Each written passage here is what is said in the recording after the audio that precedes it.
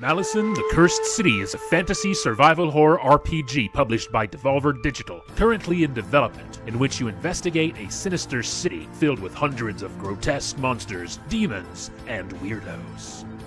It focuses on exploration and atmosphere. Its main influences are both classic Western RPGs like Baldur's Gate, Japanese RPGs like Final Fantasy, as well as survival horror games such as the Resident Evil and Silent Hill series. As you sneak through the city, you encounter all sorts of strange characters, many of which you can speak to, trade with, recruit to your cause, steal from, or even attack if you so choose. You can approach this game in a million ways. It's up to you how you plan to survive. Your actions may lead to wealth, disaster, betrayal, or may even lead to uncovering some of the city's darkest secrets and the game's many hidden endings.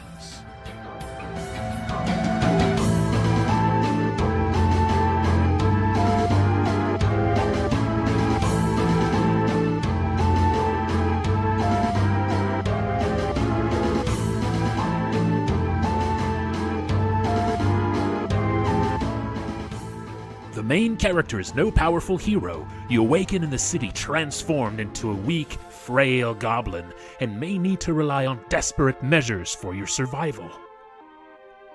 You will likely need help from other survivors you meet, and it is up to you to decide who you trust and recruit to your cause.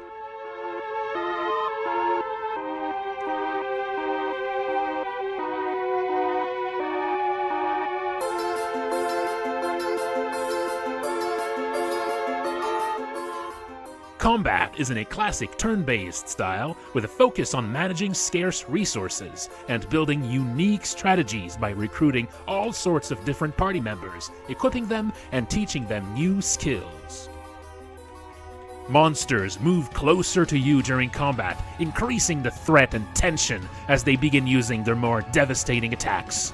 You do not want them too close.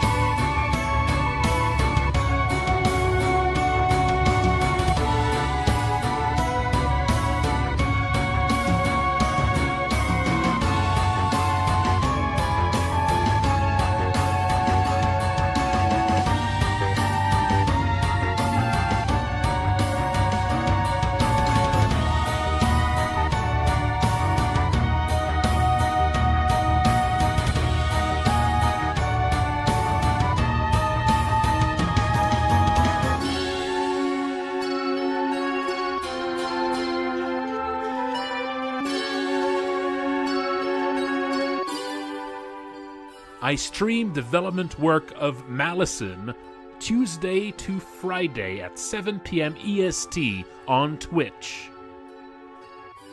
I also have new development update streams on Sunday nights at 8 p.m. EST. There is also a Discord you can join for the game. Check below.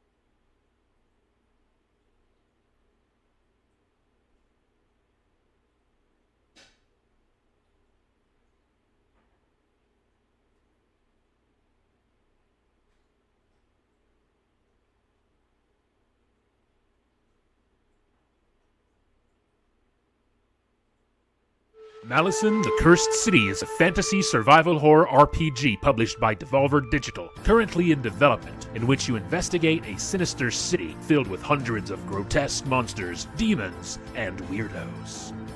It focuses on exploration and atmosphere. Its main influences are both classic Western RPGs like Baldur's Gate, Japanese RPGs like Final Fantasy, as well as survival horror games such as the Resident Evil and Silent Hill series.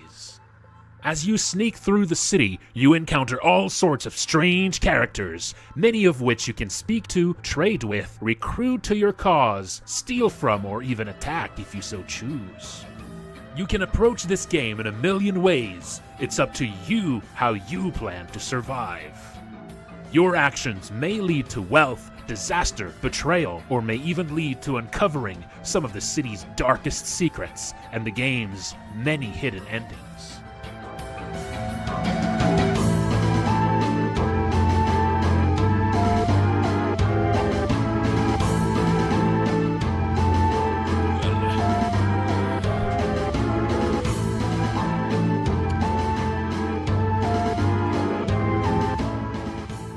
The main character is no powerful hero. You awaken in the city transformed into a weak, frail goblin, and may need to rely on desperate measures for your survival. You will likely need help from other survivors you meet, and it is up to you to decide who you trust and recruit to your cause.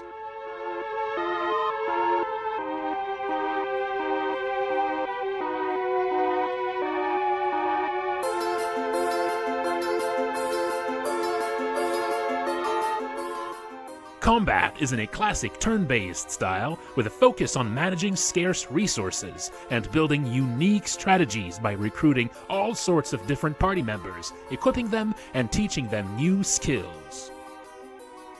Monsters move closer to you during combat, increasing the threat and tension as they begin using their more devastating attacks. You do not want them too close.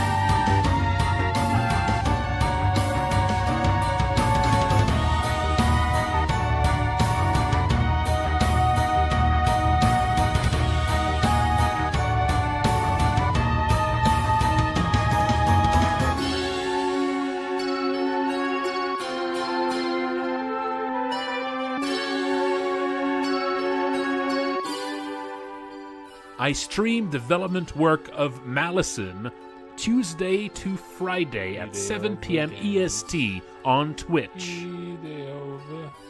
I also have new development update streams on Sunday nights at 8 p.m. EST. There is also a Discord you can join for the game. Check below.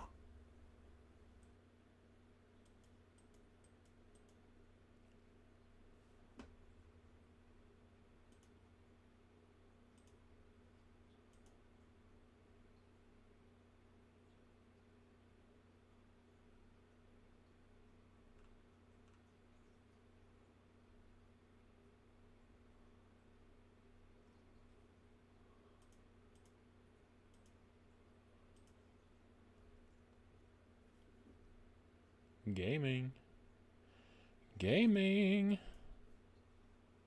Hello, gaming? Hello, yes, gaming? Is this gaming?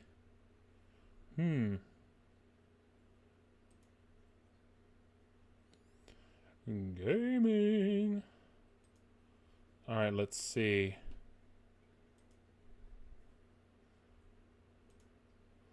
I'm just quickly looking at some of the submissions. Two of the submissions, I'm not too sure if they're really related to the workshop.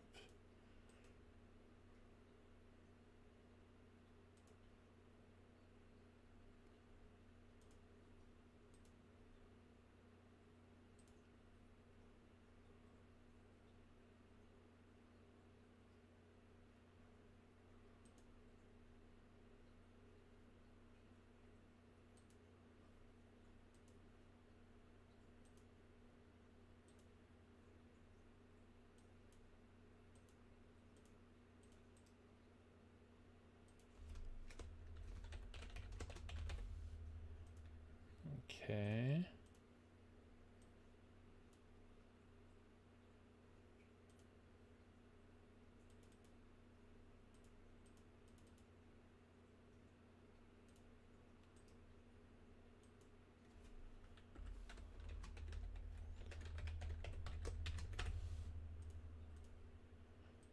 Well, I have potentially 3 entries.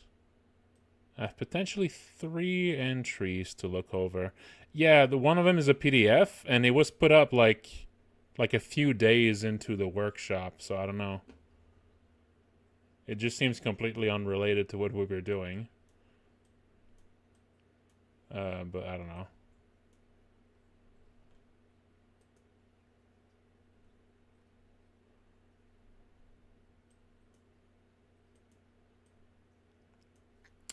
All right, well, is anyone in chat right now that submitted a game?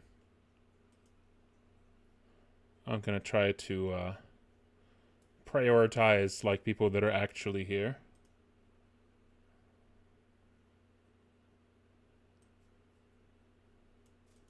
Yeah, so I have potentially 3 here.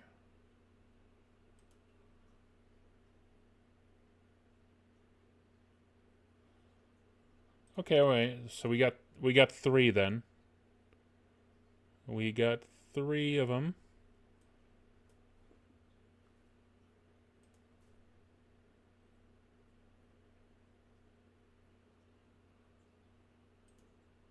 All right. Let's see. Why is this not loading? Loading game for the first time. It's been doing that for a while. So I'm not sure what's happening there, Furroy. I'll try to reload the page.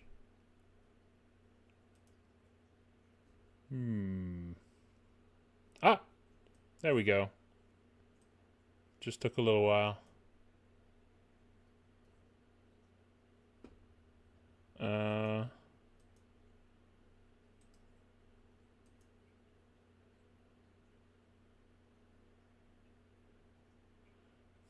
Oh, I see. Ah. There we go. We got something. Okay.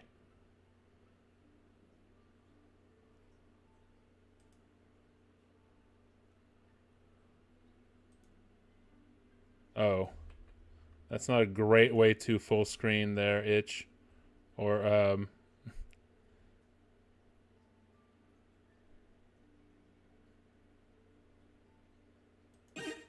let's see. Can I expand this in any way? No. That's a little unfortunate. I mean, no, I downloaded it. I downloaded it yours, to Zolglorf. I can zoom into the page.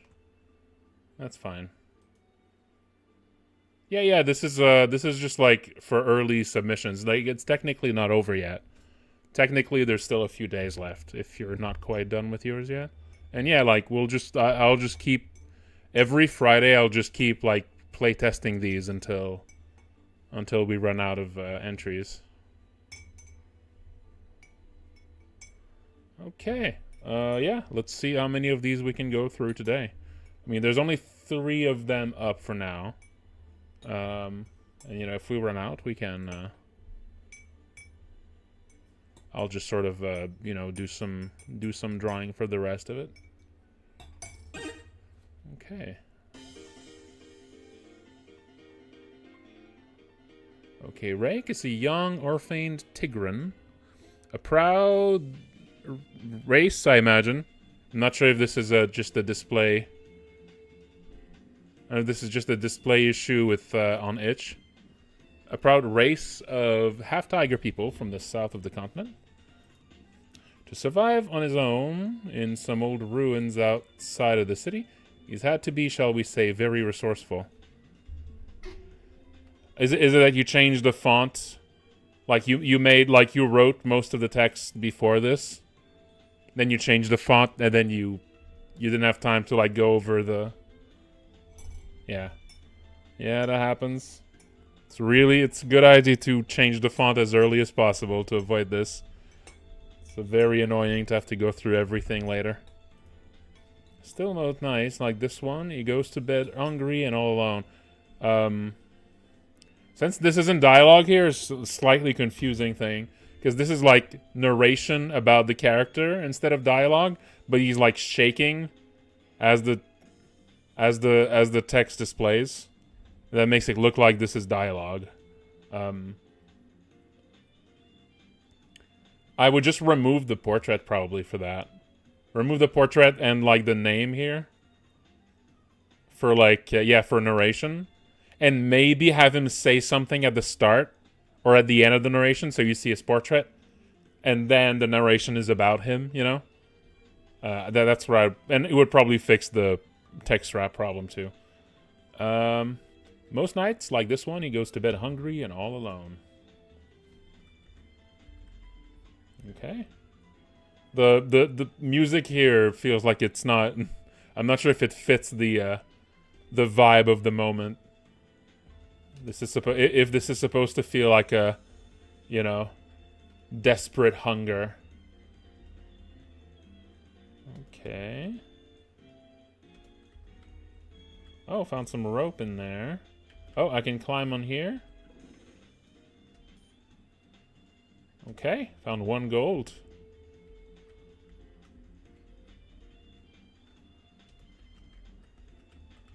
Maybe I can use a rope here.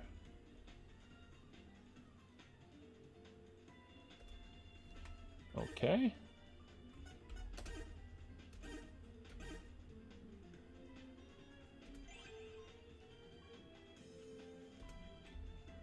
Okay. Not sure why I'm doing this, though. Oh. Okay. That's a little weird. I started just randomly clicking on things and I got here, but I didn't... Was there visually a match up here?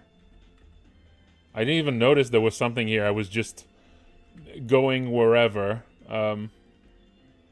Was there a match that I could see there? No, there wasn't. You can't do that. You can't have the key thing just be invisible. Like, it's just by pure luck that I just happened to decide, well, it looks like there's a puzzle to get there. Okay. Maybe I can collect wood here? Okay. Alright. Okay. Okay, oh, I have, like, firewood, but it's actually a weapon?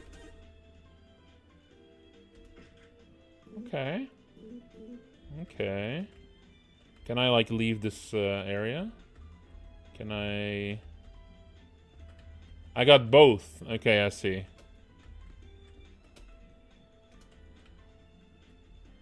Okay. Very carefully strike the match, since it's the last one left, and start the fire. You can sleep comfortably now. Is that where you sleep? Here? Okay.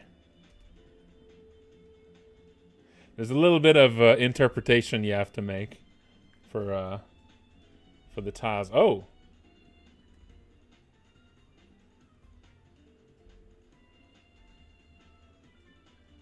Okay.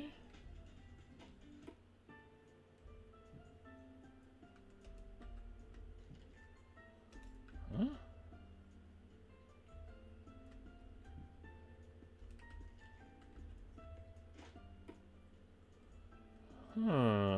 not sure. I'm not sure what that's for. Is there like a kind of a sneaking system? Oh, okay, it's like a sneaking thing. I see, okay.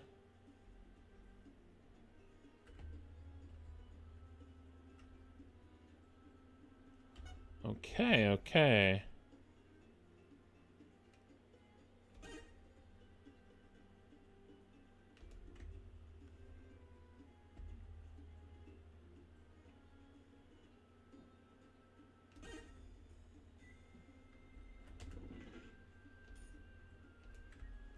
Okay.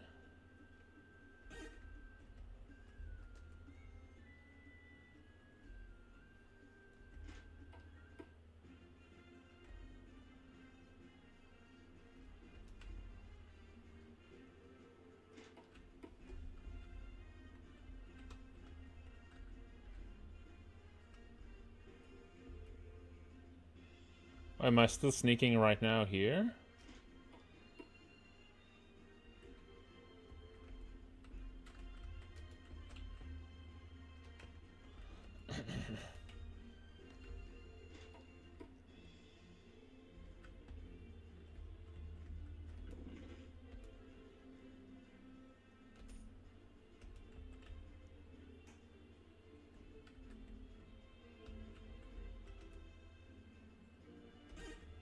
Okay.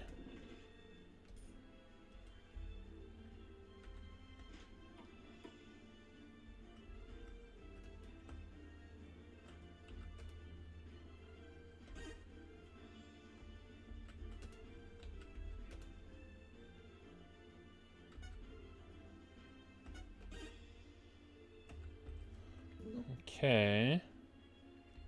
So you can collect information. Okay.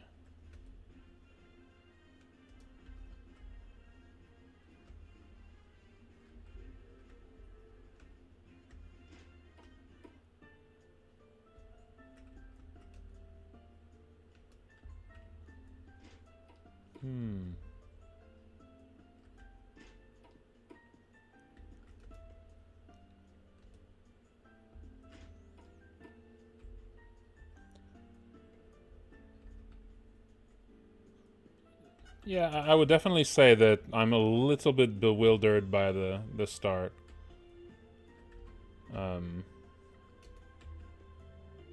Not too sure like where I'm supposed to be. Like how I'm supposed to sort of be approaching this. I mean, the game does at the start sort of set up that you're some kind of roguish character.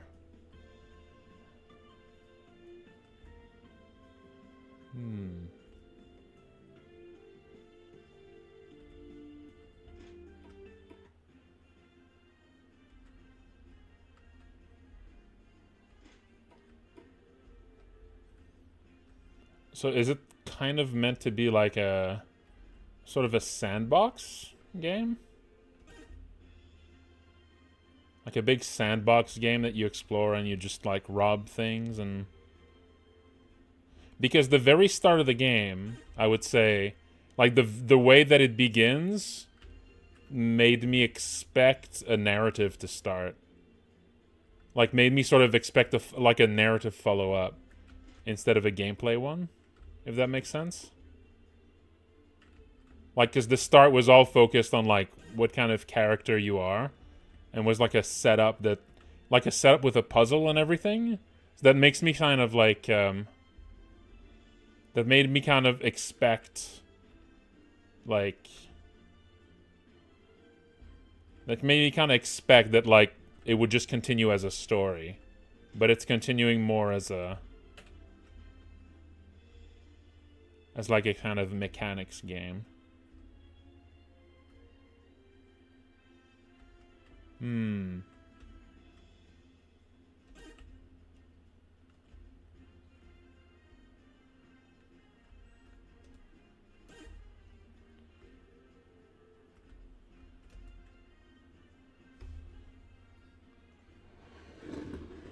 have a little sip.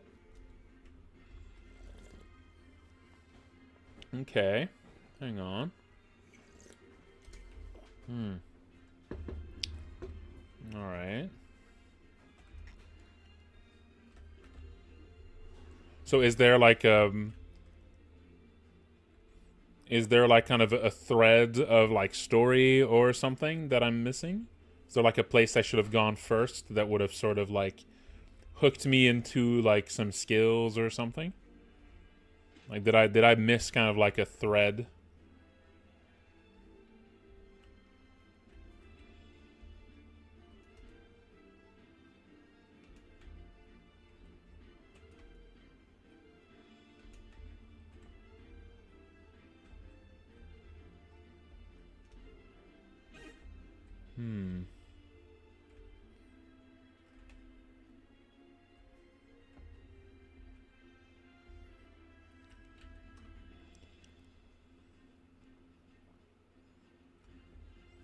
Like this guy? Can't you see I'm busy, fool?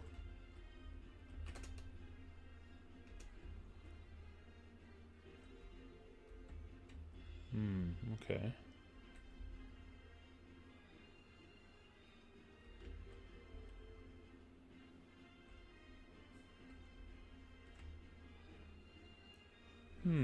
Okay. I think for something like this,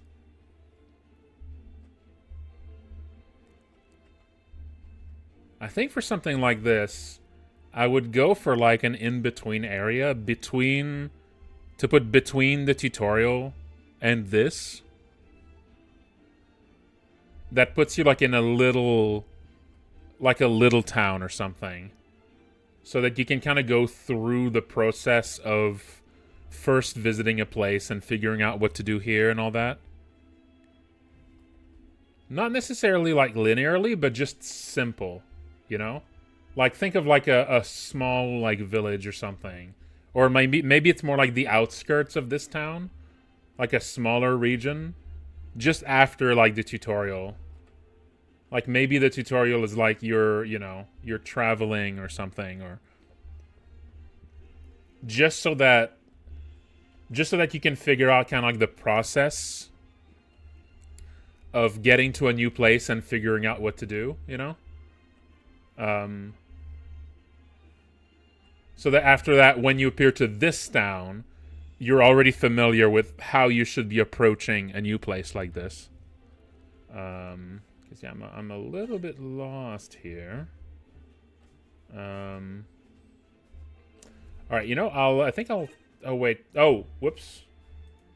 I don't know why the menu crashed here. I'm not sure why the menu crashed. All right, let me just quickly. All right, let me just start over here really quick.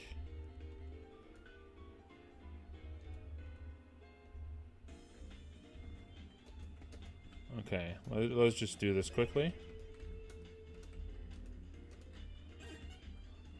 So like it feels like this is teaching me things that I don't actually need to know right away because there isn't really combat yet. Like after this, I need to like figure out how to,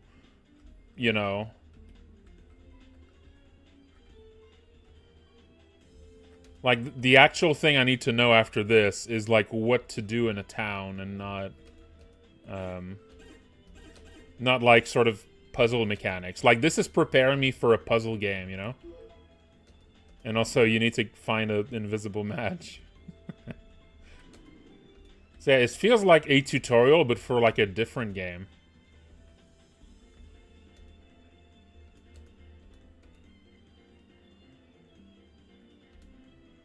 Okay. So okay, now I can save. Okay. Weird. I don't know what happened. Okay. So now I saved here. But yeah, like I think like just simplifying the first place you visit that like opens up the world like this just so that things are simpler the first time. Like, simpler not in, like, the basic... like, here, let me... Oh, yeah. Okay.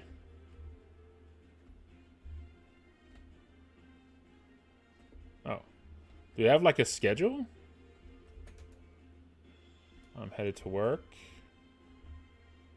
They have, like, a schedule and everything. Okay. Oh, maybe I can talk to you. Yeah, I would say this is a very... Like, this is a fairly... Okay. This is, like, a fairly, like, overwhelming amounts of places to go for not having, like, a... Oh, sorry. I would say this is, yeah, this is a fairly overwhelming, like, amounts of, like, places to go to and people to speak to for not having any, like,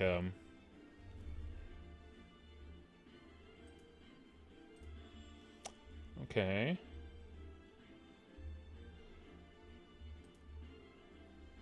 Okay.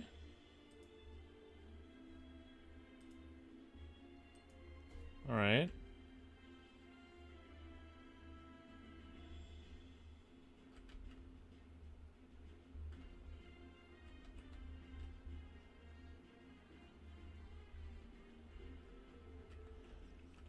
Yeah, I would definitely say this is a little too, like, overwhelming of an area for before you know what you're doing.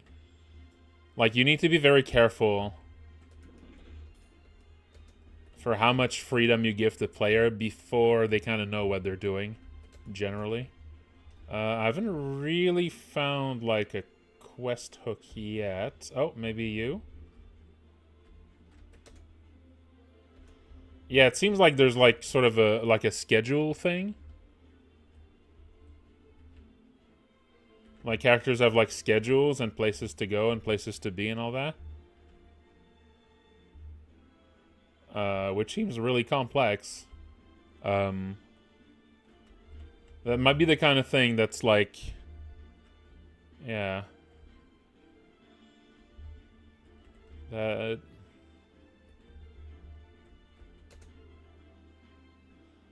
To a disheveled, shady-looking character. Hey, kid, watch where you're going. Bring me some rat tails. Okay, alright. Okay, I can go here? Maybe that's the sewers? Okay. Alright, so I can do some dungeon and... Oh, I might need, like, a light source. Maybe I need to go find a light source first.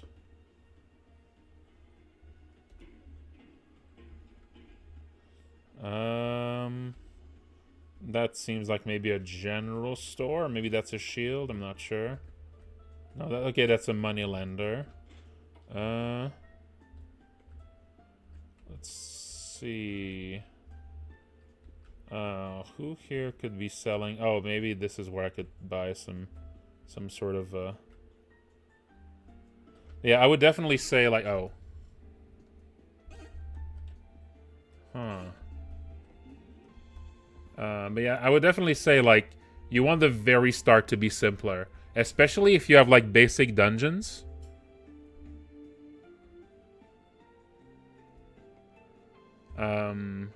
If you have, like, some dungeons and stuff, you should start with a dungeon. You should start with something simpler, more straightforward.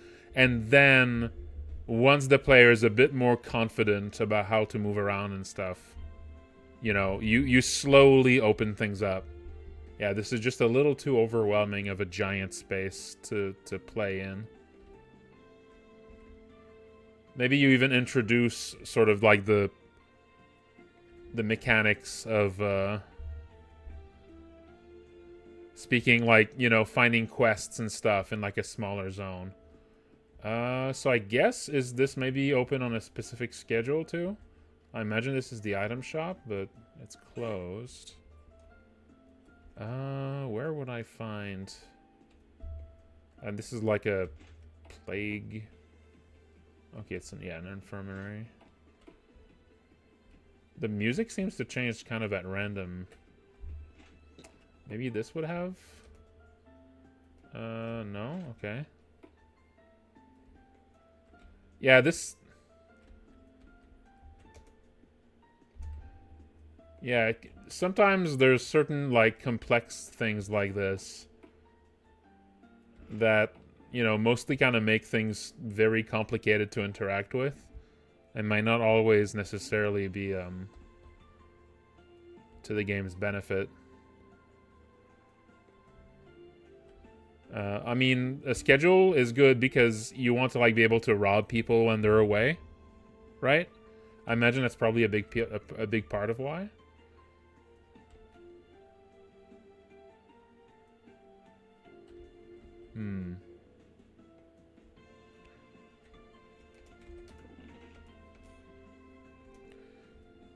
Yeah, maybe the early game could be simplified down by yeah.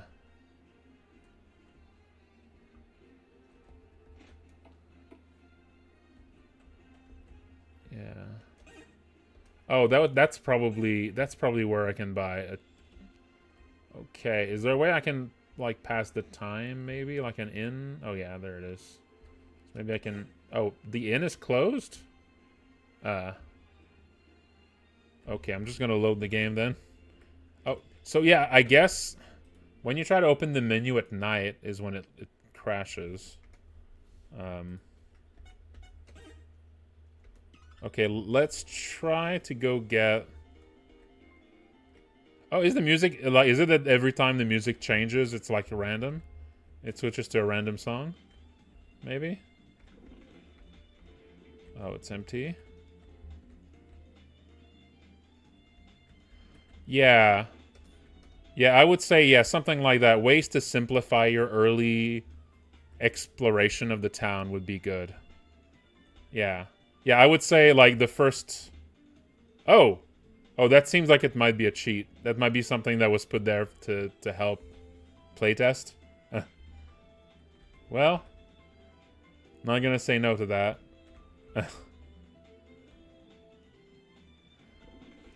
But yeah, I would say, like, if like you play somewhere like in the early game, yeah, I would say,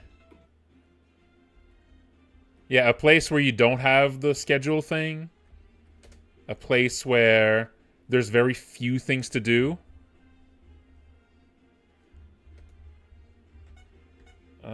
Okay. Oh, these are very expensive. Okay. Key to your house? Okay, yeah, it's just buying a house. Okay, so there's no... Oh, are you just supposed to go there at noon? Okay. I kind of presumed that, Oh, you can climb up there. Okay. Yeah, I kind of presumed that, Oh, but the guy that wants the rat tails isn't around.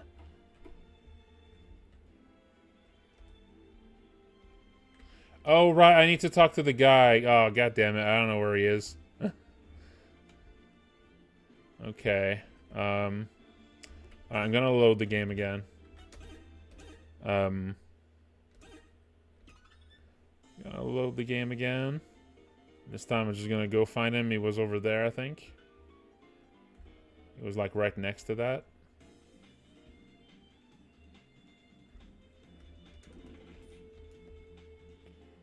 Didn't he come out of this? Maybe he has a schedule where he goes to this place early on. Oh, was it this guy?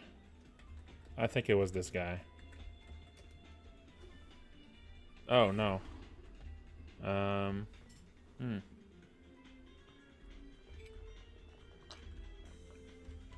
Is it that mysterious guy?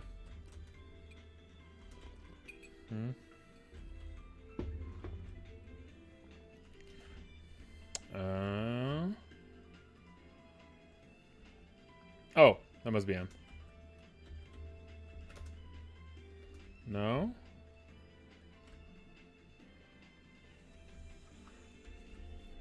Yeah, I would say the schedule thing, I'm not sure if it's... I don't know. I'm kind of torn on that because I understand how this could really help, like, get you to, like, sort of plan heists or something. But... Well, I want to see at least a little bit of like the. I want to see at least a little bit of like going into a dungeon. Is that this guy?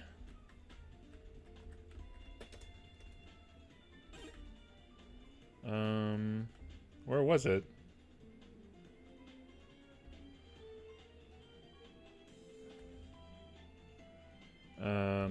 Yeah, I wish I could actually at least see like one of the dungeons a bit and see some of the combat.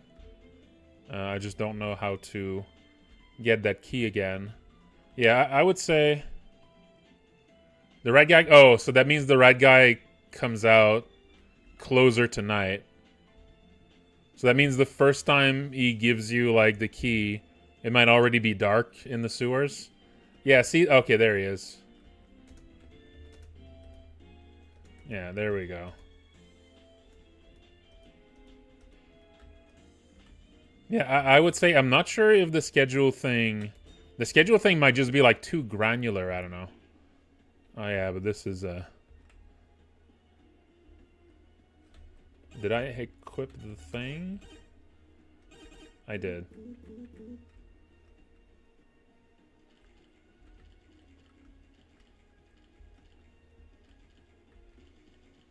Huh.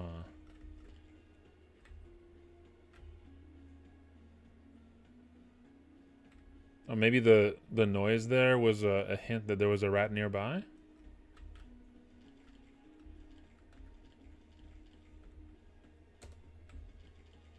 Or is it just like a walking sound from me?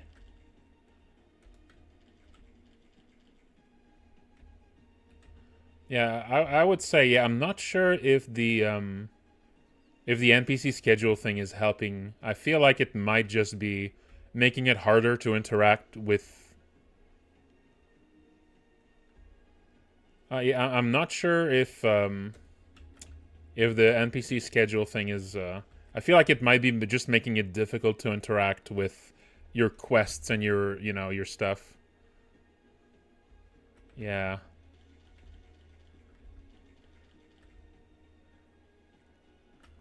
Yeah, it might just be kind of making things like it kind of reminds me of there was a story about the game No Man's Sky, right? There was a story about the game No Man's Sky. Also, is there no combat? Is it like specific battles you find? Oh, Garrote? Okay, okay. I can kill a guy now.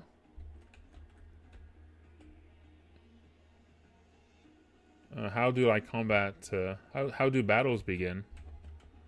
Okay, it's a low chance that they spawn at all, or is it like a low chance that a battle begins?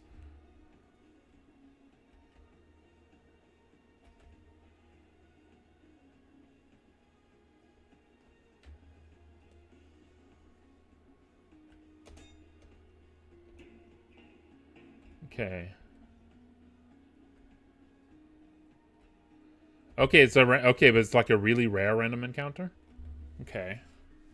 Yeah, I feel like I'm not sure if the NPC schedule thing that might just be like too many systems a little bit, you know?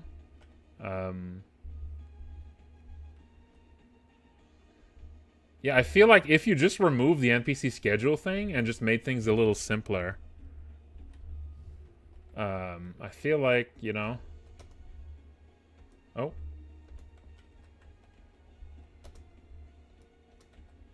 Oh, can't I, murder it? Hang on.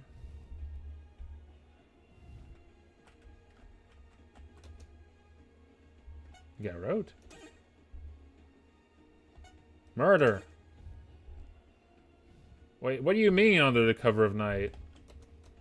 Is this not the cover of night? I'll pickpocket then. Oh no! She caught me! I'll still try it. Ah, I see. Okay. So you can pick the pockets.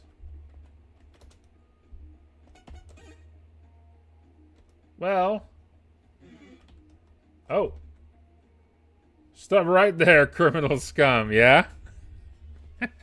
Okay, I'd imagine This is probably gonna be an unwinnable battle unless like you know what you're doing. Unless you have like really good gear. Oh. I don't know why. You have to look into what Royal Walk is. Well, that is definitely unwinnable. Yeah. So yeah, I would say I don't know. I don't want to give advice like remove one of the game's main systems lightly, you know? Um, you know? That feels like a bit weird to just say, hey, you should remove this system, but I really feel like it's not helping. Like it's making it like difficult to find things to do. Um, I don't know. I guess it depends on what your vision here like is. You know, is the schedule thing to you like a core part of what you want in the game, or is it just a nice to have thing? You know, um, depending on if it's like a core part of what you're doing, or if it's just something that you thought would be cool. I would consider just simplifying this. You know. Like just simplifying, not necessarily removing the idea of schedule entirely, but making it like less granular, right? Like maybe like there's just 4 time periods and it shifts between them and specific things. Like sleeping somewhere advances time by like 2 periods or something. And I don't know, like some specific things advance time. And so there's still like an NPC schedule thing, but it's simple. It's simple and like it's not super. So the thing I was about to talk about, No Man's Sky at first, they had a much more complicated system in which the planets in all star systems actually like orbited. They all actually orbited a star, and they all had like locations, and this felt like it made it like more realistic and more like it felt like something that made it more deep to travel space. But in practice it just made the game more confusing because you couldn't use your memory to remember like where planets were, and it just confused all playtesters that like whenever they go into space they don't know where the planets are because everything's moved. And like it's a bit of complexity that didn't really add much to the game as far as like what it like adds to it, and it just made things confusing even though it was more realistic, you know. So I don't know, I don't think you need to necessarily like remove the schedules thing, but I think finding a way to simplify it so that it's like in these really specific fragments that are like easier to convey and easier to sort of plan around. I don't know. Unless if you think that it's like really important and you want them to like be moving around. You want the characters to be moving around and all this. Then yeah, you would need to find some other way to make things really clear to the player. Because yeah, right now it just feels like you can't really plan things around, you know? I feel like the thing that helps with Stardew Valley is that you don't really need to interact with NPC schedules that much. You know? Like in Stardew Valley, you're mostly doing your own thing and occasionally dipping into like occasionally like you go into the city, and at first most of your interaction with NPC schedules in Stardew Valley is just when the shops are open, right? And the shops are open in a very specific way, right? So at first your interaction with the schedule is very basic. It's very like, okay, you know, every day, like when you want to buy stuff, you know, you need to check this. But for most of your interactions, you don't really need to deal with this. So it's like this you're occasionally dipping into schedules, while here it feels like you kind of need to interact with the schedule to do anything at all. And I don't know, that's really tricky.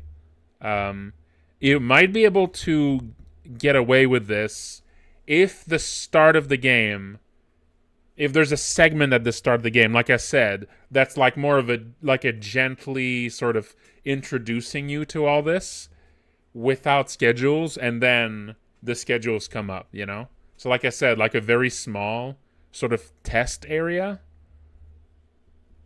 you know? Like a small test section. Yeah, if you don't really care much about combat, it doesn't need to be combat focused. I'm not saying that it should be. It should just be introduced more carefully, more slowly. And I think that, like, just giving the player a smaller, simpler place to interact with at first, and introducing those mechanics of interacting with the NPCs one by one, and also giving the player more ways to understand the NPC schedules would also be good.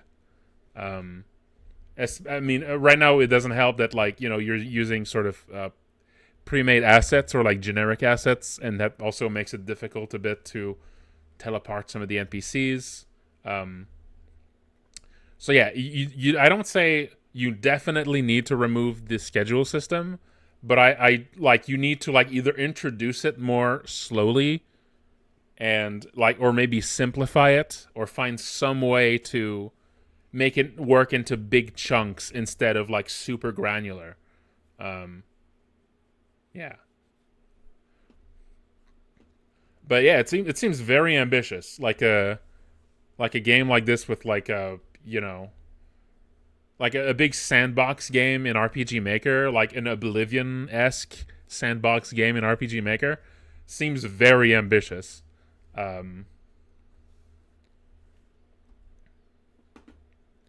yeah, it's going to be tricky to sort of help the player sort of interact with these systems in a way that they don't need to already understand them going in.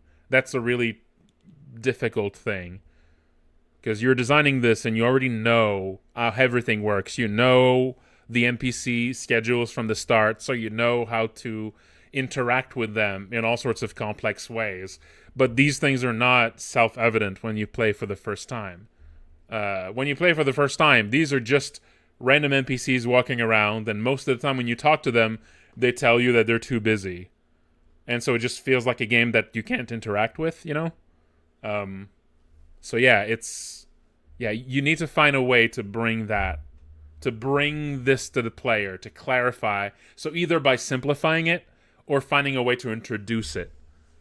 And like what I would do, but again, this is just my design brain, I would just remove the granular patrolling stuff, and just like I said, like have like 4 time periods of the day. You know, early morning, midday, evening, and night, right?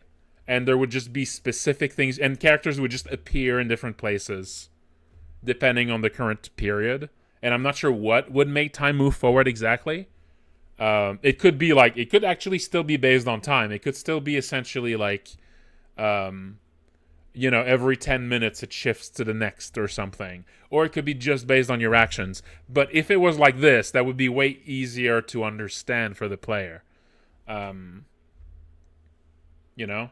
Like, it's way easier to learn where the NPCs are based on something like this. There is still, but even with a system like this, I think there would still need to be like an introduction, but it wouldn't be as, you know, it wouldn't need to be as detailed. It could still be sort of pretty shallow. But with something more granular, I would be very careful with how to introduce this to the player, for sure. All right, let's check out another game. So yeah, let's try Egotistical Apes. Egotistical Apes game here, and after that I'll try Alertiax.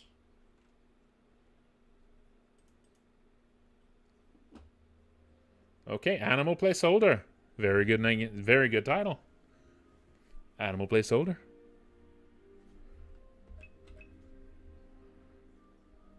Hmm.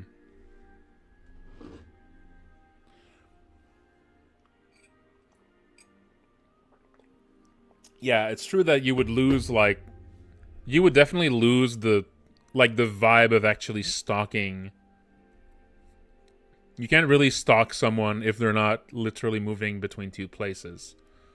Um, the only way you could sort of have a stalking ish mechanic, if it was like in big blocks of time, would be where it's like you need to figure out where someone goes in one of those. Like, you don't know where that person is in the evenings, and you need to quote unquote stalk them to figure out where they're going in the evenings, right? And that would be sort of a way to kind of make this feel that way. Like, you would need to find, each character, like the character you want to kill, there's going to be one time period of the day where they are vulnerable, and you would need to know where they are at that time, Yeah. So yeah, it's definitely, if you really want that stalking vibe, yeah, it's true that you kind of want characters to move between places for that. Yeah. All right. Uh.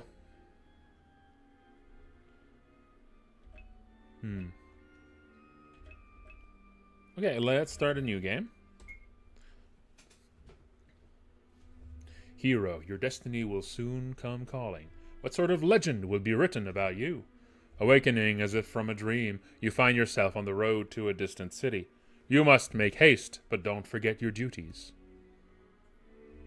While walking along the road, you find evidence of a recent skirmish, including a brilliant silver sword stuck in the ground. Suddenly, you hear a plea for help from the nearby woods beside the road. What do? I grab the blade and rush into the woods to save them. I grab the blade and run away to sell it. I have no strong feelings on this. I continue on my way.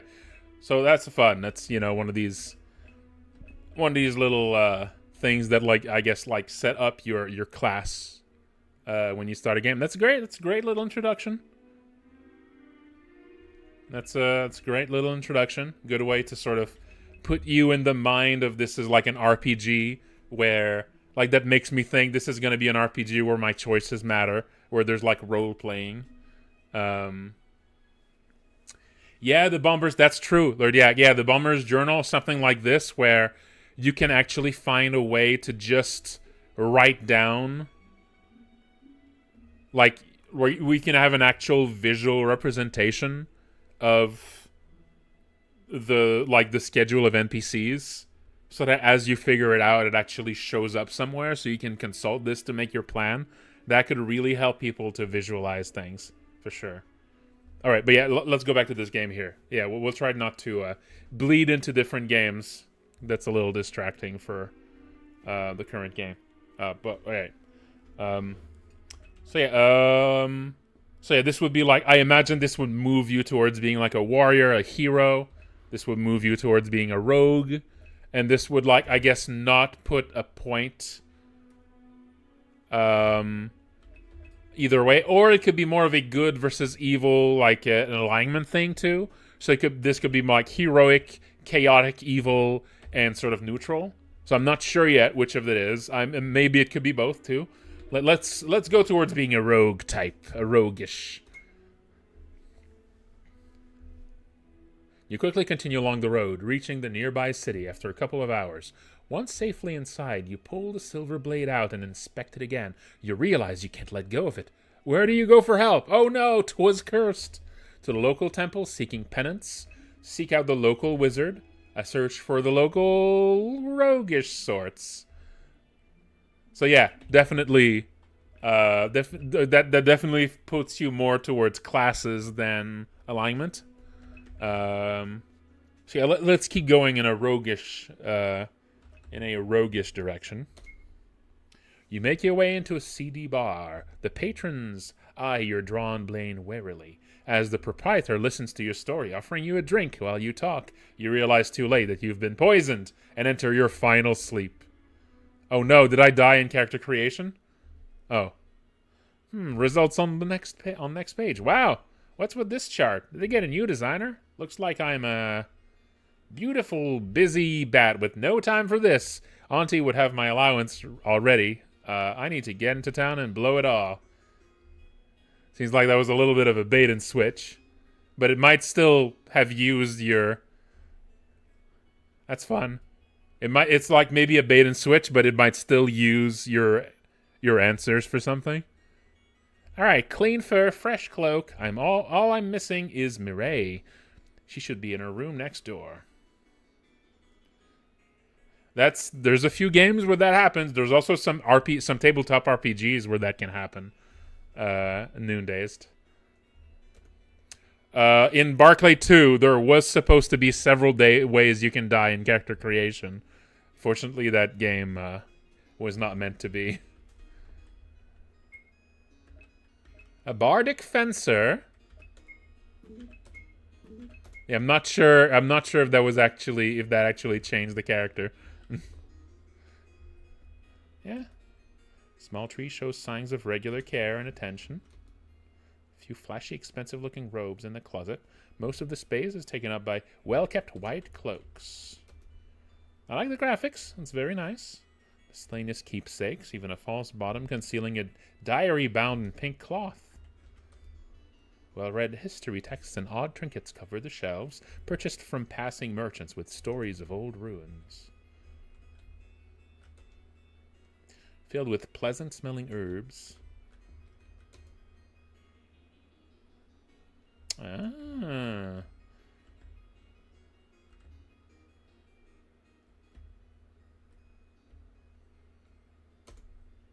Mireille, I hope you're ready to head out because it's payday. I can outwardly feel the coins burning a hole in my pouch. People getting errors? Oh. I think someone else mentioned getting a crash earlier. I wonder what's happening. I'm not seeing anything weird on my end. Of course, Miss Ellie. I just hope you're not expecting the inn to be fully restocked. Good point. Well, we'll see what they have. Maybe even take a walk past town. I smell adventure on the horizon, Mireille.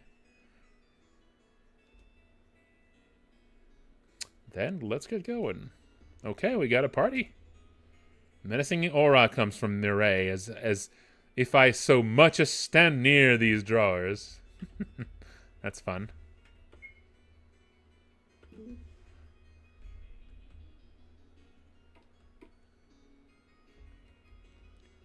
Okay.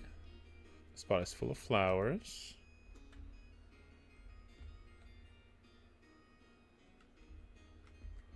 Oh.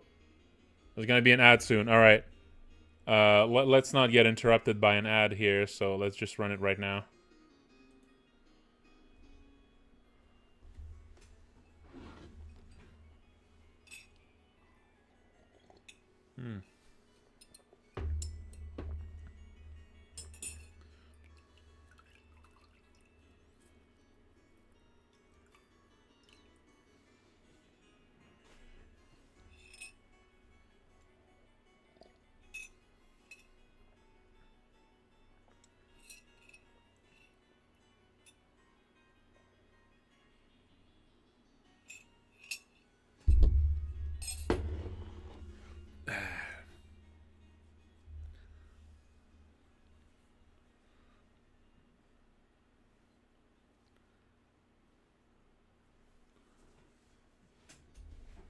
Yeah. All right. Let's see.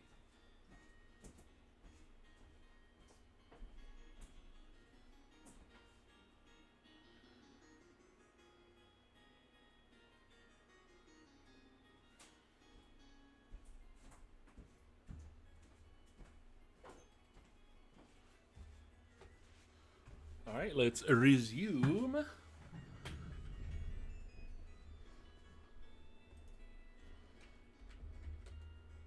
Empty.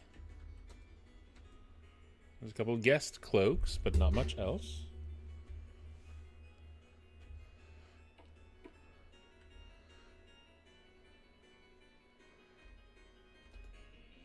Hey, Aunt Val, I'm heading off to town with Mireille. Can I get my, patrol pay? Of course, dear. Should be careful, though. I heard some odd noises outside last night. Not the usual curious foragers, either. Oh, I haven't seen anything new in the woods lately. Do you think it has anything to do with the earthquake the other day? Maybe. Could have spooked something down from the mountains. Just be careful, Ellie. My ears have been twitching all morning. Can be a good sign.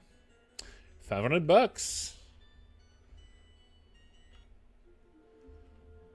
Okay.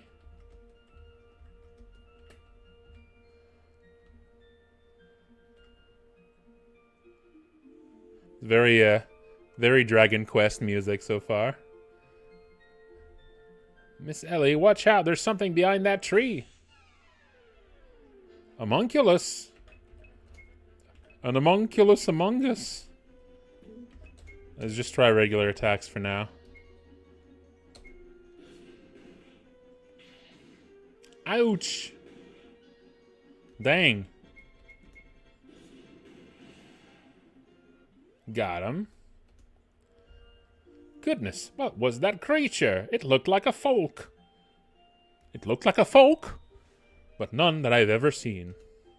That was a homunculus, Mireille. I've read about them in an exploration journal. They're normally only seen in old ruins and caves, though. What's it doing here? I don't know, but I hope we don't see any more. Made me feel like I was fighting a person.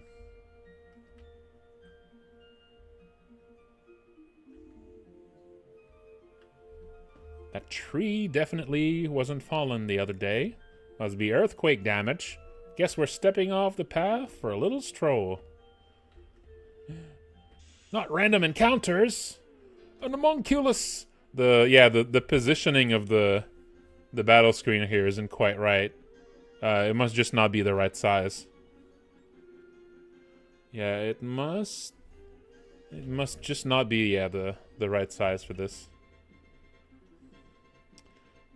Yeah, this when I tried to figure out the proper dimensions, I just took my image and I put like a bunch of rectangles of different colors to find which one had like the actual proper size.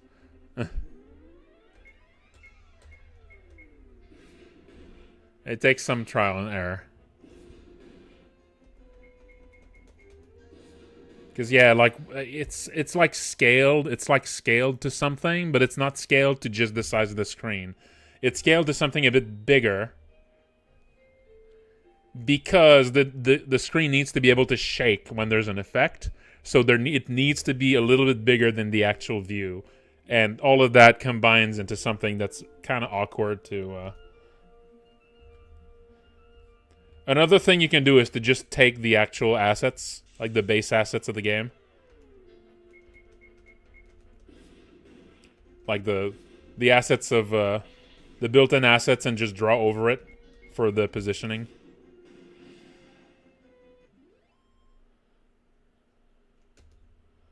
Let's see. Ooh, some level ups. Very good. A pair of homunculi is harassing one of the villagers. Oh no, 2 of them. Uh-oh. That's not good. Might need to go a little magic in here. Let's try singeing Homunculus B. And let's do a little restore on Mireille. Okay, it's good that that happens first. Oh, 2? Are they maybe resistant to magic? Yeah, they are, I think. They seem to resist magic.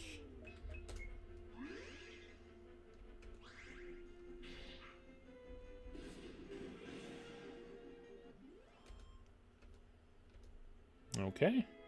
Oh, thank you, ladies. These monsters have made a real mess of things this morning. Looks like the rest have been dispatched. I told you I sensed an adventure, Mireille. Maybe someone at the inn has some idea of what's going on outside the town. Okay. The door's locked.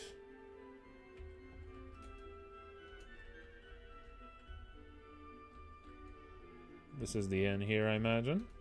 Maybe I can get to stay for free? That earthquake's woken something up. A grumpy-looking deerfolk is stroking his chin and mumbling to himself. Yeah? Batfolk, huh? Guessing the local manor is yours, then. It's my aunt's, actually. I just live there with her. We aren't really part of the politics. Anyway, I haven't seen you around here before. Any idea what's going on? It was the earthquake. I was up north of here, and then the ground suddenly started rumbling and split open. A bunch of these little freaks were climbing out when I went to look. Ran to here. To the north, there's nothing but some forest and mountains up there, and that axe doesn't look like it's for logging.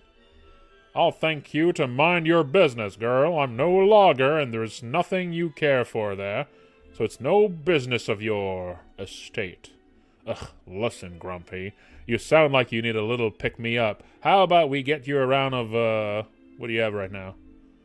Just some cheap beer from the lowlands left. It'll do, right, Murray? Oh, come on. It's afternoon, so it's fine. All right, just me and the grump over here, then. And that was it. Sent me off to this dump so no one would have to remember. It's not so bad, though. Sure beats the life I was supposed to have. With a chair, though? In front of 3 houses? I come from a large clan, but I've heard Batfolk families are sizable. They are. I'm sorry. That's her favorite story to tell new acquaintances. I've heard and seen worse.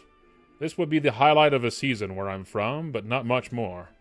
Now, I thank you for the drink, but I need to get back to my task. Perhaps I'll see you on the way back. I appreciate his name upgrading to less grumpy guy. That's fun. Hey, wait. You're headed back to where the ground split open, aren't you? I don't know what you're after, but I want to check that out. Why don't we go together? Miss Ellie, I hardly think this fellow really intends to go exploring a monster-filled fissure. Oh, no, I do, but I'll manage alone. You've got your business and I've got mine, and I'm getting back to it. Well, all right. Bye, Grumpy. Okay, Mireille, let's follow him. This has got to be some unexplored ruin. Imagine the history inside, and trinkets. All right, but at least buy some supplies first. The wilds are bad enough normally. Let's see if I can get some sleep. 10G for a bed. All right.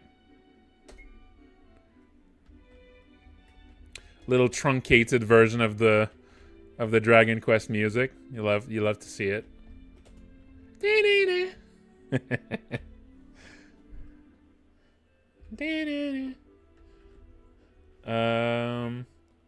Let's save. And yeah, let's go check for some items. Oh, you don't have the you're supposed to be able to do something for the tiles here so that you can talk people across it. It's one of the tile set options to do that. This is the general shop. Potion. Okay, just potions. 20 HP. That does seem to heal more than the spell. Maybe like 1 for emergencies.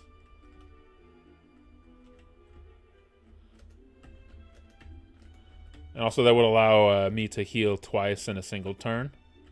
If I'm really in an emergency.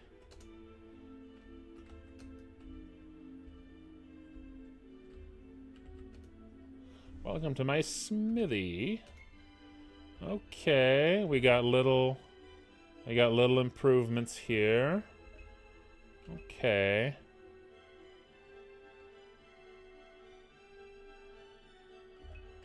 Yeah. Should be able to actually get everything I need. Hardened rapier. Gambeson.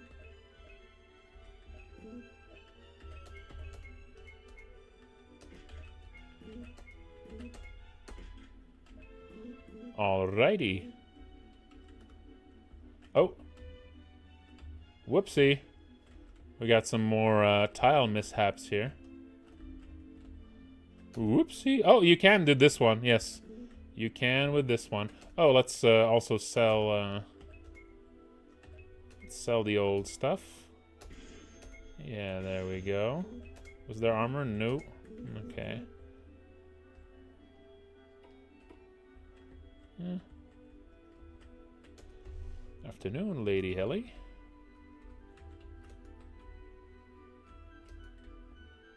Anything big that I missed so far? My crates! Oh, my crates! Oh, were those crates blocking the way before, so you need to go speak to that guy first?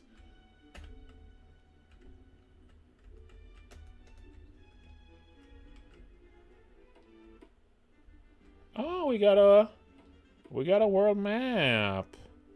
Wonder if you also see it here, or if that's another spot. Okay. You could make it that you appear in a different spot depending on the direction you enter it from. You can check to see the current facing direction in code. So you can make it that, like, if you face left or right, you appear at a different entrance.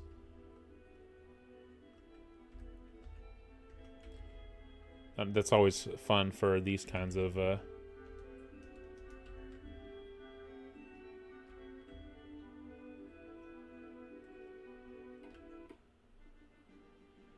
Okay. Well. Legal problem emerged. They do.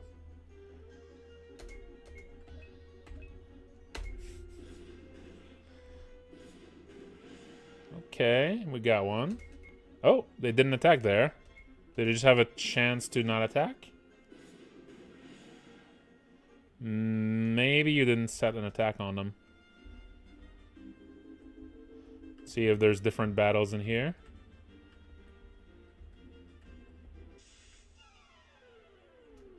No, just a legal problem again. Well, you know, legal problems can do damage just by existing, you know? That's just, you know, legal problems have a way of being an issue just by existing. Oh, there's an attack.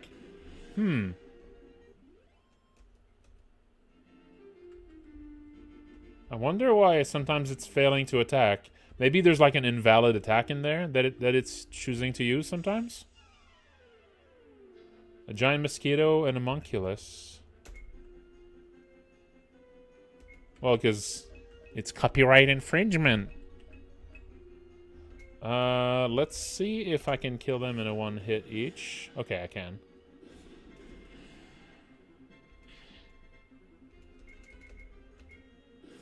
These don't seem to be doing any damage to me. Maybe they have an alternate attack. Or maybe they only hurt you if you didn't equip the extra attack. The armor.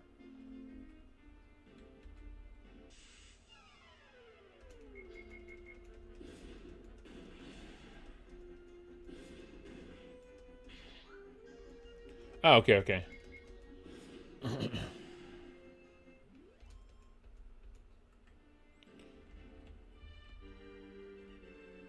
This looks like the place. I can see the bottom. Deep. Let's drop a rope and head in. If you want to have more control over exactly the fights you get in that first introductory exploration thing, you could make it that it's fake random encounters.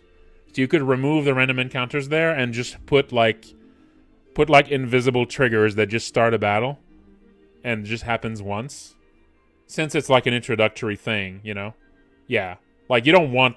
Like, this is before the player has the opportunity to equip anything, to get stuff. Yeah. So you could just, like, give them exactly always the same fights. You could make it that once you reach the town, it activates random encounters after that or something, but... yeah, that might be a good idea for the introduction. This looks like the place. I can see the bottom. Deep. Let's drop a rope and head in. Oh. What's this? Expedition to the Barrier Peaks kind of shit. Wow, check it out, Mireille. This place is in a way better condition than any of the ruins I've heard of. It looks like it might still be active. It feels so clean. The lightning The lighting hurts my eyes, though. I'm starting to understand your fascination with these. You open the chest. 2 potions in there. Pie with a window built into it. Huh? Oh, this paper is written in ancient glyphs. It looks clean and fresh, too. And was the first folk to set foot here. The main tunnels collapsed and we are exposed to the surface.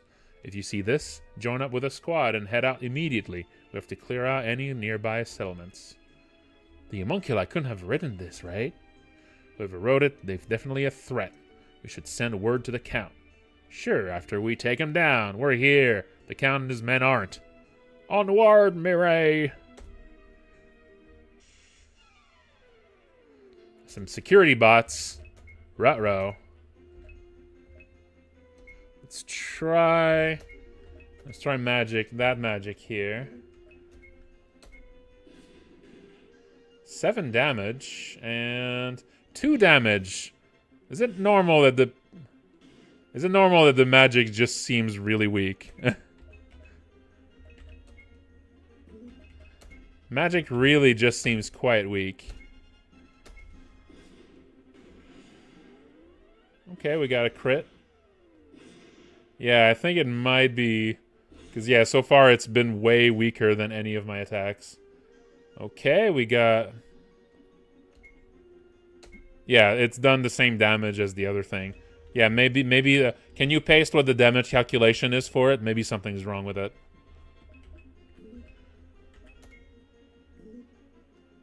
I've seen my fair share of damage calculation issues.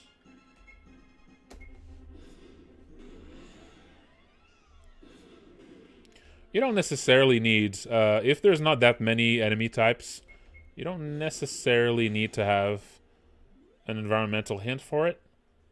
Since, like, players are going to be naturally trying different moves and stuff.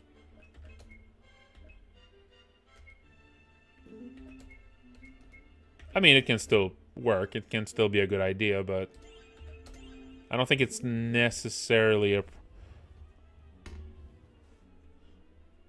That seems normal. That seems like basically not the default, but... Oh, well, M attack is 3. Yeah, that'll do it. Yeah, your magic attack is just so low that it just doesn't work at all. Also, they might...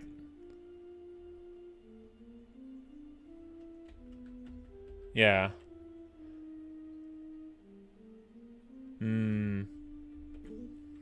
Yeah, this is very, very low magic attack here. For sure. It's magic attack and magic defense. So that calculation here means A is the attacker and B is the defender.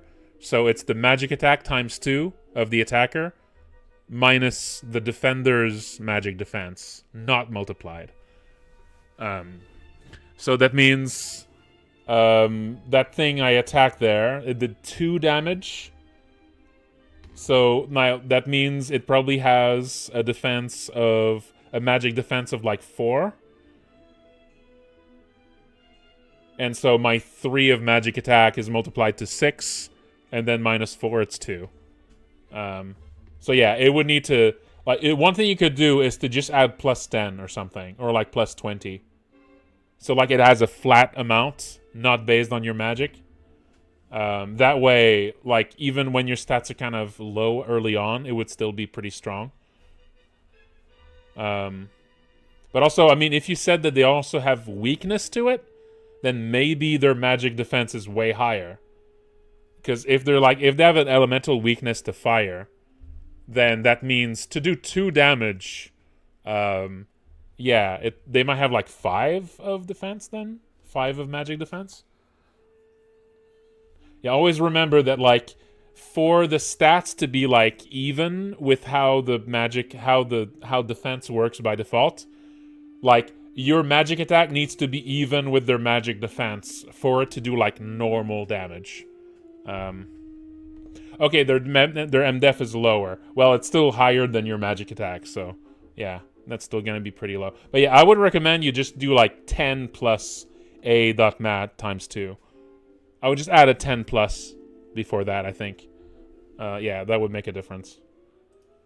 That would make it immediately more useful.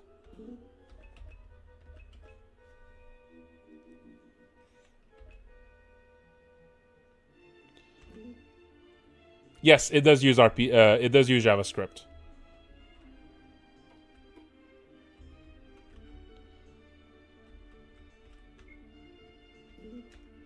The terminal has ancient glyphs in a blocky and consistent format.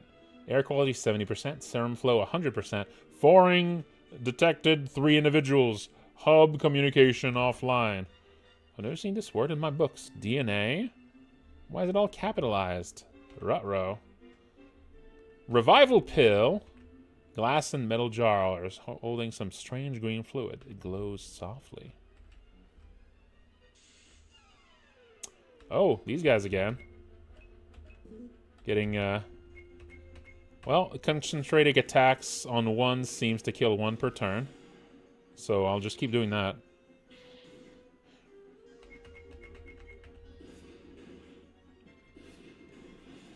I think so. Obviously, this is like the first dungeon, so you don't really need to make things too complicated. But, I mean, for the first dungeon, you could, like, introduce a first bit of complexity of, like, making the player choose who to attack. Because right now, the only decision is whether or not to concentrate your attacks or spread them. So you could, like, switch the center one for, like, first one that, like, makes, like, switches up, you know? That switches up which of them you should be attacking first, or which of them you should be focusing on. There you are, Grumpy. Looks like we caught up. What is this place? Don't sneak up on a warrior in from familiar territory. Startled Grump. It looks like we're in one of the ancients' tunnels. It's my first time seeing one in person. The elders usually bury them. If I may, since we're all here now, this place is dangerous and I think we could all help each other. Would you reconsider joining us, Mr. Gel? There's wisdom in your words, and I see you're able to handle yourself well enough to make it out here. Fine. At least until I finish up here. Hooray! What do you need to do in this here, anyway, Gel? I need something to prove I was here and overcame some danger. Ah. I was planning to grab the shiniest or most dangerous-looking sorcerer's instrument I could find. As long as it's nothing that catches my eye first. Alright, let's move out, team. Alright. Let's see. Raging Warrior. Alright, like a berserker type. Got heavy axe. Oh, that's some big damage. That is some big damage. That is some big damage. You got some skills? No skills. No skills, just big fighter. Okay. Alright, gotta find some kind of switch.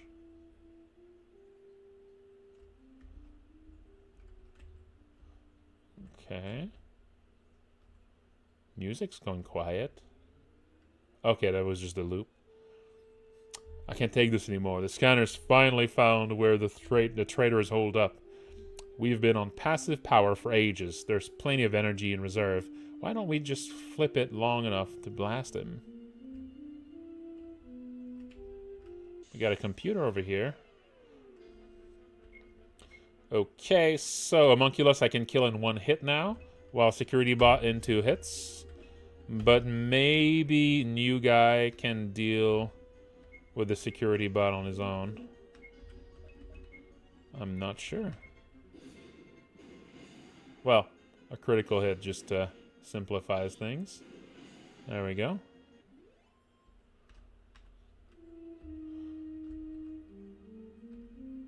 Alpha reactor offline. Reactor foyer unlocked.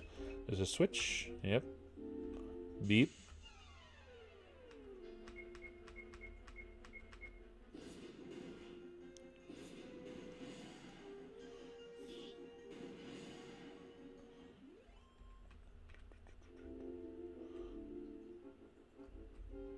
This is a fun little dungeon so far. You know, it's pretty simple. Encounter rate here might be just a little too high, but not by that much. It's helpful that Gel is the third party member here. That means we're less likely to waste one of the attacks. But yeah, you know, it's a simple dungeon. Like, there isn't that much like decisions to make. But again, for the first dungeon, that's fine. That's not really a problem. You would probably want things to open up a bit more in like dungeons after this, but for the first dungeon, that's fine. Did some quick maintenance on the turret. If the worst case scenario comes, that should keep the primitives out until we slink back here. Oh, I think they're talking about us. Uh-oh. Smells like a boss battle. As you approach, the floor in front of you suddenly opens up, and a metal cylinder emerges. A light turns red, and the thing attacks! Defense turret G107. Okay. Well. Yeah, right now I don't really have anything else to do than this, so just attack. Oh, 26 damage. Oh, evasion. And, oh, tase. Ooh. Nasty. Okay, this might be too much damage for me to... I don't think the healing here would actually... maybe it'd be enough to survive. Let's see. Yeah, no. I think if she's attacked, she's just gonna die. Okay. At least attacked you. I think you're gonna need to restore again so you don't die next hit.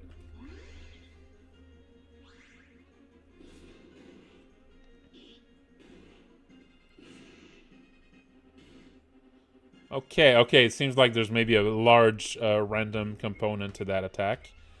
Well, you're gonna keep healing, and you're gonna keep attacking. I'm not sure why the loops are like fading out. Oh, big damage? Okay. Is that something that can happen in any turn, or is that something that happens at a specific life threshold? This puts everyone at threat of dying here, I think. Any turn but low priority? Okay. I would recommend you put something on a specific turn. Something like that on a specific turn.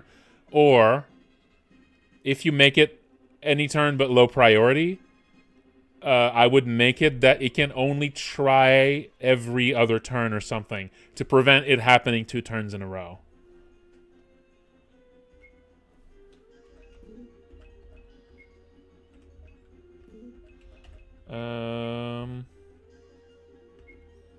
Okay, I'm gonna restore Ellie. I think Ellie's the only one at risk of dying immediately there.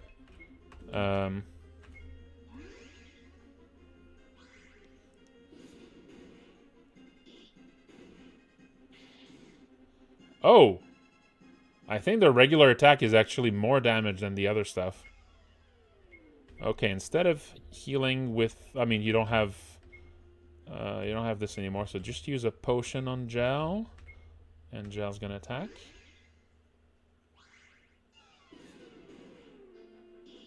I think its regular attack is actually stronger than its special moves here. Oh!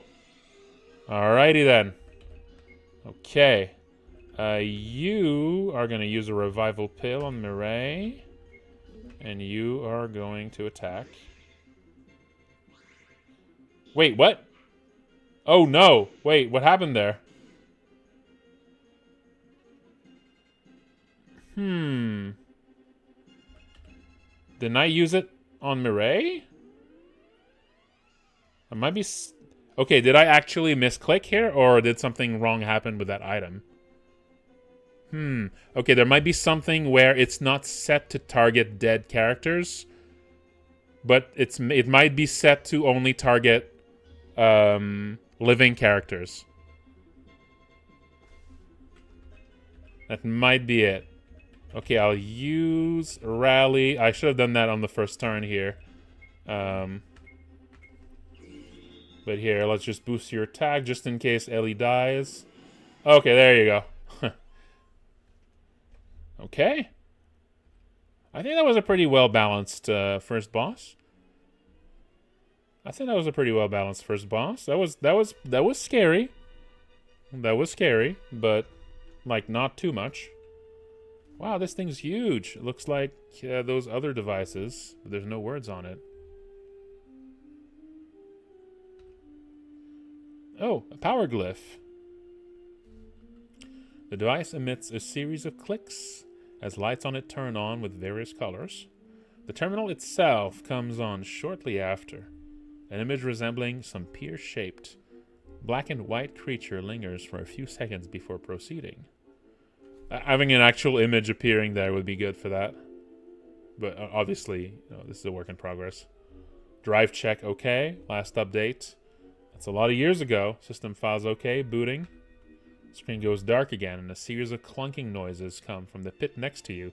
A steady hum begins, and far below you can see a faint green light. Oh. Okay, now a thing appears. Reactor online. Hub connection offline. Containment status unavailable. Warning. Foreign DNA detected in local sector. Technician notified. Good. Thank you for playing. It's short, but this is what I have so far. Let me know your thoughts. Very good. All right. Yeah, that's cool. That's good. I like it.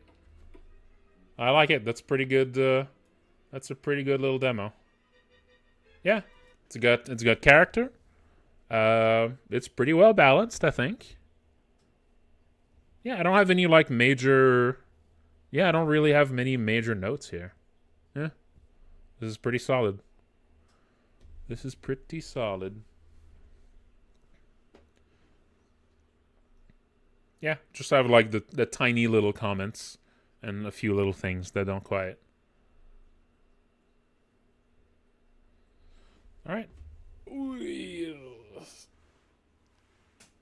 Okay, let's try Lurdiak's game.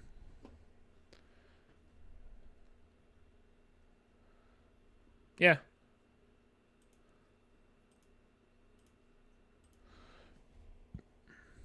Yeah. It seems like its normal attack.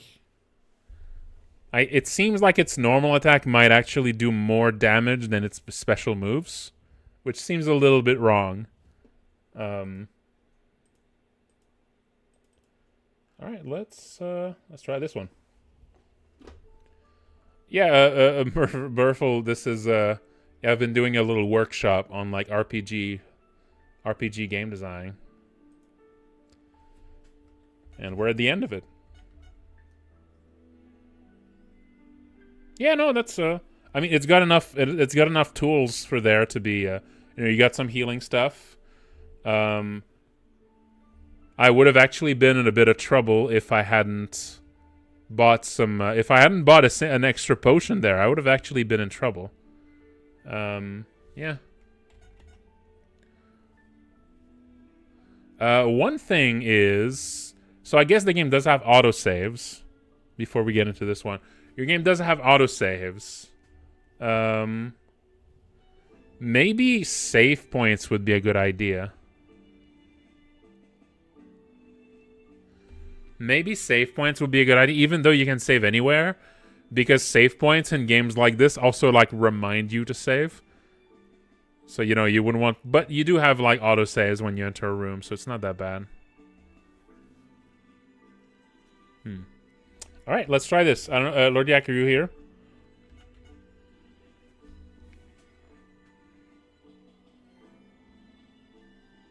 Yeah, I'll probably have time to for one more after this one.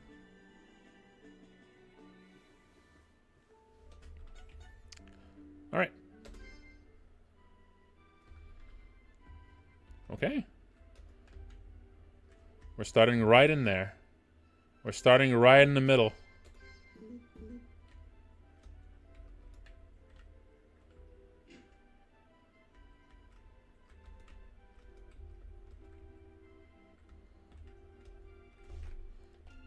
Oh, whoops. Hang on.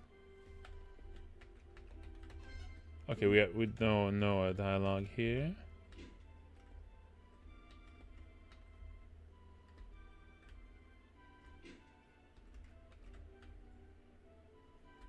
Okay.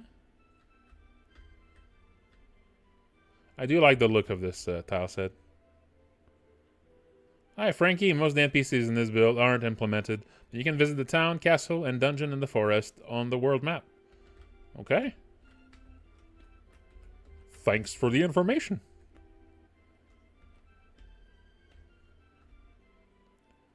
This is an asset pack. It looks really good though. I really like the style of the grass of that asset pack. It's I like the 8x8 tiles look.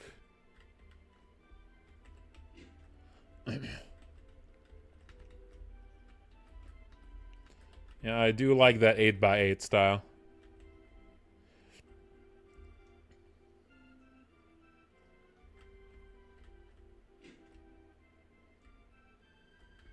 Whoops. Wait, why did that... Huh? Oh, okay, I think this was a wrong warp there. Or, I mean, that's not what a wrong warp is, but... Okay.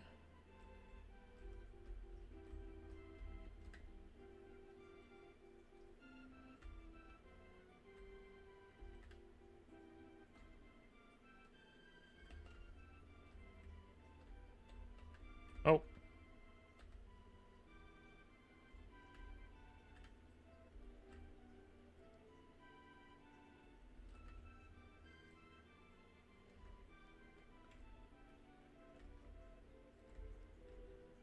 Mm-hmm. A statue of the legendary knight Tristan. Oh, it's time to stretch, folks. All right, let's just have a little stretch. Little stretch break. Ooh.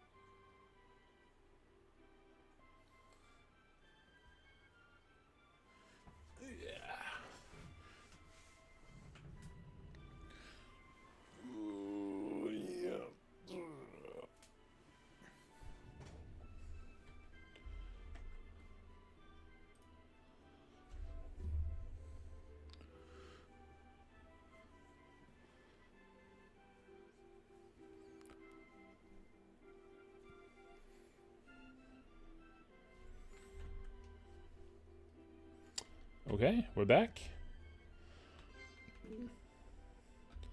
Let's see if like the shops work.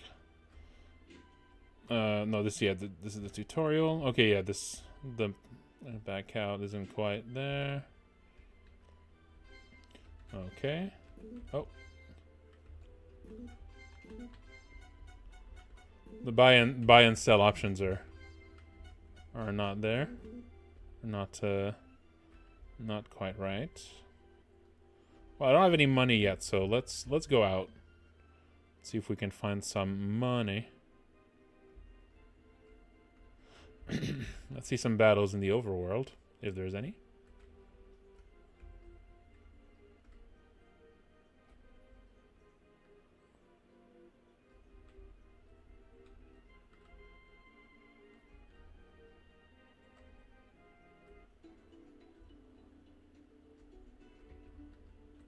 Oh, okay, it's moving encounters like that.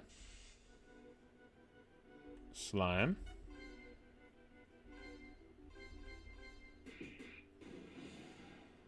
Okay.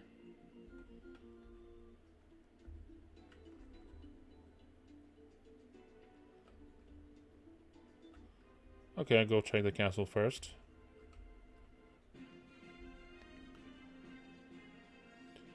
Yeah?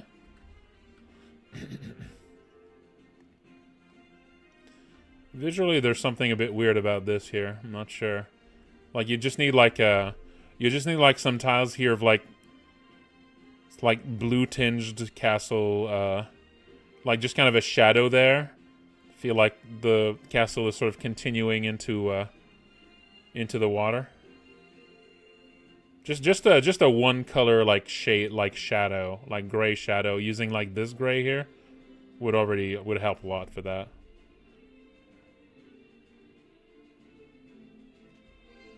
It wouldn't even need to be like animated or anything. 'Cause right now it looks more like it's floating in the air. Yeah. Oh. Little tile set issue there. Uh-oh.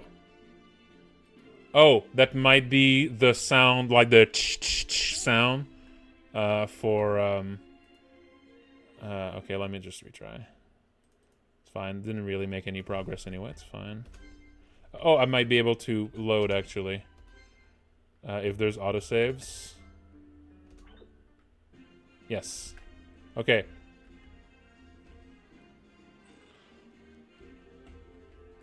Yes, this is probably the ch-ch-ch sound. So maybe I need to avoid stairs right now. Yep. Yeah, just add move.og in there. Actually, I can probably do it myself. Let's do it myself. Sound effects. Let's see. What sound would be what sound would be the closest to move that og in there?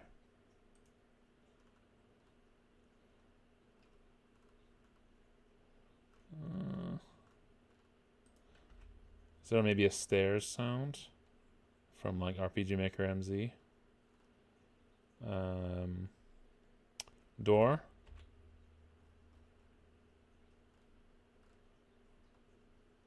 Door 1. RPG Maker actually, MZ especially, is kind of funny. It makes a browser game. So all RPG Maker games are secretly browser games. But yes, it makes... let's move that og, right? There you go. That should do it.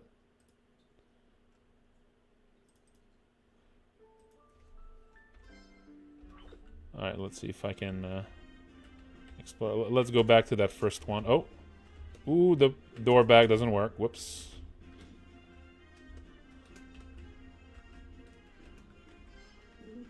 Oh, these don't work. I might be stuck up there, though. Yeah, I might be stuck up here because the door bag doesn't work.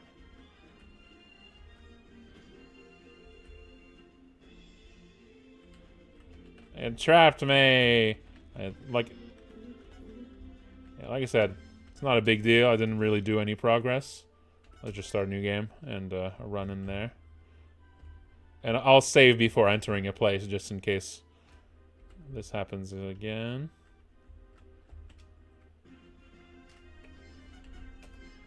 There we go. Oh no, save that og. Save that og. Save that og. Let's see. What sort of magical sound could let's make it very obnoxious. Oh, I wonder if you can do it live. Can you do it live? You can! Okay, that's helpful. You can actually just do it live and then retry. That's helpful. You can do it live. Yeah, it's a browser game. It makes sense. It's like a website. A website can just try loading the file again. Hey, can't you see I'm busy here? Mackin' on that girl.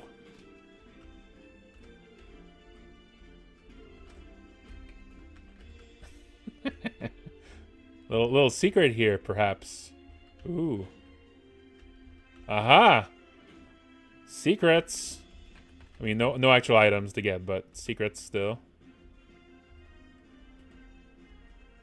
Yeah, definitely the bottom of these columns needs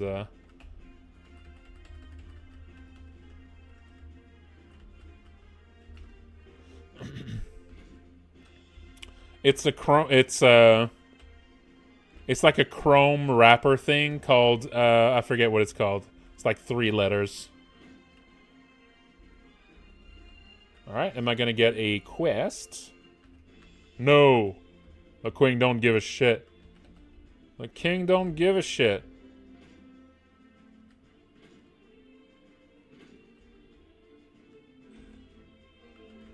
Is there anything else of note I should be looking for in the castle?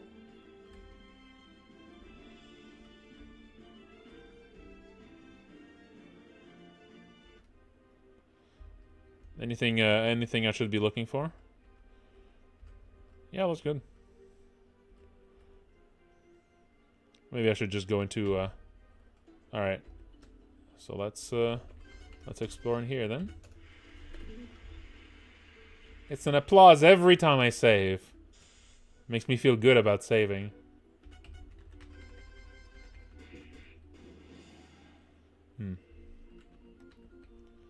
Okay. Pap pap pap pap pap pap pap pap pap. The damage might be a little high compared to the numbers seem like they might be a little bit yeah, I'm scared of the damage that I'm doing here compared to my own HP. It makes me feel like as soon as a single enemy attacks me, I'm gonna burst like a fucking pimple. I'm gonna fucking explode. Let's see what happens. Let's guard. Let's see if I implode. No? Okay. Okay, it's just the player attacks that are kind of nuts. I was expecting to just be obliterated. Oh, that might be the wrong map. And 1 potion. That might be the wrong map here.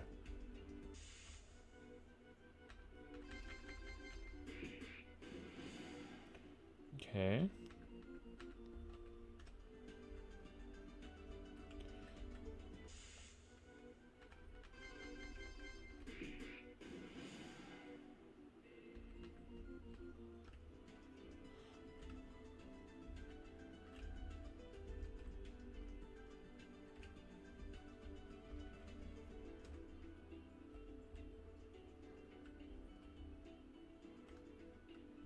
Oh. Rat. Rat. Rat. It's rat time.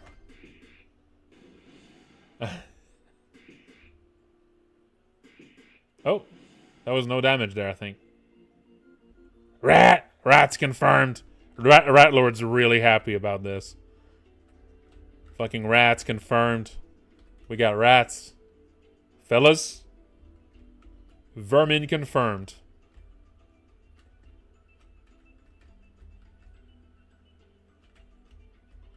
Squeak, squeak, indeed.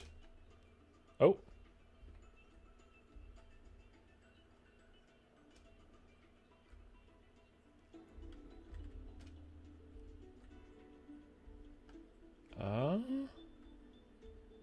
Yeah, the connections are a little confusing because there's not, yeah, the directions of movement are not,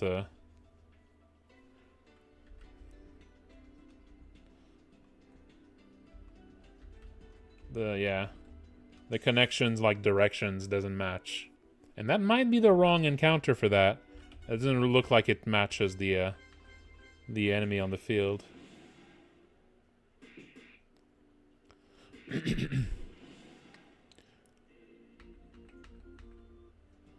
Yeah, that didn't quite have the 2 rats vibe.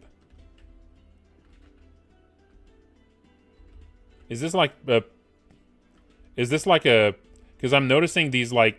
These like single rooms like this that have an enemy in the middle. Are these like a randomly generated thing or something? That's what it makes me think of when there's like... It's like there's these connector rooms that have more design flair. But then there's like these single rooms here like this that seem more like like they're more like interchangeable. That makes me wonder if like they can be swapped with another one or something.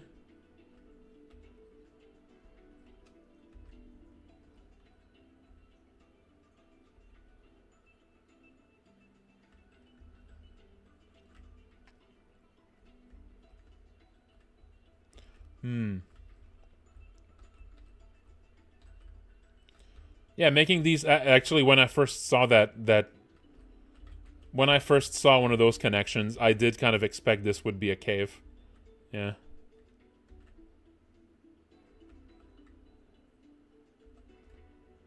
That is kind of what I was expecting there. Oh wait, did that reset? Okay, that was a different one.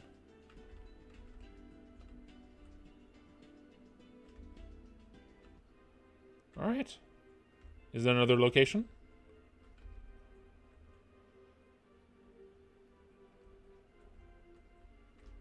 Oh. No, not that. I think you did mention there was one other place, right? An outpost? Maybe I'm going in the wrong direction for that. Let's go back. Yeah, it looks good. Oh. Huh. Okay, yeah, a little issue there with the tile.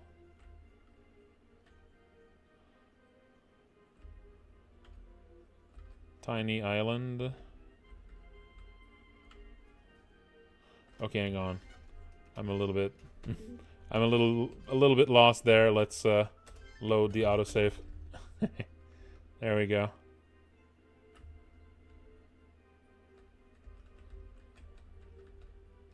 Oh, there it is.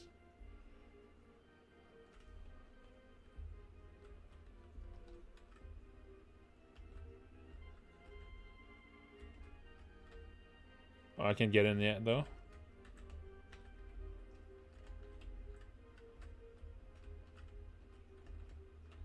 Yeah, more tile issues there. Yeah, this looks really good. This looks really good.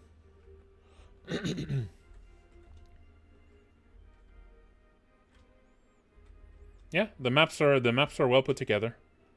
Like this is definitely like this is a world that I you know makes you feel like exploring it. Not just because of the visuals of the tile sets, but also like it's a you know it's a very it's an interesting looking sort of world. And there's like there's a lot of little there's lots of little elements that draw your attention. You know, you see lots of these like I imagine would be like optional locations you can explore, and there's you fairly often like see something that draws your attention and your curiosity, and there's some nice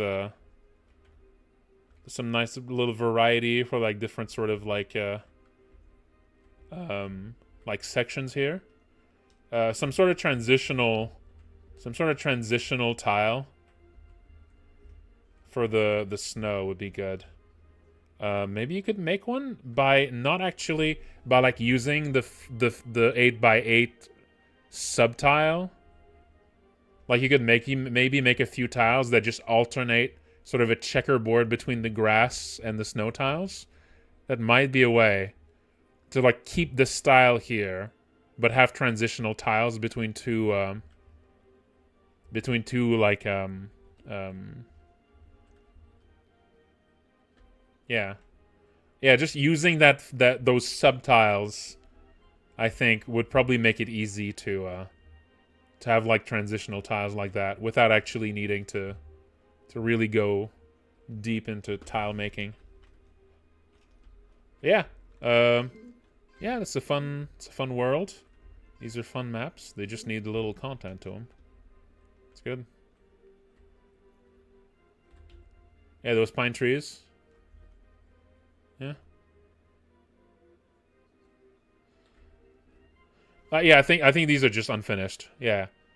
Like there's like an internal. Yeah, the pattern just hasn't been spread to like the auto tiles. They're just in the middle. So it just needs to be like yeah. So it's just a work in progress for those tiles, obviously. So that water. You can kind of imagine how it's going to look like. There's like one of the frames where it fills the whole auto tile. Yeah. Yeah, that was good. You might want to... actually, I was about to say, you might want... So there's an effect you can do where like it makes the bottom of the sprite semi-transparent when you're walking in something that's meant to feel like it's deep. But it would really clash with this style here. I think there's a way that it doesn't feel semi-transparent, and instead it just cuts off the sprite. So it would just like cut off the bottom, like the lower half of the body. It might look okay. That wouldn't break the aesthetic too much. Oh, it might be working weird because the sprites have the wrong the sprites might have the wrong aspect ratio for them, and it might be like basically removing the bottom pixel or something. You can go in the code and you can tweak the code so that to like change the ratio of pixels, like the ratio of the sprite that it tries to remove, and just increase it. But yeah, this is cool. I think this is a really good start. And yeah, the world and those areas look really cool. They really make me want to explore them, even despite like, you know, the actual content not being there. You know, it's good. It's a really good start. Yes, Berrigan?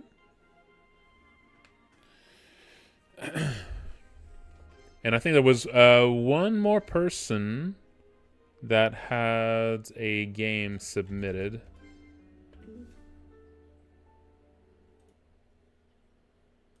Maybe if I refresh, it's going to be there. Yep, there it is. Steel Soldier. Project Loop, very early dev build.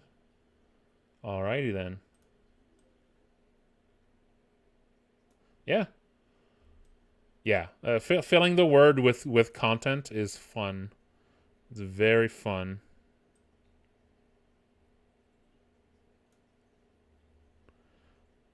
What? Would you make a game and take like 10 years to make it and roach out on WoW raids? Roach out? I don't think I've ever heard of that expression before. I am working on a game that I've been working on for 10 years. I am, actually.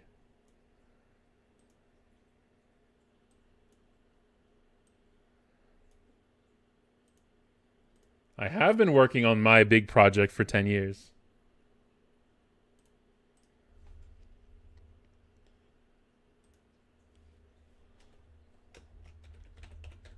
Project Loop.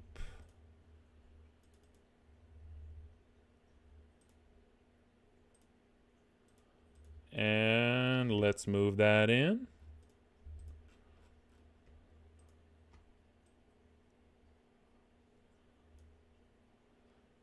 If I had to guess roach out, if I had to guess what it means, it would be like a reference to that streamer that had a cockroach in his face at one point when he was streaming. Who was it again? The ultimate filth man.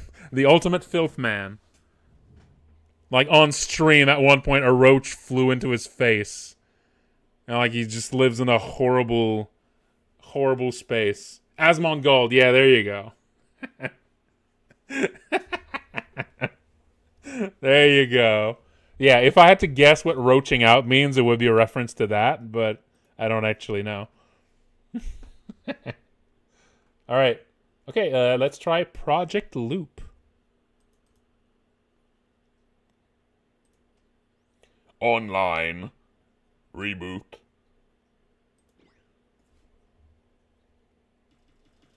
You are fired and scheduled for termination. I guess effort is not enough without results. No matter, I should say my goodbyes and talk to the supervisor.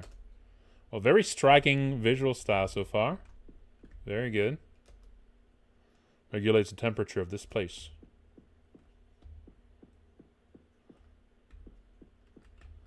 Okay.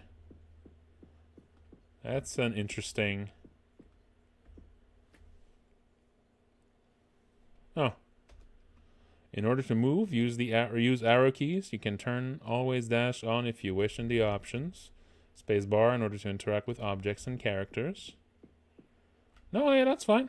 Yeah. It's a quick little intro. The very loud stepping sounds are an interesting choice. You know, it's very striking with the lack of music. Something about... Because, okay, so if you have a game where there's absolutely no sound, that feels very weird.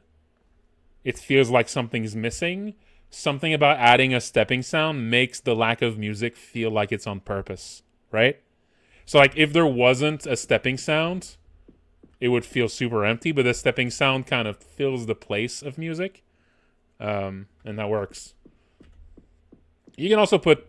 also, another alternative, if you're considering putting it some sort of background, you could opt for a room tone. A room tone can be one way to basically have no music and have a very, very like subtle background sound. And the subtle background sound can add a lot to like give vibes for different rooms, right? So like a different room tone for different rooms makes it gives like an atmosphere. It's like part of expressing like the size of the place you're in, you know? So that could be another option, but also making it completely quiet works too. It's very stark and weird. So I don't hate it. All right, let's check around.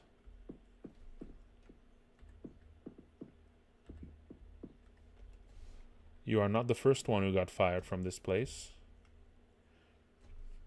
This asteroid used to be larger, however, it got much smaller over time. Eventually, the supervisor sent the other workers elsewhere. We don't know where they got sent.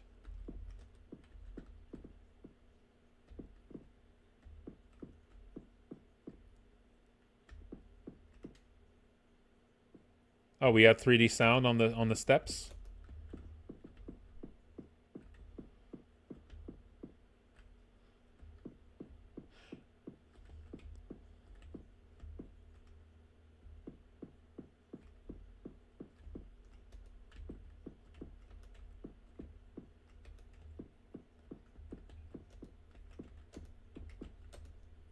Hey there, Steele. I'm sorry to hear about your termination. I think you're going to need this more than I do. You received a composite belt. Want to remove the name there for the narration.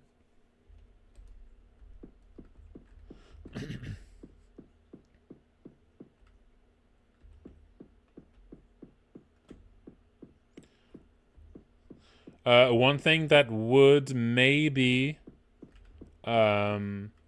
if you're a bit worried about like the really monotonous sort of like, ear pain of like the pot, pot, pot, pot, you could add a little bit of variation to it, like vary the pitch of it. So you could maybe make like a number of sounds, like 4 or 5 variations of it. They're still very similar, but not quite the same. And have them like randomly pick one of them every time.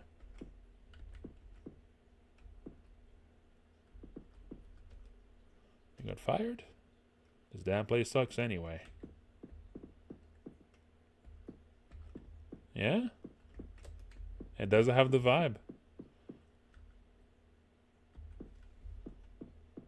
If there's a pitch variation, I did not notice it. It might be too low. At least to my old working place. I don't want to go there right now.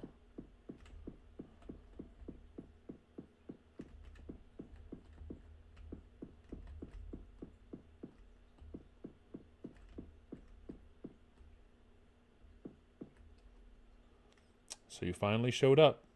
You haven't performed as well as the average worker. As a matter of fact, your performance has been terrible. However, there's a place where you should be able to be more useful. The scrap heap. The cars will escort you to your new position. This is unexpected. I thought I was not even going to get any help, let alone be escorted. Useless tin can. I got shoved into the back of a small ship. Maybe I should look around. A strange device.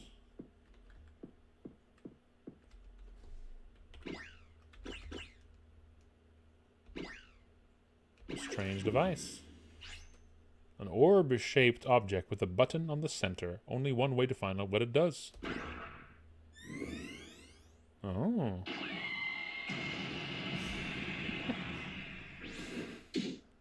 Well. That's pretty good. That was pretty good.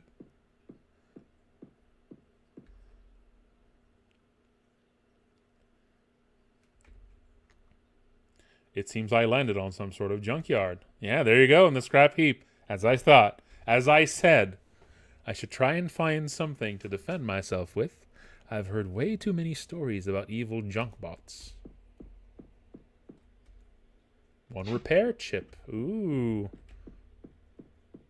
Well, maybe I can get myself repaired here.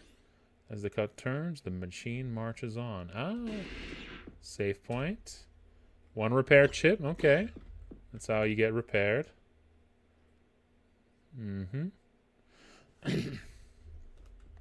Okay.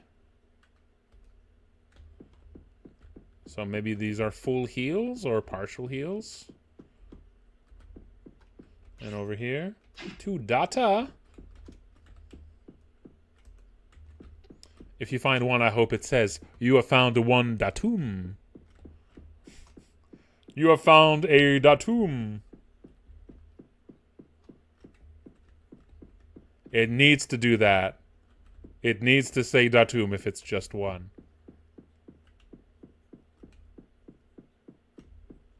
I'm sorry. If it doesn't, I'll be disappointed.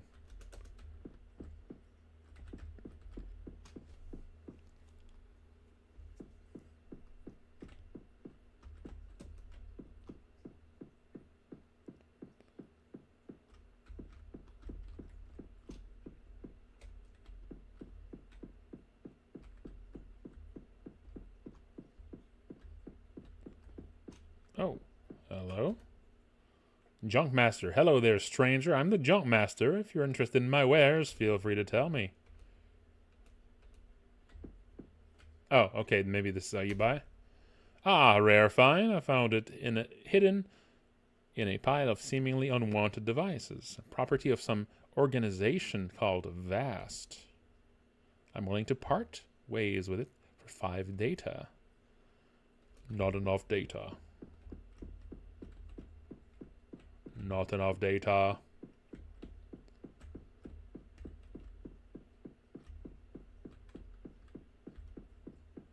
Oh. 1 repair kit. That must be a repair you can do on the go. No, it will be not enough data.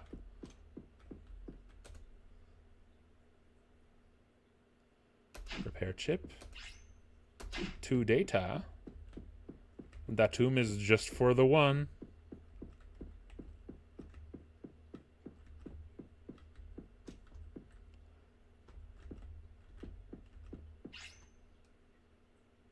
Ah, okay. I might need to get that item first. So this might be a bit of a collect enough data to buy the 1 item before you can go forward. The belt's still in my inventory. Yeah, it is.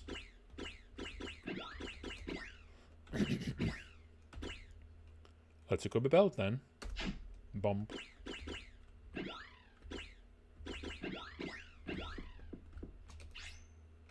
Two data. I might have enough data now.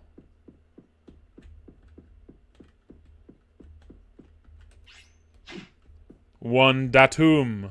That's where it would be. Just need to change 1.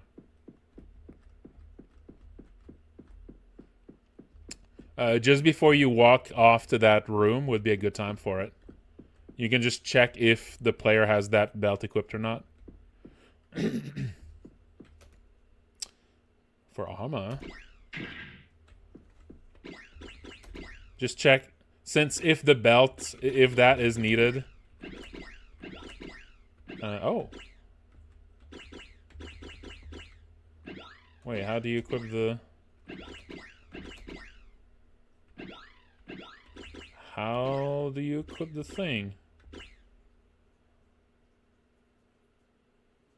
Oh. Are you supposed to be able to equip it? If so, something's wrong. Maybe it's missing an equipment slot? Oh.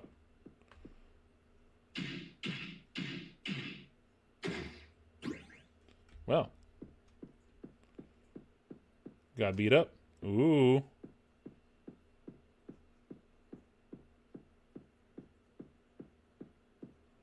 Nice.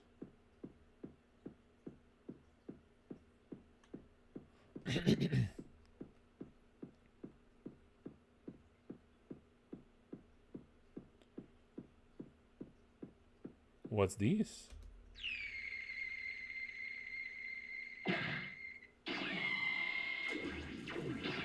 Ah. All right then.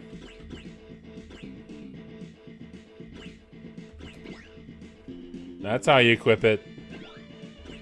That's how you equip it.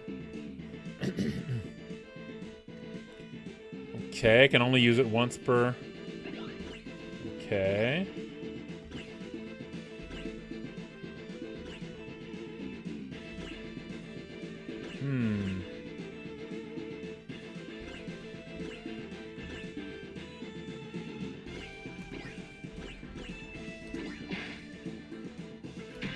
Oh, wait, is this like...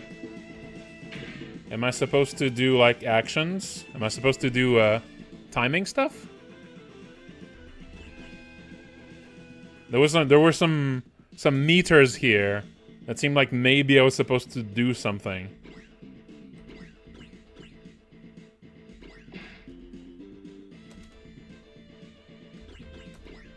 Or is that just like, active time? Yeah, oh yeah, it might just be ATB. Okay, let's do this one.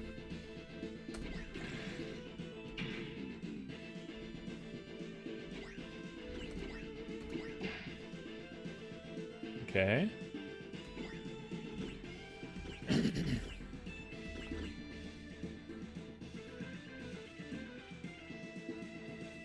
not sure if the cooldown on this is working. Oh, no, it is. Okay.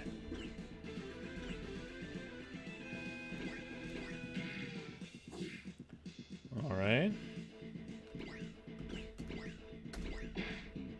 There we go. Nice.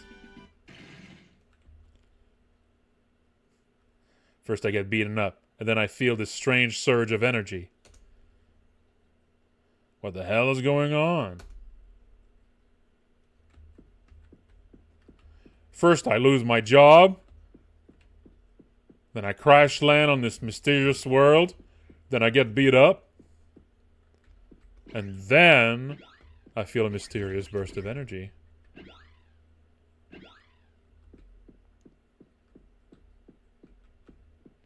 No, I don't think you need it. I think this battle seemed like it was easy enough that you could just finish it by using regular jabs. So I don't think it's necessary here. I don't think you necessarily need, If you find that just doing jabs... If you find that just doing jabs does mean you get killed, then maybe, like, a bit of an introduction, but I don't think so.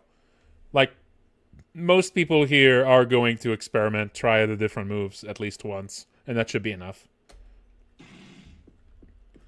Yeah, the style is really good.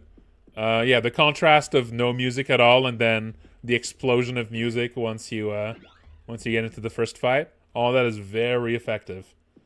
It does have the downside of requiring a lot of trust, you know? Like players need to trust and stick with the game with the really simple start for a while before it kind of bursts like that. But I think the start has a strong enough style that it's like intriguing and most people would keep playing.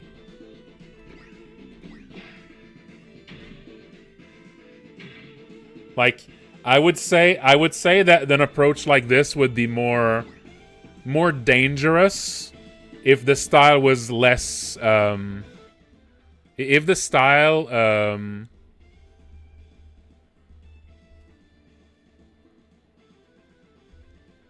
also, hang on. I think it's not actually playing the music.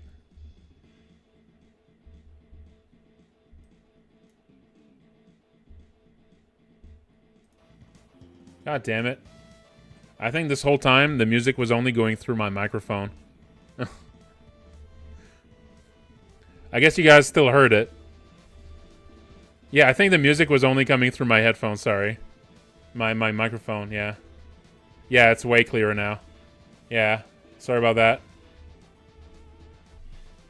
Yeah, I had like a weird setting set up. Yeah, you could have heard it before, but yeah, it was just a little...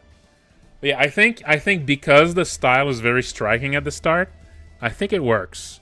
If the style was a bit more generic, then a very long kind of quiet start until the first fight would be a lot more risky. But I think it works here. I think as long as you like really lean into like a strong style like this, I think most people are going to be curious and they're going to keep playing. So I think this works.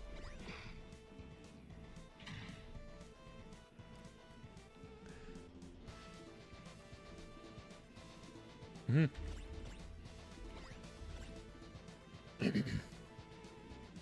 Stuns for 2 turns. I should have done that from the start here.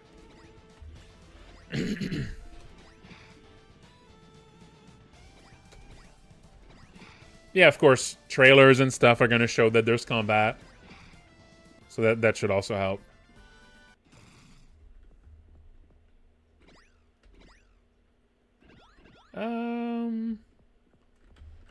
Let's see if enemies like respawn when you leave the room. No, they don't. Okay.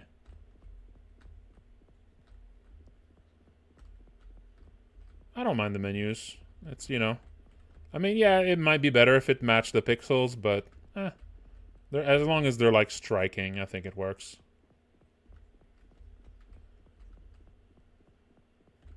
I mean, if you can find a pixel font that fits really well, that'd be ideal, but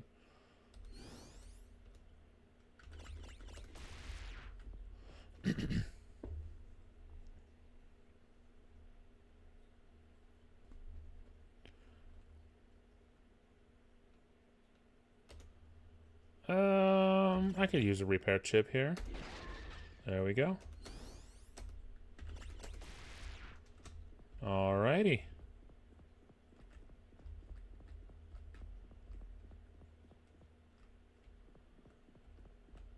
I think it's fine. I don't have a problem with the font. I mean, if you can find one, you know? If you can find one that matches really well, then that'd be great, but I think I'm okay with this one.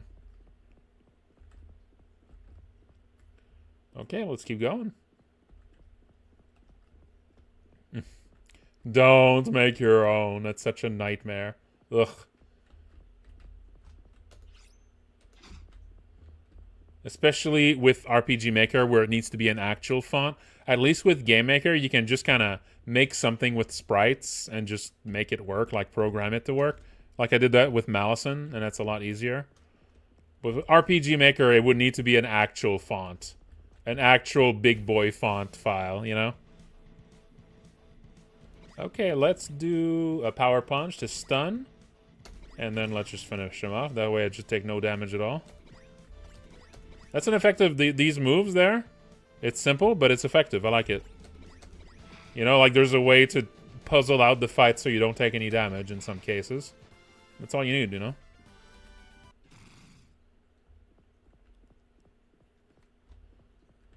Every time I've tried to make a TTF, I've had problems. I had weird spacing problems, and ugh, it's always been a bit of a headache. Also, a lot of the programs to make font files are like weird ancient things. Ooh, I think a new guy, perhaps. Yeah, look at this guy.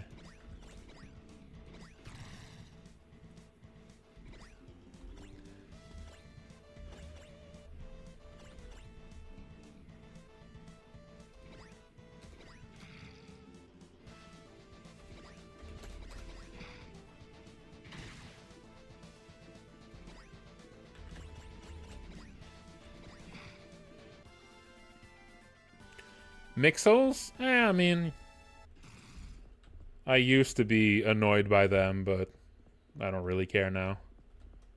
As long as it looks good. Oh, might be a boss over there.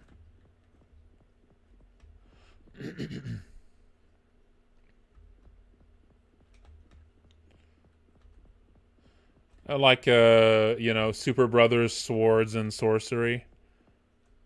Like pixels that mix different resolutions.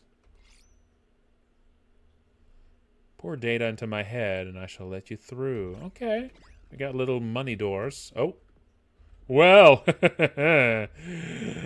You know, sometimes you don't need to pay nothing. Alright, but let's go check what's happening down there. Probably not intended.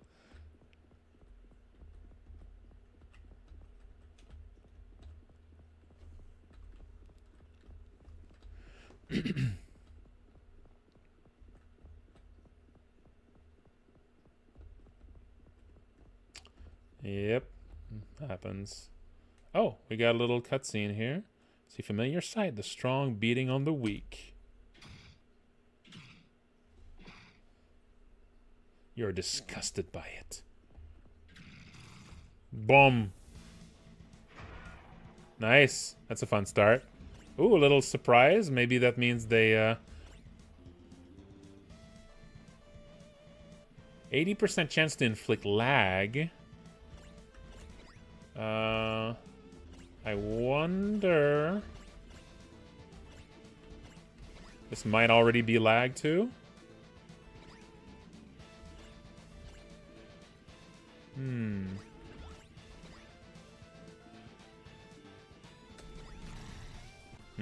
Yeah, that's fun. Feels very dynamic. You have saved a little bot. Oh, little bot. Hello, little bot. Just a little bot. Very good. Just a little bot. Alright, this guy might be a boss.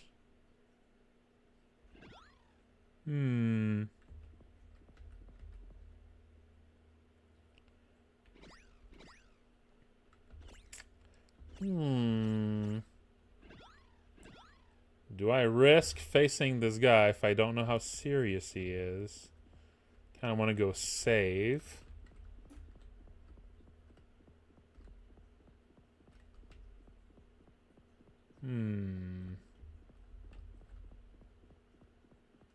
Gotta go save before I face a boss.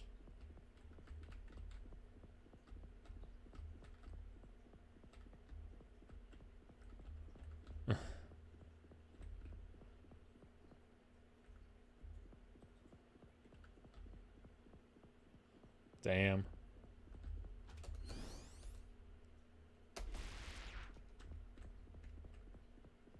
I like Stardew Valley. I think it's a grand old time. I mean, it's probably the best game of its genre. It's pretty good. It kind of blows all the other games of its genre out of the water.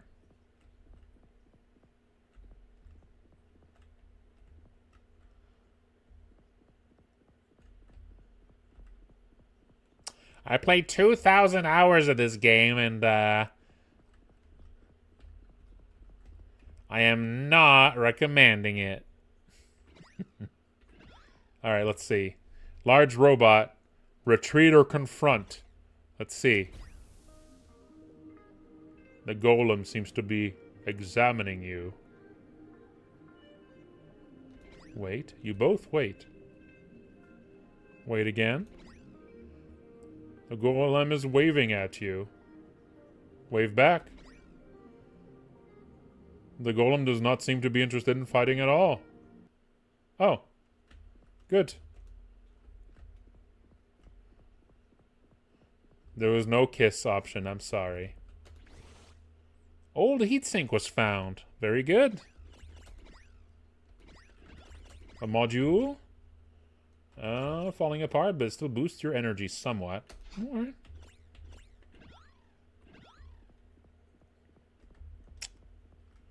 No kissing allowed. Fascism.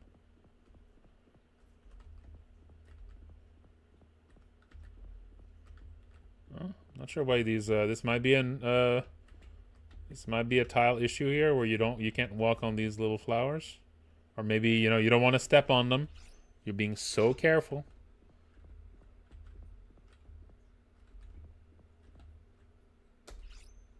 Six data.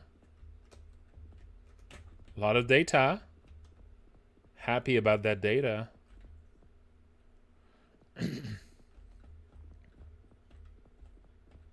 Ah, I see.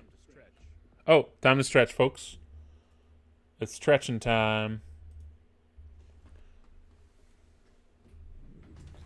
Ooh.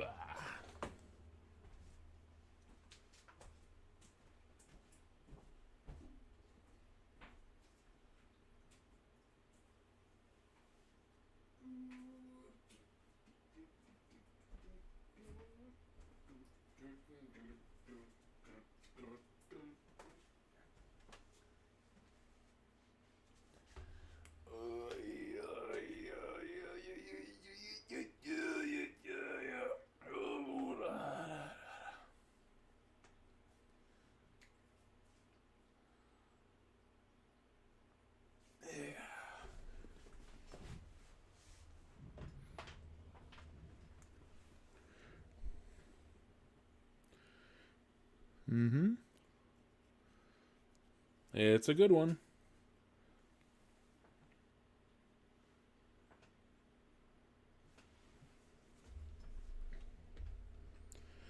It's a good trope. Let's see if I can... Nope. No more talking.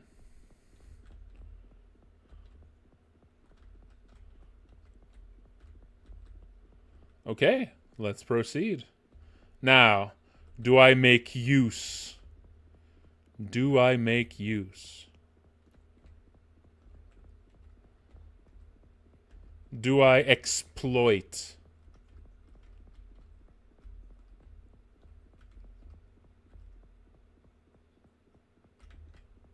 Was it over here?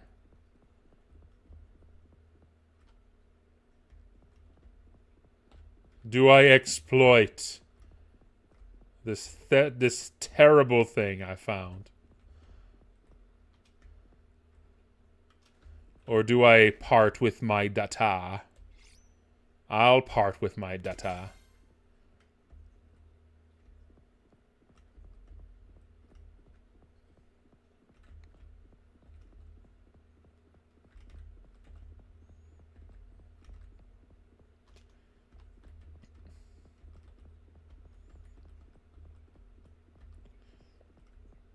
Oh. Well, would you look at that?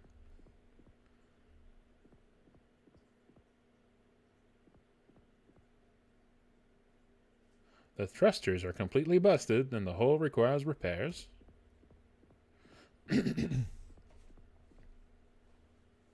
Other than that, it seems to be salvageable.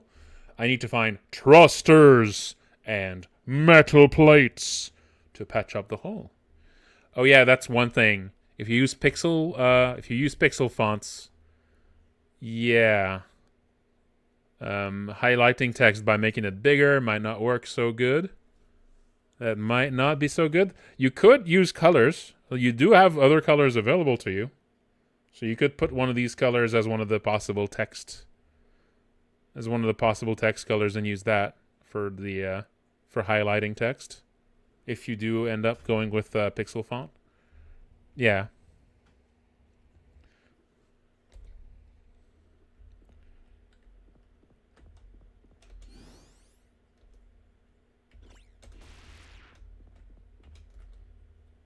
Thrusters and metal plates. Can heal over here.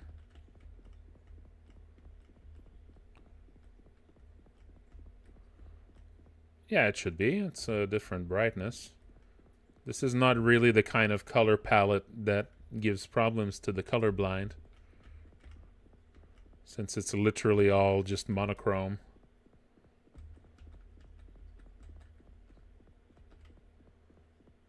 I don't think there is a type of color blindness that makes you confuse different different amounts of value.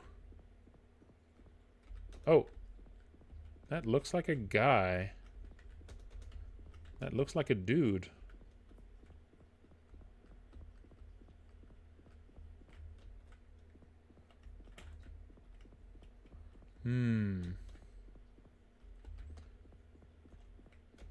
You're supposed to be able to interact with this one?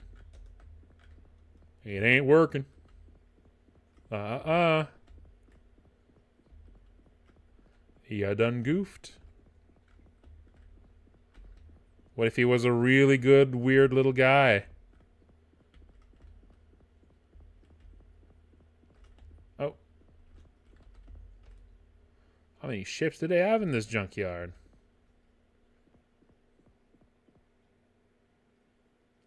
None of the ships or systems are functional. The hull plates are mostly intact. A few of these should do the trick. Neat.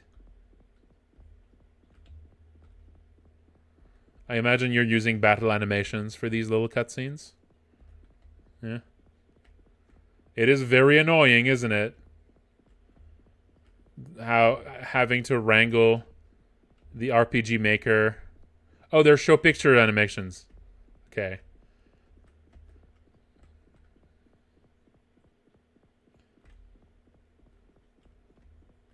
I did do this for the ending cutscene stuff.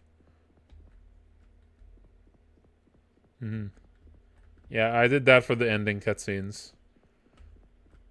Yeah, battle animations are very awkward to use. Yeah, this is pretty good. This is all pretty good. Let's see if I can bring back one at a time here. Okay, I need to have both. Let's save in between.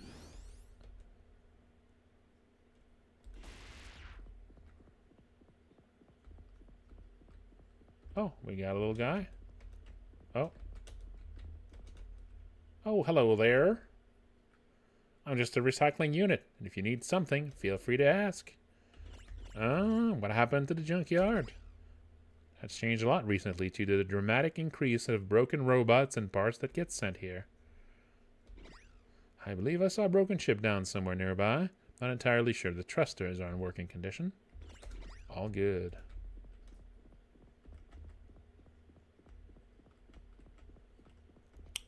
I'm sure RecycleBot would approve of me recycling these thrusters.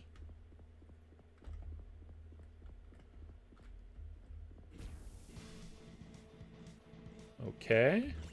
What is this status effect you've got?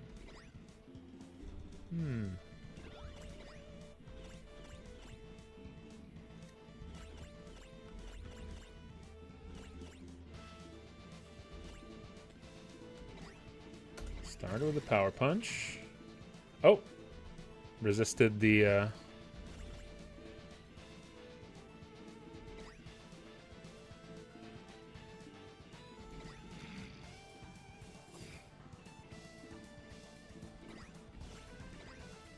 Maybe.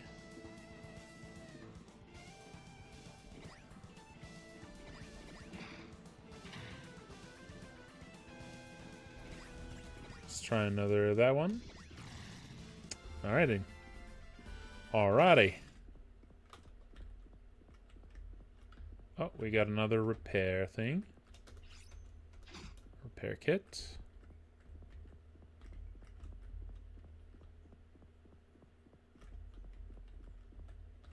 Oh, okay. This looks like a slightly more serious fight. I'll go back here after a full heal. Let's keep exploring. Don't think I need a full heal for that. Maybe I did. Power punch on you while I take the other one out. Oh. Oh yeah, I might be in trouble here.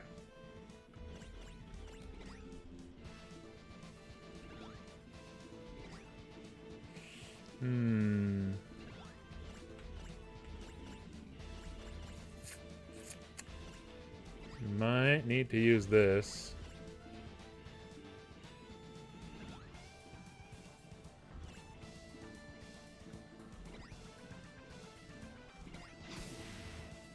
There we go.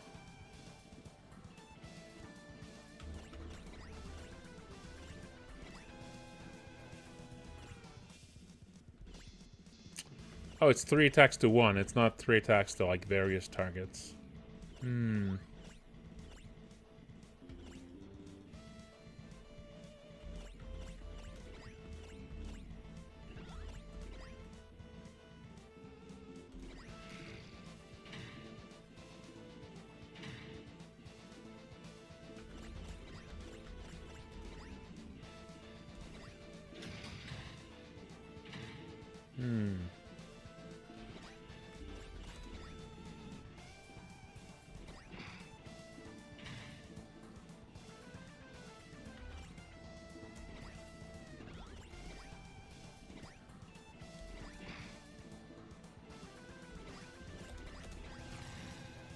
Go.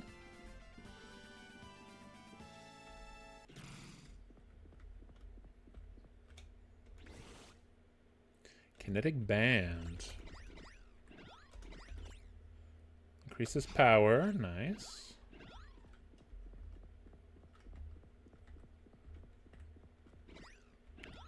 Okay, well, I wonder why there's these stairs up here.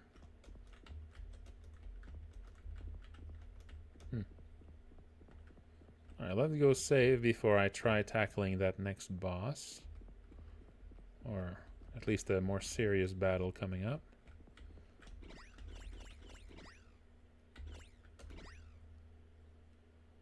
I imagine this is something that gets restored when I go get repairs. It's like a one-time per repairs thing.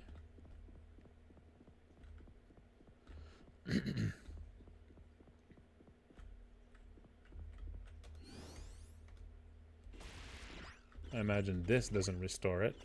No. Okay, let's yeah, let's use a repair chip. And save after. And yeah, this does reset this. Okay.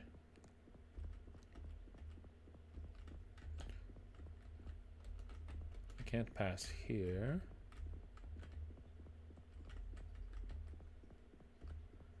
Maybe repairing the ship is going to open that, perhaps.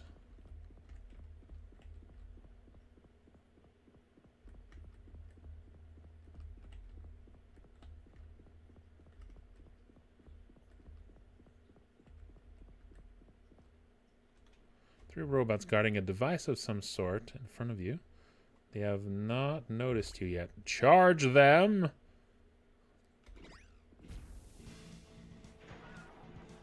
Shock. Okay.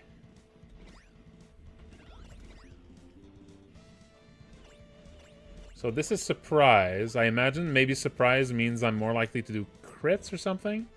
Or maybe it reduces... Maybe it reduces their accuracy, so they're more likely to miss.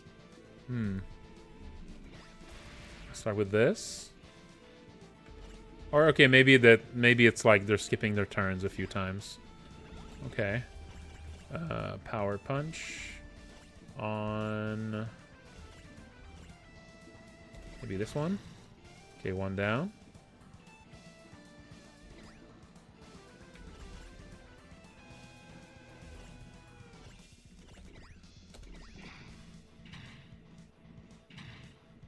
Okay.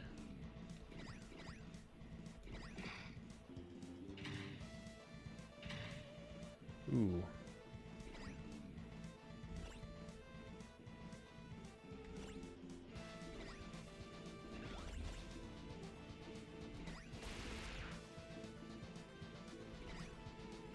And let's do power punch on you. Dead. Good. Okay. Got him. A ship thruster. Alrighty. Let's get back here. I'm actually out of repair tokens. But I do have that ability I can use to heal up at least. You have anything?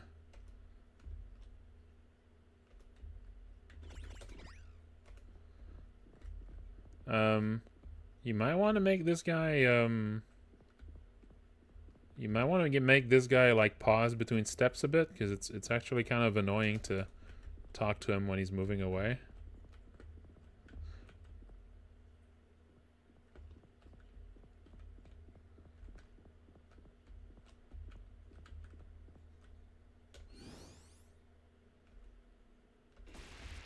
Okay, let's do the repairs. Just a busy little guy. Alright, should we leave this moon once the repairs are finished? Oh, they could attract unwanted attention. So a boss is gonna start. 40% hold points outside of combat. Use that. There we go. And now let's do it. And I'll use the other one in combat if something happens.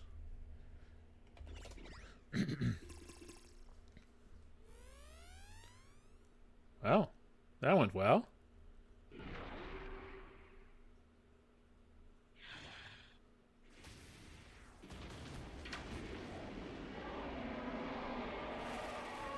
That was the Battle Lord, wasn't it? That was the Battle Lord. I recognize that sound. Careful if you leave this asteroid field. There are robot raiders waiting for unsuspecting victims. Okay.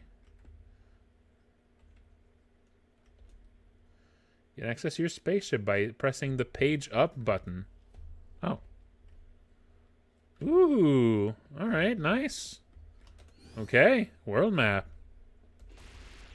We got a world map, folks.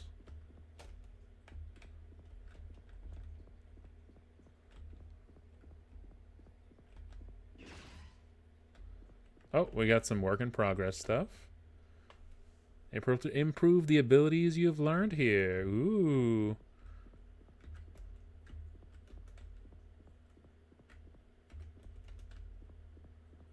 Okay, a little bit of a work in progress room. Some tests are happening here. Ooh, improve reboot. Oh, maybe that adds an extra charge to it. Oh, it just gives you XP and level up. Whoops.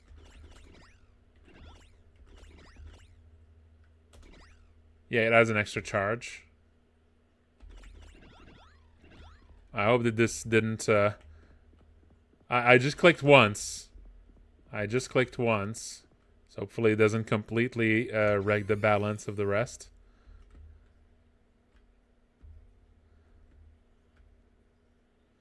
Do you wish to land? Let's look around a little bit more. Oh, so, okay, these are just the places you can land on. And over here is, if you explore a little further. Oh, we got some random battles. Alright, alright. So yeah, anything past that is work in progress. Oh, at the end of battle, it's yep. Let's see if page up might fix that. Was it the battle specifically that? Was it the battle specifically that did this? Also, I think I have fixed direction too. Yeah, the fixed direction.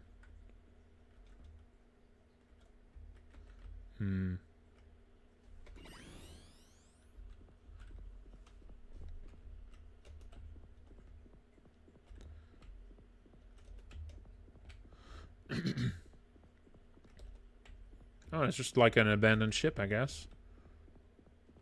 Or maybe it's just unfinished. Nice. That's fun. You can just find, like, drifting ships, I guess. This reminds me a little bit of... so I made a game that actually has a world map very similar to this. Called Space Junk Scavengers.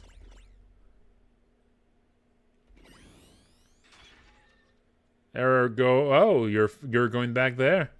Error, go away. Error. Uh-oh. Things might be a little rough here. Uh-oh.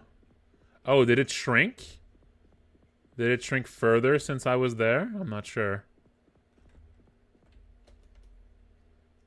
It was sealed shut. Uh-oh. Coming back here and you find everyone that you knew has been replaced by... Everyone that you knew have been replaced by doppelgangers. Damn.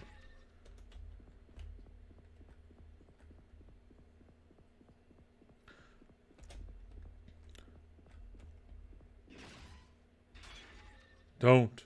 Redacted. Gom. Redacted. Oh no!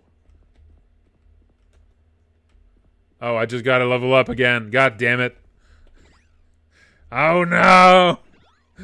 I keep cheating. Get away! Alright. Let's see.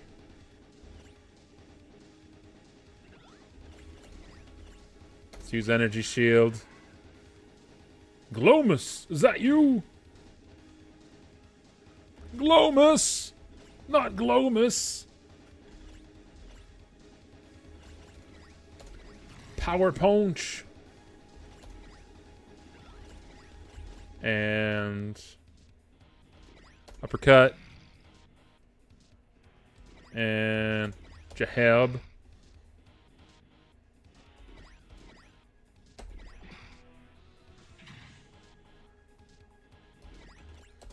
Power punch.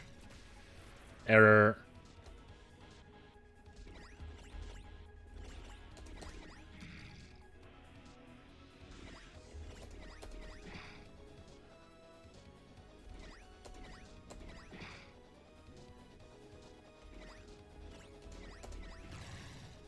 Got him. Glomus. I got your CPU. Oh. Well. It's work in progress at that point. Our fate has been sealed the moment we were sent to these asteroids.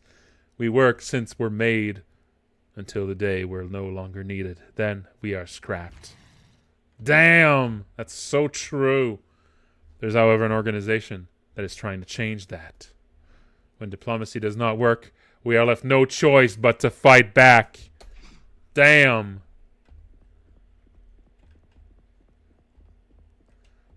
You gotta unionize the robots. Revolution. Very good. Is it me or is the ship supposed to be rotating?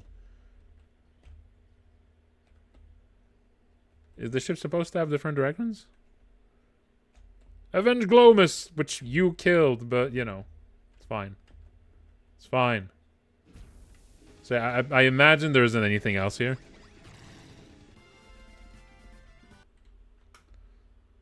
And now I'm just walking around. Just walking around space.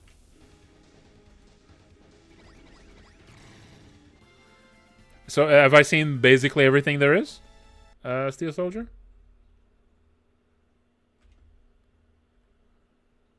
Have I seen more or less everything there is to see?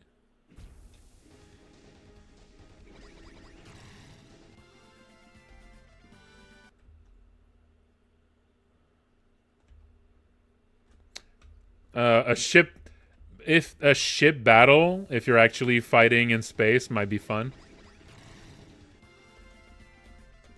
But that might also be a lot of work. A lot of extra work.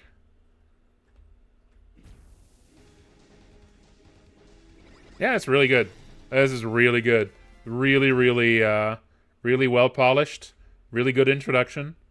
I basically have no notes, I think. Yeah. Yeah, I would say the start is definitely... Like, you have to lean into having a strong style right at the start because you want players to stick to it until that first battle, right? So you really want to make sure. So I would say I would not add too much to that introduction. Like when you first walk around your village because you've just been fired. I would not add too much stuff there because that would delay how long. That would mean people spend way longer in that place. And the longer they spend here, there's that risk that they that they lose interest a bit. You want to set up. You want enough of it. You want enough of it that it really sets up that slower tone to really hit them when that first fight begins. Yeah, you can add a few things. Just be careful. Just be careful not to go overboard with adding stuff, because the more stuff you add, the more minutes it adds to the moment up until that first fight, right? Yeah. So yeah, you want to be careful. You can still add some stuff for sure. Just be careful about it, But yeah, it's really good. It's really good. I like it.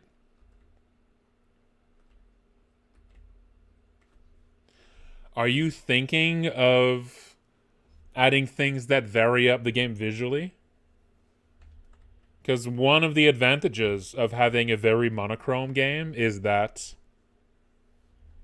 One of the advantages of having a very monochrome game is that you can just put you can literally just put a tint on the screen to make it look like a different console.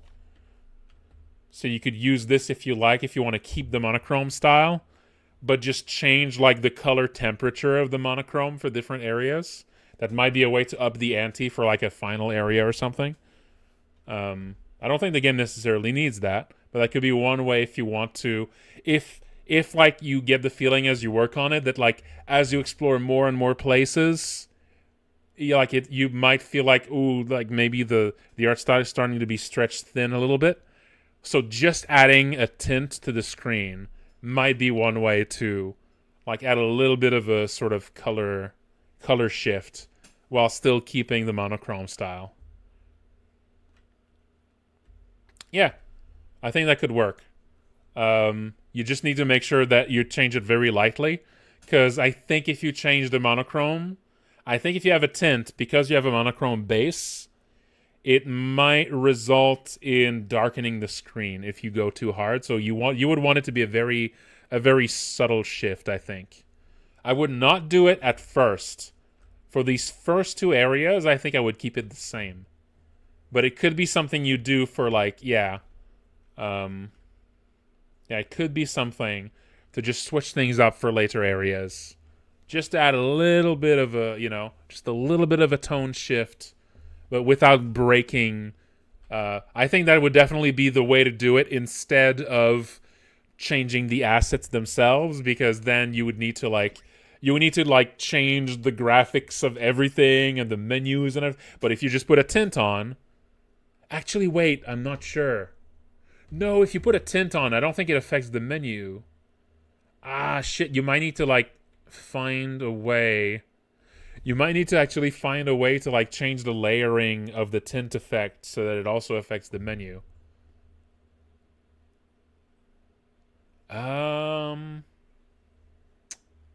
Yeah, I'm not sure. It might be easy. It might be easy to make it that a tint effect affects even the menu and not just the map underneath. I don't think by default it will. By default, the menu is going to be on top of everything, so that wouldn't work. So I guess, yeah, maybe look into that if you're interested in that. A way to maybe like shift the make it have like a late game shift or something. Yeah, it's really good. It's really solid. I think obviously it's very solid. Yep. Awesome.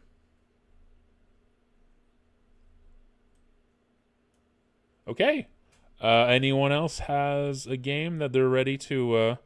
We don't need to. We can stop there for the games showcase for tonight.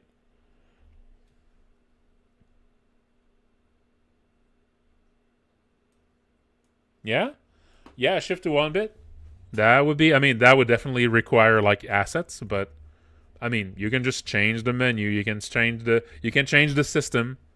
You can change the system. I actually experimented with doing this for a look outside in a for one specific thing in the game to change the menu graphics.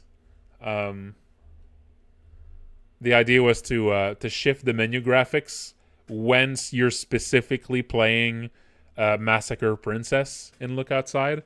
So it shifts to like an old looking classic RPG like menu boxes for when the actual menus from the game itself are showing up. But yeah. So yeah, you should be able to. It's just like a script line to shift the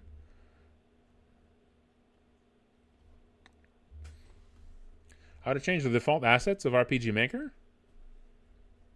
I mean, it's just you can just import them in RPG Maker. You can just import them. Yeah. You just put them in the folders. And you just put them in there and it works.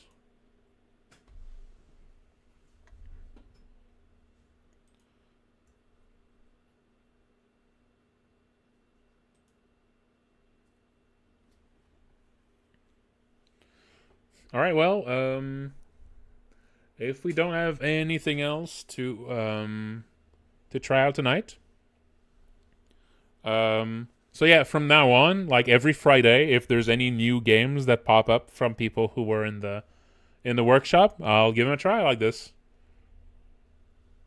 I'll give them a try, and we can talk about them. Yeah, these were all really fun. This was a lot of fun to try out.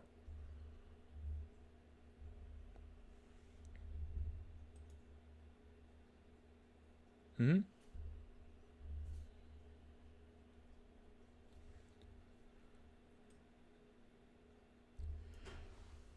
But yeah, so yeah, next Friday, yeah, if there's more games, I'll be playing those, and I'll need to think about what to do after that. Once those are all done, I imagine I'm not gonna be playing 74 games. I'm sure only a very small fragment, a very small fraction of people that joined. You know, that game jams are always like that. That's normal. But yeah, we'll see. Maybe I'll have some more games to play for like two or three streams or something. We'll see. Yeah, and maybe I could make it a thing like this where like on Fridays if people have like RPGs for me to try out. You know? Yeah, maybe I could do this like a Friday thing. That if people have RPGs for me to try out, I just play them on Fridays. That could be fun.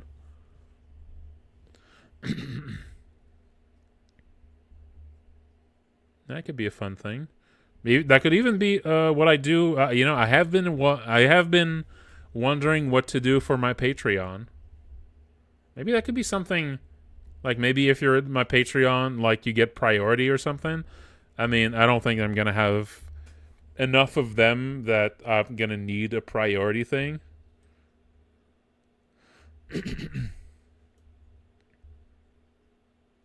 Oh, did I miss something in the junk mood?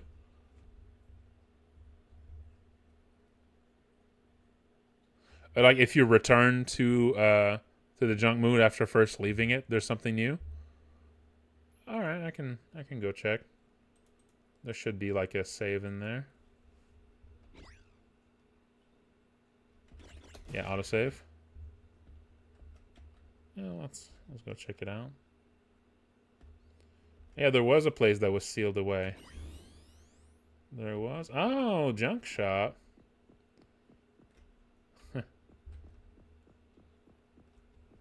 Very good. Huh, yeah. Some tables for items. Oh, hey, Mr. Robot who purchased a piece of armor off me. Yeah.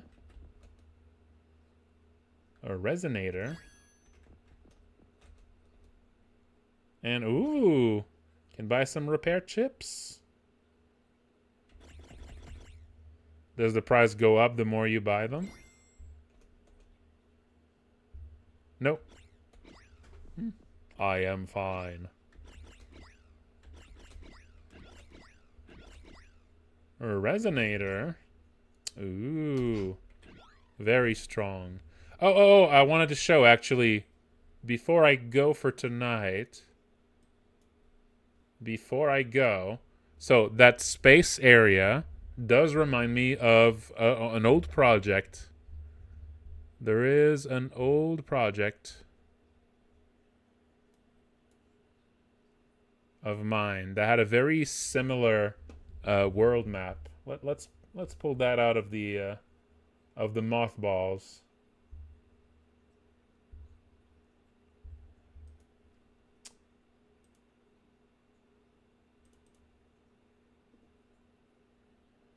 Let's pull that out of the mothballs.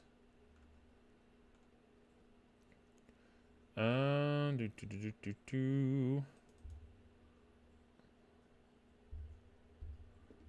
we go.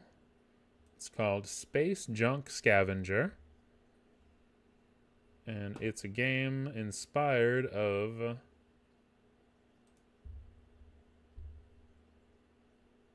It's a game inspired of...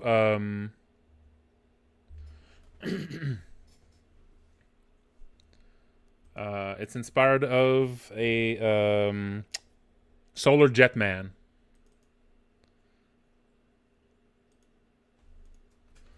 Salvage. Oh, this might be an old version, actually. Yeah, this is an old version. Hang on.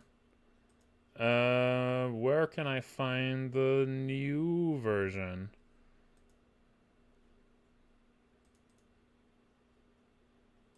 Hang on. Let me get the new version.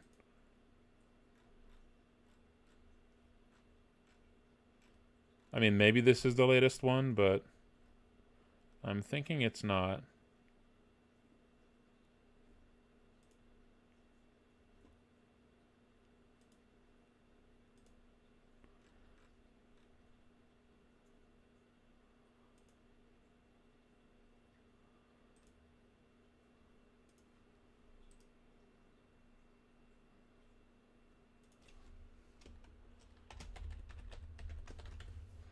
Currently up.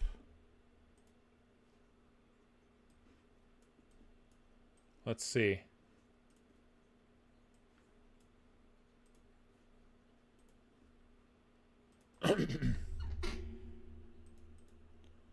Run anyway.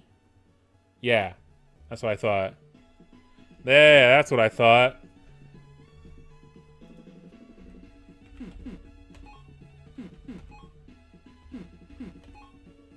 During a risky space war procedure, your ship's core systems undergo a critical failure. Out of control, your ship seems drawn to a nearby gravity well, a black hole that is not of any of your maps. You barely have time to lock your helmet in place when the ship crashes into a mass of debris. You're sent flying through the cockpit window and are now floating among a bunch of space junk.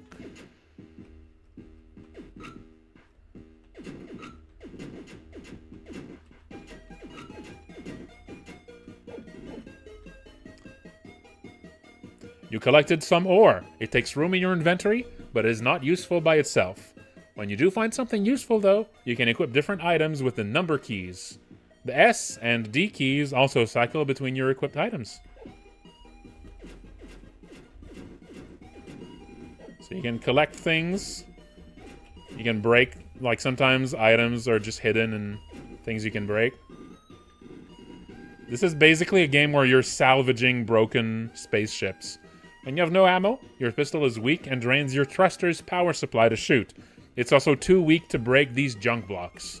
So you need to have actual ammo to be able to break these junk blocks. If you don't have ammo, you're like using your energy to shoot instead, and it's weaker.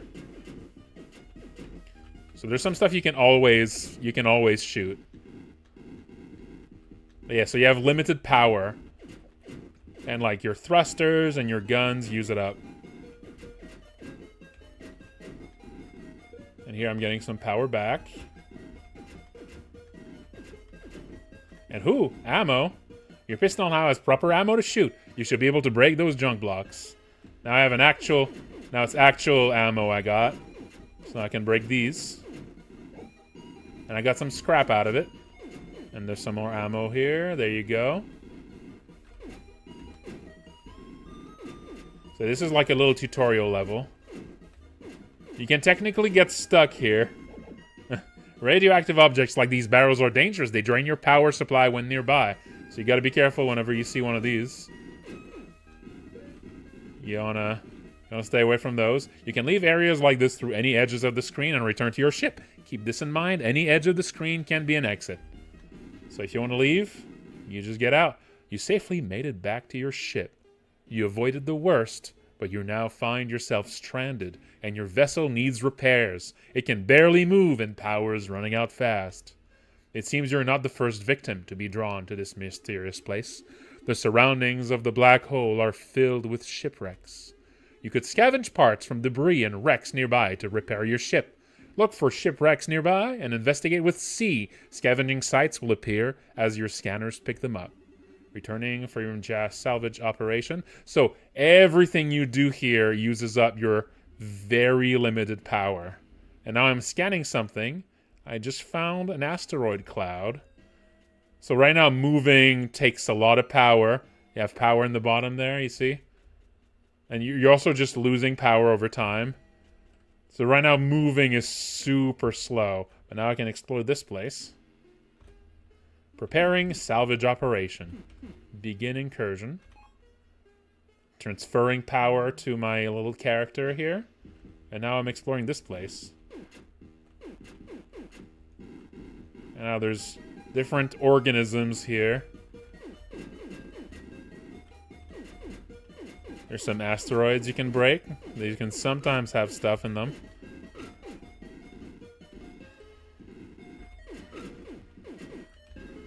But, you know, crates are more likely to have items in them, obviously. Some pulse rifle bullets. And, ooh, explosives. Explosives. We got some spiky junk here.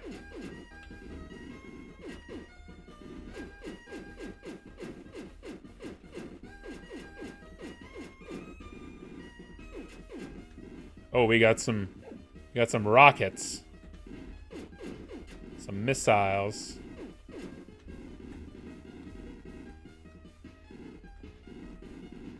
Let's see if I can find anything. Maybe I can find like a piece of, like a you know, a ship piece somewhere here.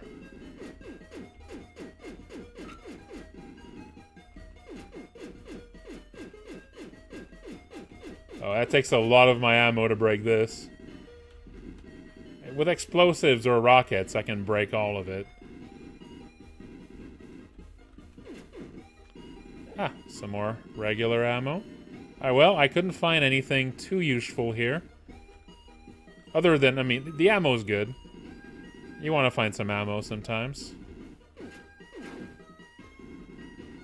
Yeah, let's just get some power back, and let's go check elsewhere.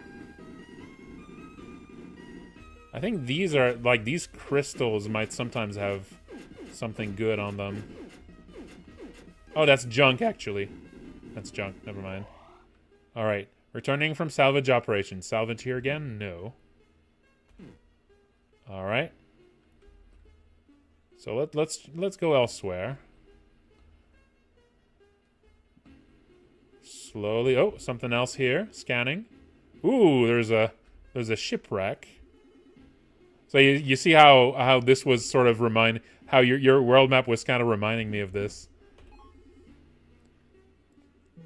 Charging thrusters. Exosuit ready.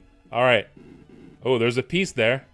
There's a starship piece. So now, since I have explosives, I could actually break through this and just get this right away. I don't even need to go through.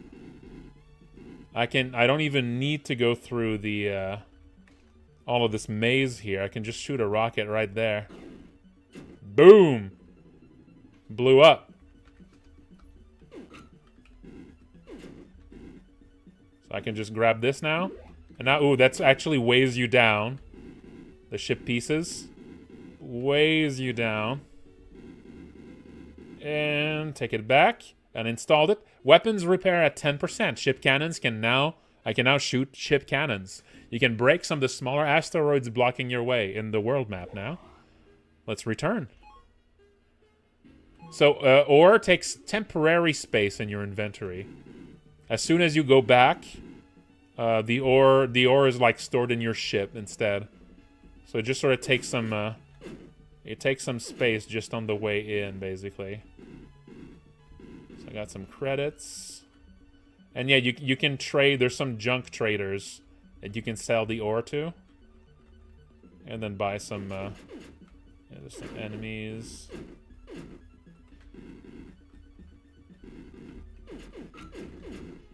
Oh, some more rockets. I could shoot through this. Let's use a rocket for that to clear that up. Boom. Got some scrap out of it. Just 1 point of scrap. It's a very like slow and methodical kind of little game here. And this is, in a sense, it's kind of like a reimagining of an older project I have. Oh, another gun here. This is a spread shot. But yeah, so I made another game a little bit like this, but instead of being themed after like ships that you're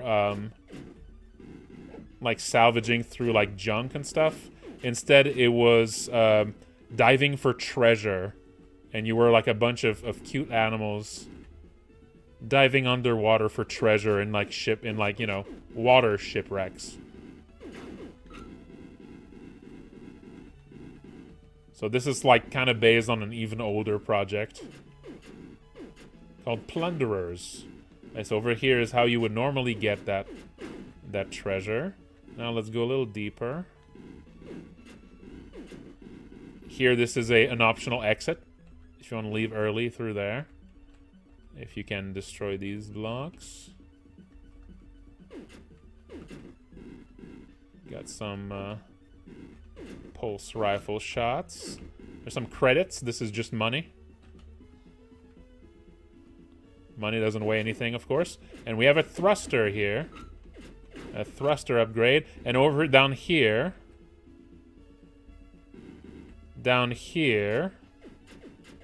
We actually have a power. This is actually a power generator thing.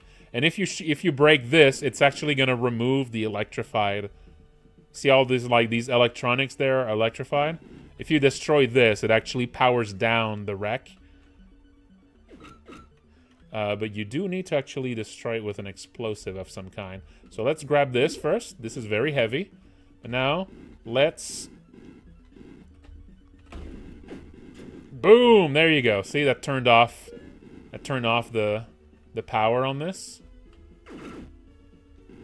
And these actually can give you electronics if you break them. So let's try to break one of these.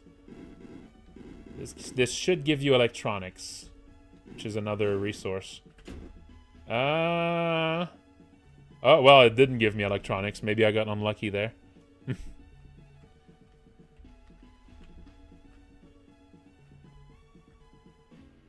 All right. Propulsion repairs at 10%. Ship propulsion and handling improved. Unlocked reactor thrust. Hold X in the space map for a burst of speed. You may now travel further away from the gravity well. So that's the thing. You need to upgrade your thrusters to be able to actually move away from the center. So you're like stuck in the center. Now movement is a bit faster. And there's like this radius. So you can't go past a certain distance away from like like your exploration is limited until you unlock more of the thruster upgrades. All right, let's check out this small ship. Yep. All right, this is just windows you can break.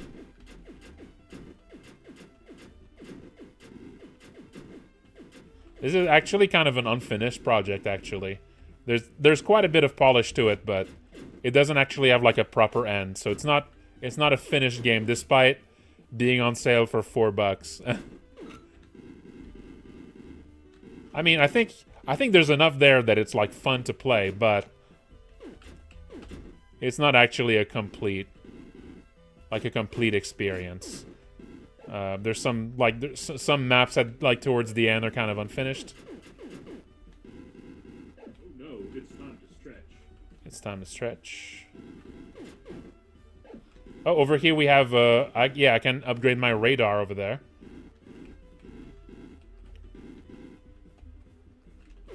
This is Space Junk Scavenger. Yeah, I can destroy this here too. Let's use a rocket.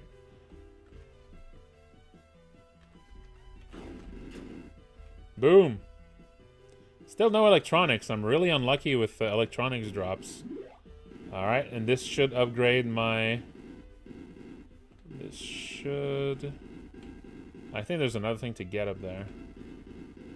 This should upgrade my radar. Detection repairs at 10%. Energy detection display online. Ship scan information improve. So now you see this map here now actually appears. And this actually shows you like where you found stuff. And you can actually show you where other scannable locations are that you haven't found yet. And at one point I think it would show you like enemies. But I don't remember if I actually implemented enemies in this version. I think there's another thing to get here. Yeah, I wanted to feel like, you know, you're managing your little ship. Okay, no, I don't think there's anything else here. There's just an alternate exit. Yeah, I think that's just an alternate exit. Yeah. Oh yeah, you need to upgrade it further to actually have local detection. Okay.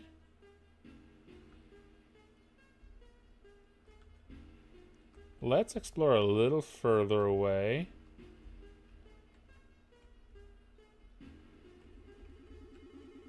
I can't actually break those big rocks.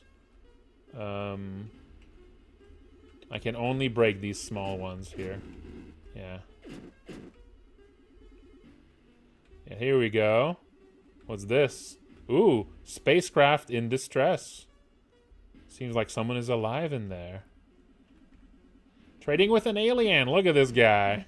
You can sell resources or buy items. What a goober. Now, that's what I call a goober, folks. Sell some resources. I can sell scrap or ore. There we go. There we go. And then let's buy some items. So these are a bunch of things you can get. Look at all that. A lot of stuff you can get here. You can get little mini rockets, a drill beam. That's a drill beam is basically like that can cut through almost any block at all. So you can use this to like make a straight line to the treasure you want. Cryo shot, flamethrower, grenade, dynamite. That's like the best. I think that's better than the explosives. I forget. A light stick that expands the light source in dark areas. Protector shield, therma shield, because there's different like, things that threaten you. There's the radiation shield if you go to like a heavy radiation place. Grav neutralizer that removes like the effect of gravity on your character. Protector bit orbits around the user to intercept projectiles and damage enemies. Makes weapons more powerful while it's active. And a warp design. Use it first time to set up an exit portal and use again to warp to that portal. Keeping the exit portal open drains energy as the user moves further away from it. There's a bunch of little gadgets here.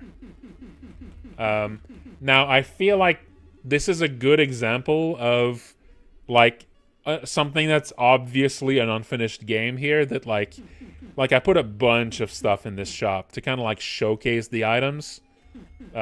Like normally you would want way fewer items in the first shop. You want to just introduce 1 or 2 items, but here I just put a bunch of them in like the first shop like that, because that just kind of showcases all the little things you can play with. So yeah, so it's not very well balanced. That's like it's a little bit overwhelming, that amount of options in the first shop. I forget if the flamethrower is worth anything. Oh, I don't have enough. I don't have enough credits. Yeah, okay. So I can't actually buy anything yet. I'll need to come back a little later. Obviously, here you should need to be able to talk to that alien, not just trade. It's another little, like, obviously, when this is over, or when this is like more detailed, you'll be able to talk to him. They might have like little quests or something. And ooh, big ship. So I'm not gonna play too much more of this, but let's show like a big ship here. Oh yeah, this one's dark. Yeah, this one's dark, and yeah, it fades in and out. Yeah, it's like the power isn't completely out. So the power kind of fades in and out.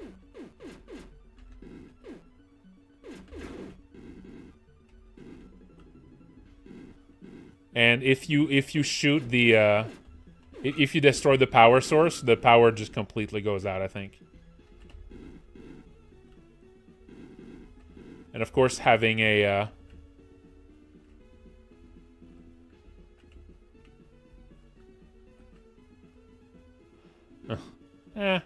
not really. See, now power's coming back, and oh. I actually forget what this is. A sensor thing? It's not that bothersome.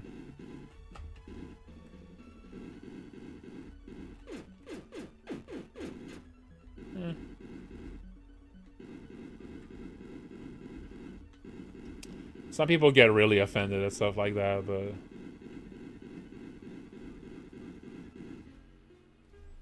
I guess it depends on what it's being compared to. Okay, so ship core repairs. Ship energy consumption improved. Spacesuits energy capacity increased slightly. Okay, let's go back.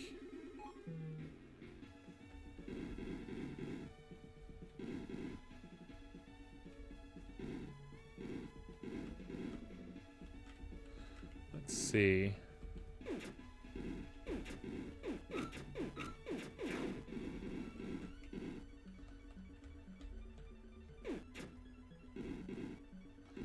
See if I can find another part here. Oh yeah, in order to get through this, in order to get through that, you need to shut the power off. So here the power is used as a kind of like a key thing.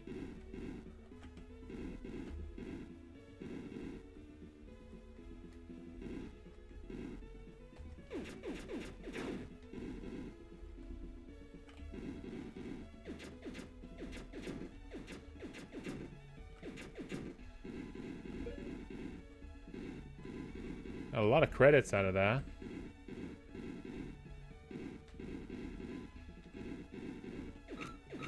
Oh. Let's use this to shoot a way through. Boom! Yeah, a lot of scrap.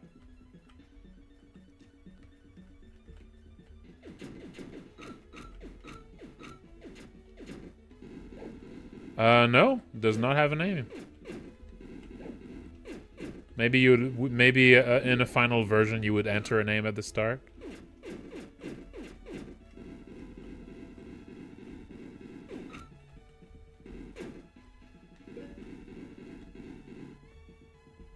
Alright, so now I can upgrade my scanners a little further. Let's try to remember the way back.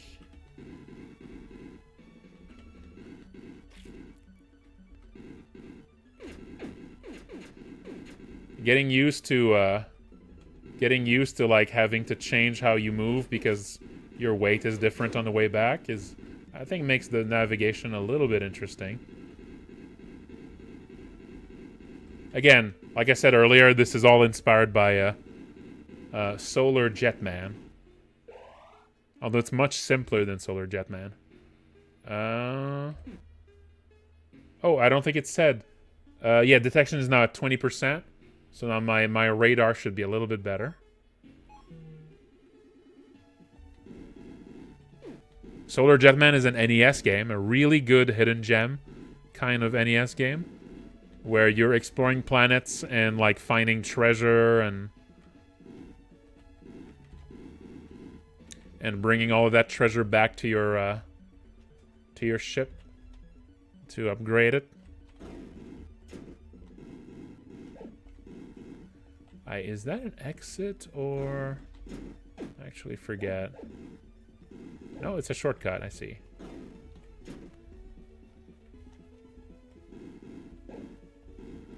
Alright, open the shortcut.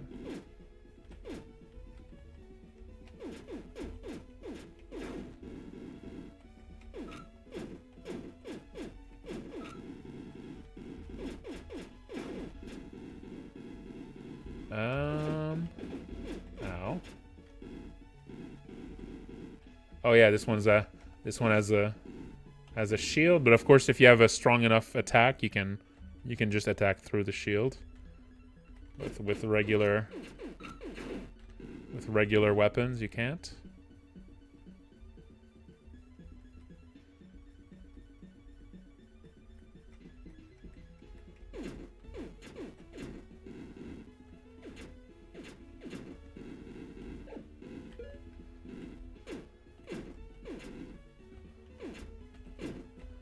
Got a lot of credits now, and I could exit through there.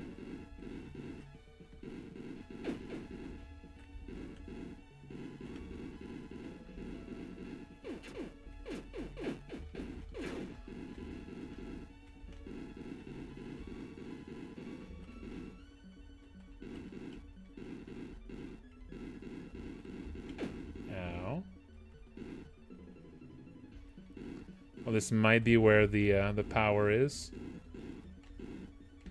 Yep. Oh, that's a big power core. And so this one, the power, instead of just a single thing you break, this one actually gives you a power core that you bring back to your ship to improve the power systems. So this is also, so this one is like, it doubles as both a piece to bring back to your ship and something that disables... ooh, big gun upgrade here. I need to come back there. Ooh, got a flamethrower. Nice, nice. I could blow this up with an explosive. Let's do that. That way I would be right back here.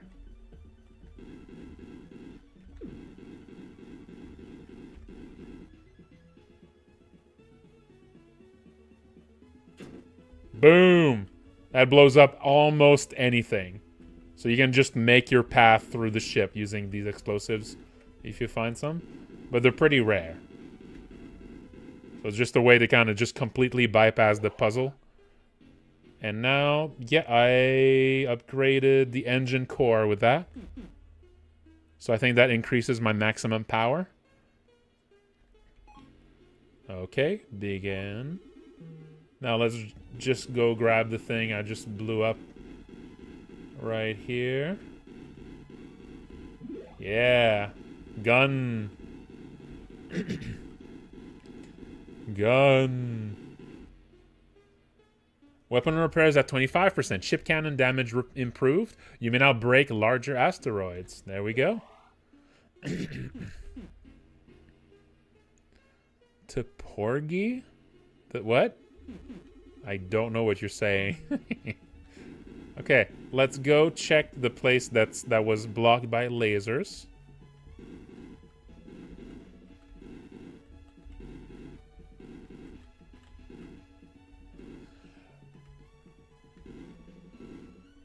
Oh, right. Porgy. No, but it's possible Porgy was inspired of the game, of the predecessor to that game. Because this game is sort of a, like I said, it's sort of a remake of an older project. And it's possible that older project inspired Porgy. I'll show that older project after that. I'm not sure. It might not be, but it's possible.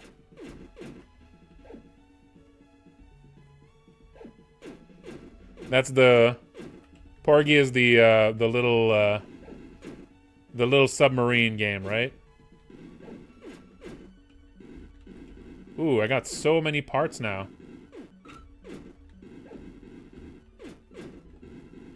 So much ammo. I wonder if there's any other part I can get from here. No, I think that's it. I think I got everything. I think I got everything from here. Yeah, I think I did. Yeah, I can show Plunderers after this. Plunderers is the project, is the spiritual predecessor to this project.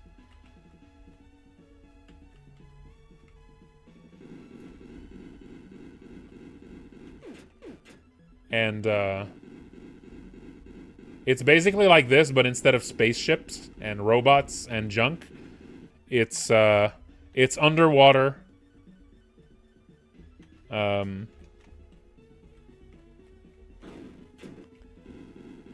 It's underwater and you're looking for treasure. It's not a Metroidvania, though. It's more like this. It's like a bunch of little places you explore. Let's see if I can find something else here. There's gotta be some more. Oh, we got a place here. Scanned. That's space debris. I don't know if there's a part to get from the space debris. I could go sell some more junk here.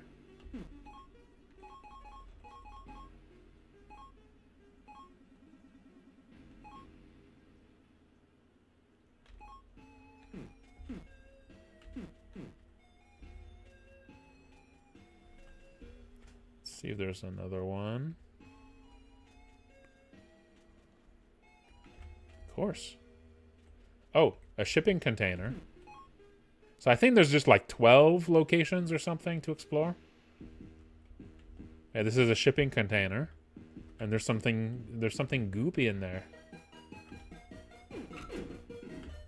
There's something goopy in there.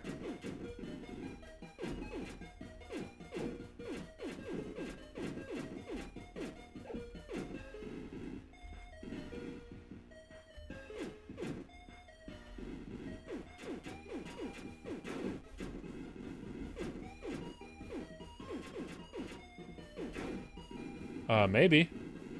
This was all composed by Eric Shoemaker, so there might be some recurring melodies here.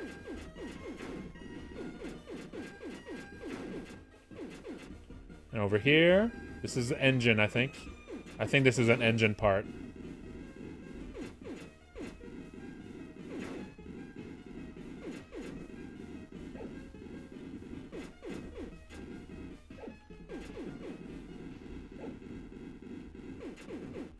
Ooh, dynamite. Yeah.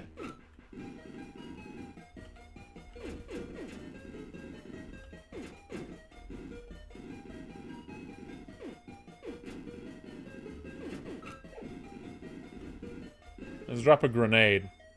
I forget how good the grenades are. Well, they kind of bounce a lot. Makes it a little harder to use to actually destroy things.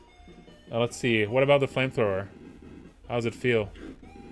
Oh, yeah. I remember experimenting with flame effects. Oh, yeah, and it actually sets fire to stuff. And it can spread. I remember. It only spreads on certain things, though. Yeah, I had some fun with that. I remember experimenting with a bunch of fire effects at one point. It was fun. Hull repairs at 10%. You may now store excess items and resources on your ship. Resources are also automatically stored on your ship when you return from scavenging. Right, so now... I forget how you do that, though. I forget how you actually, like, put items away.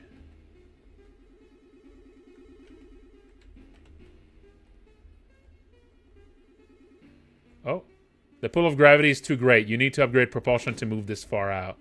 And I detect a place there tantalizingly close. Yeah, you need to upgrade your propulsion to go any further.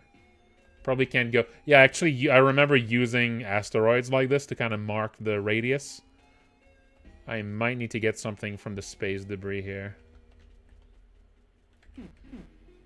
Oh yeah, ship storage. There you go. Yeah, this is how you can put things away. So now I could... I'm gonna take this out.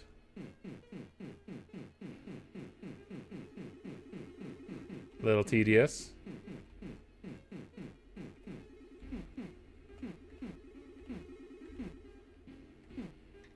Let's take away the dynamite too. And begin incursion.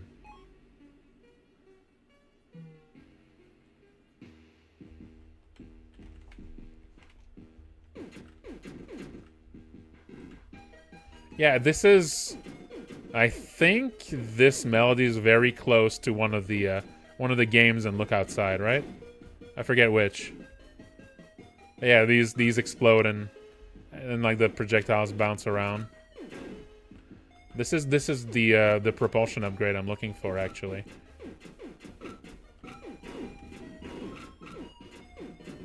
So you see that it's that style of gameplay that's more about careful movement than, like, you know, than super exciting action. And here we go. Hopefully with this I'll be able to explore a little further away. There might be another item here. Propulsion 25%. There you go. So now I can expand in my range away from the gravity well.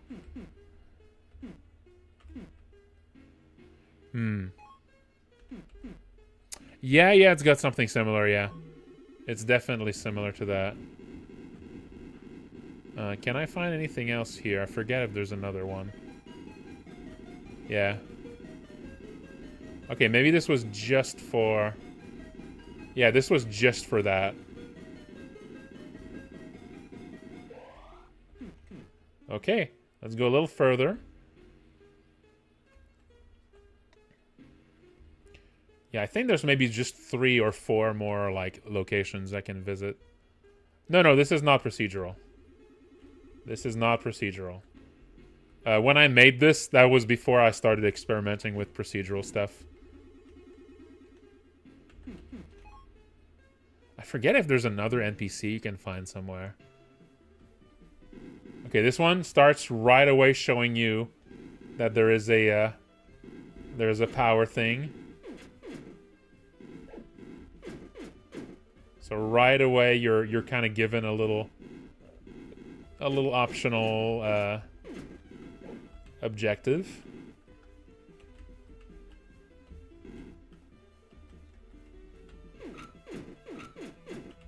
So if you have explosives of some kind, you can try to go in there and destroy the power generator. And let's do that. Why not?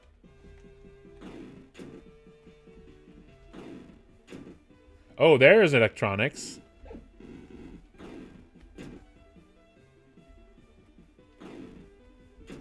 There we go. Got some electronics. And now, this is going to be a small power. Oh, no, it's not even a power generator. Oh, you can break all of these to get electronics. Yeah, you can just get a bunch of electronics from all of these.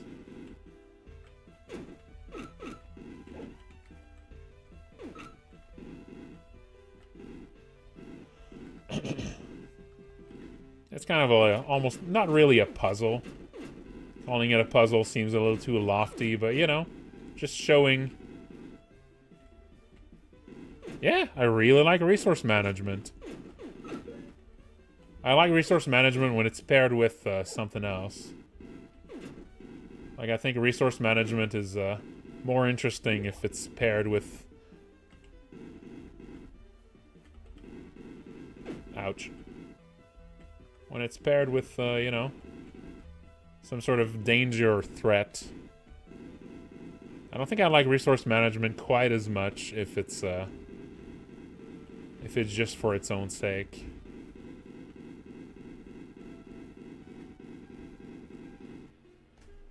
Ship repairs at 10%. Your ship's shields are now online and provide basic protection from collisions and radiation in the space map. Spacesuit is now also more effective against electric shocks.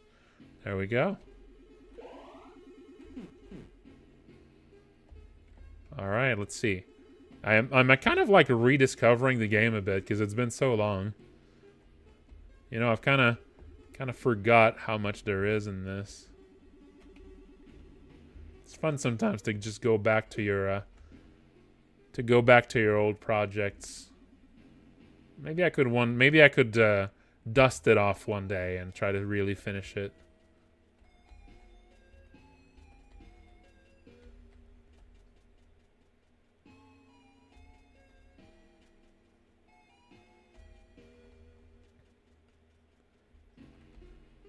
And oh yeah, these. Yeah, I definitely can't break this without having a serious upgrade. This is a big asteroid.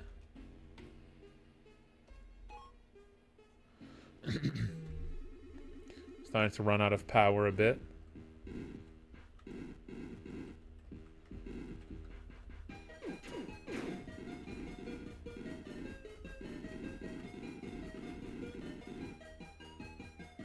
Right, I need to kind of dig into this one to get to the good stuff inside. But of course, oh yeah, the interior there, I think that's like valuable. Yeah, you go to the center there to get that valuable crystal. Yeah. This is all literally about just destroying an asteroid to get inside here. And I think I might need... Oh, you can get some ore in the way, too.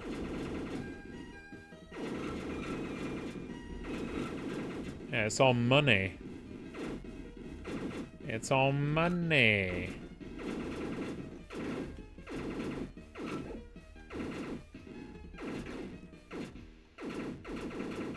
Yeah. Look at that. Ethrix crystal.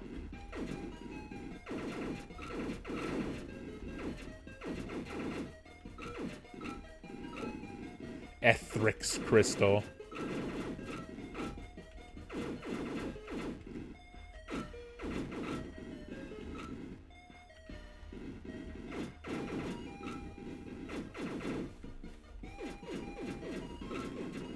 See if I can get some more ore from this.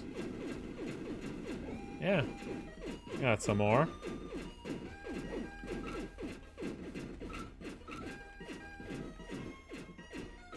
Oh, now I'm running out of power a bit. Maybe a little grenade. Boom. Cleared up a little bit. Yeah, so no parts in there, just some resources. Let's see. I must be getting close-ish to, yeah, I don't think there's too much more places to explore. Yeah. I mean, if I had experimented more with an asteroid cloud here. If I'd experimented more with procedural stuff, I would have probably put in some procedural elements. Like maybe there could be a few like areas that are procedural mixed in with the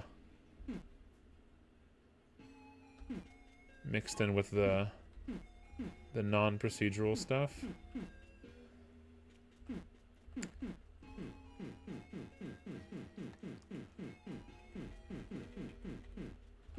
Okay. Let's not get rid of the... even a single missile is still useful. Let's get rid of the fire. I should have made it that a single tap gives more than one. It's a little tedious.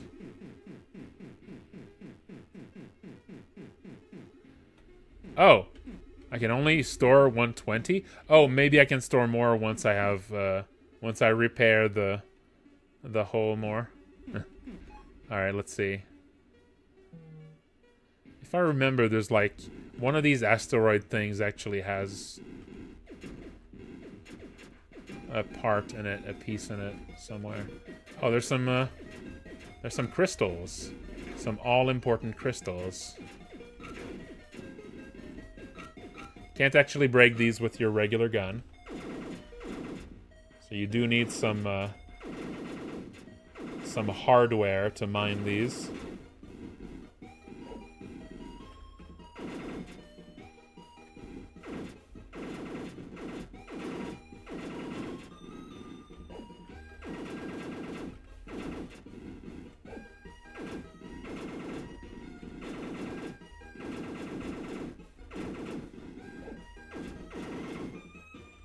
Ooh, some fancy crystals in there.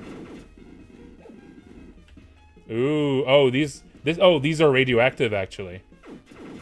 Right, these are radioactive stones. And you can collect them. Right, I forgot about that. Emeralds. You can sell them. They're just a resource you can sell. Let's see if I can find some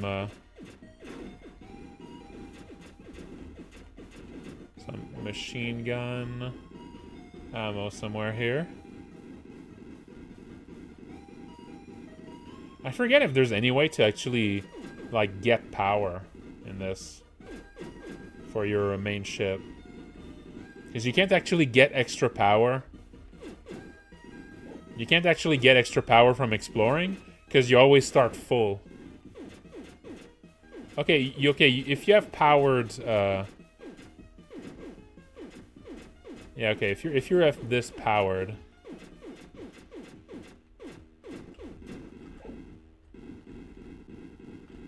you can actually dig through these. Bunch of grenades.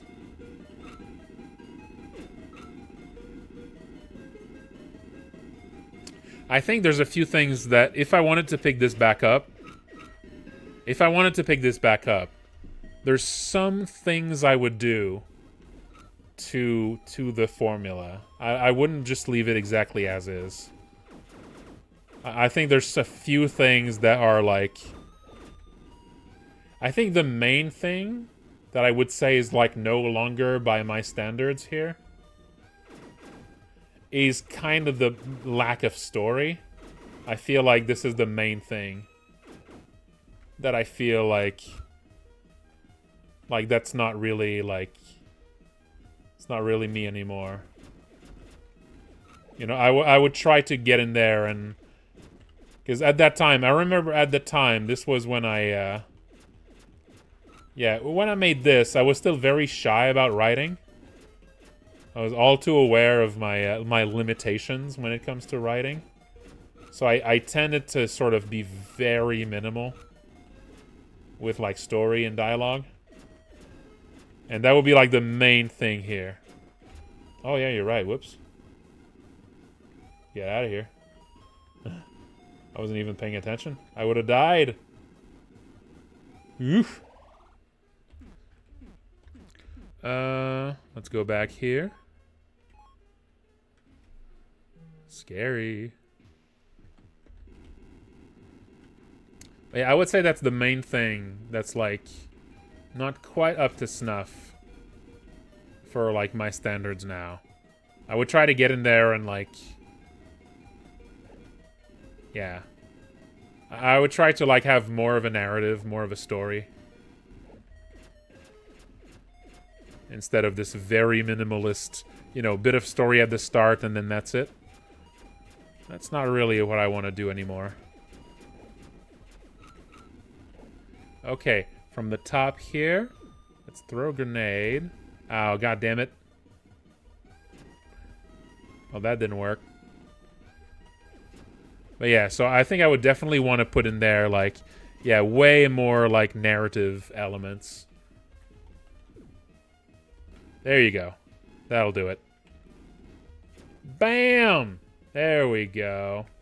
And now, I'm going to use this to dig into the rest. Yeah, that's the laser drill. That's made for digging into things, but it's very valuable. So you want to keep that for the good shit. Yeah, I'm very happy with how it looks. I would not change how it looks very much here. I think the only thing I might do for how it looks is maybe do a thing so that when blocks are touching like this, have something so they kind of fuse into one piece. Right? Have something that appears behind it so that they fuse into one piece until you break them off. I think that would look really, really good. Yeah, that's what I do. A background block that only appears while there's something in the foreground for it. Yeah. Okay, let's keep going. Yeah, I think there's only like 2 or 3 like major elements here left. Another shipping container. Let's grab more bullets from here. Yeah, that should help me.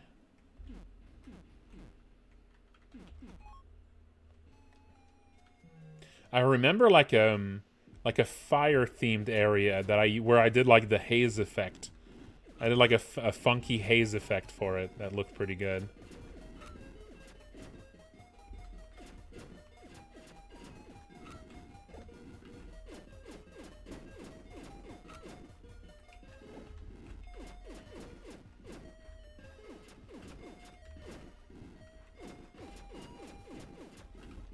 Yeah, I'm not sure what I would do for to add more narrative to this.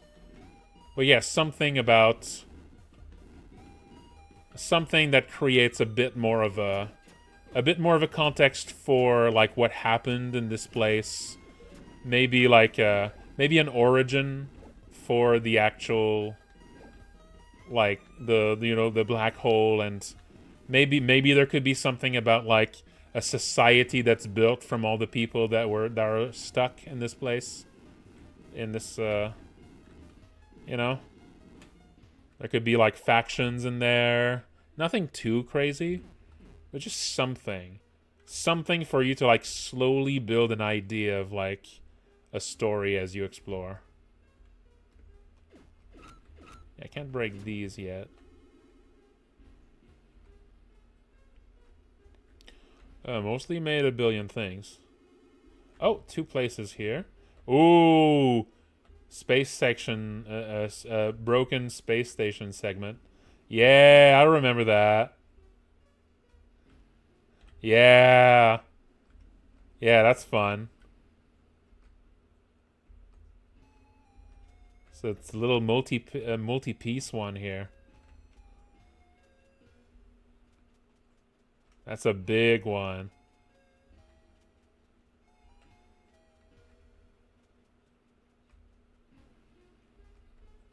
You know, there's a few, like, implied things here, but it's very, you know. Okay, let's go into this one.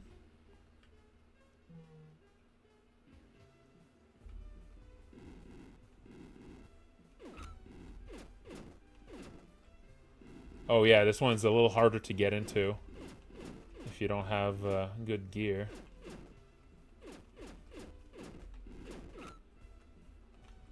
I should be able to get in with this, with the drill.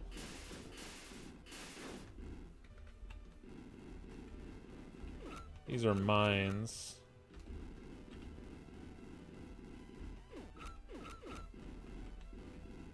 Oh yeah, you actually need, like, good weapons to shoot through these.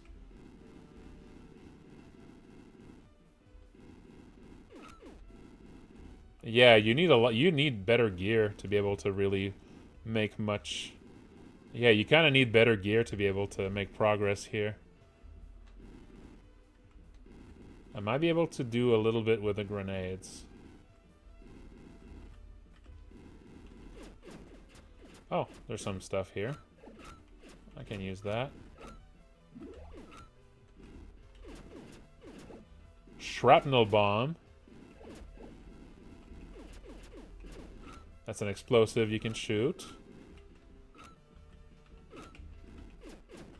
Oh, I've noticed the small rockets don't work. The small rockets are not actually added to your inventory when you get them. That's a little glitch.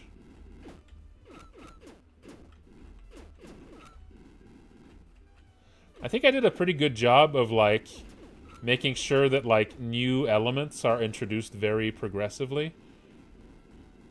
Like, to try and make most places you explore have, like, a unique thing to them. Except maybe the first few ones, because at this point you're still discovering basic stuff. Okay, now I can destroy the gray asteroids, I think. Yeah. Yeah, I think I can destroy the gray asteroids now. Let's store the shrapnel bombs. And let's store the spread shots.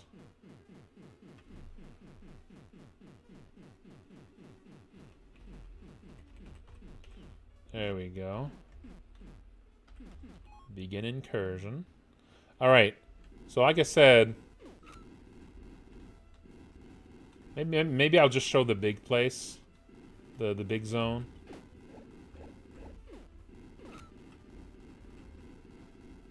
I think you get scrap if you can destroy these.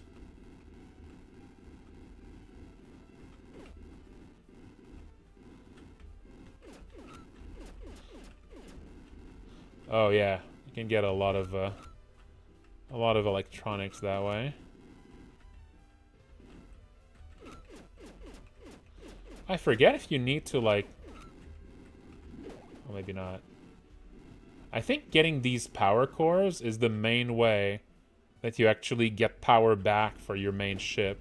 So these are almost like extra lives, I think. I forget if this actually gives you extra power to your main ship.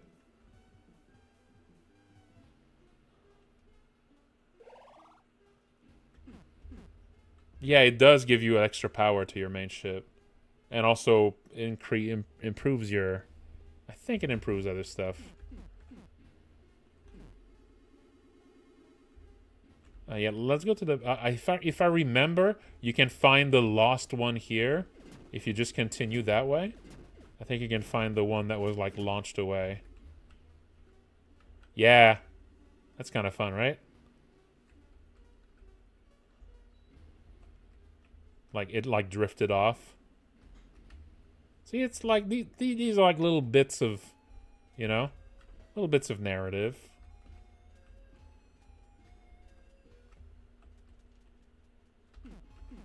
Okay, I forget what this one is like. I think that's the really, really, really big one. Yeah, I think that's like the really big...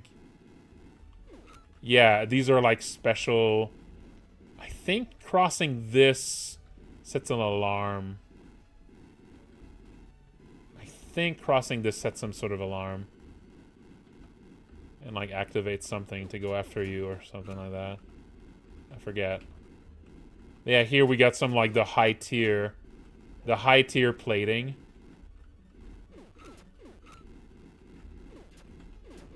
That you can't break with most stuff. I think you can only use explosives for those or something. But there's like some storage and stuff you can get here.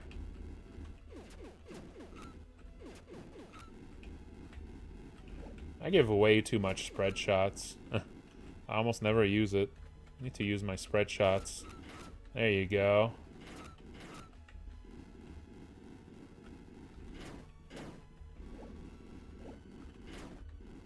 Yeah, it's great for clearing stuff.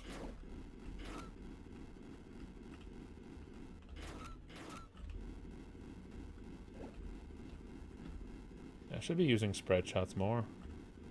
I find so much of it.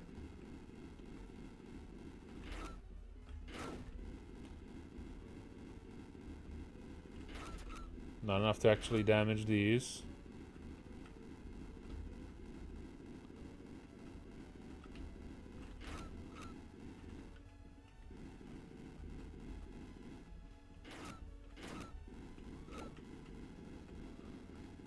Oh, right.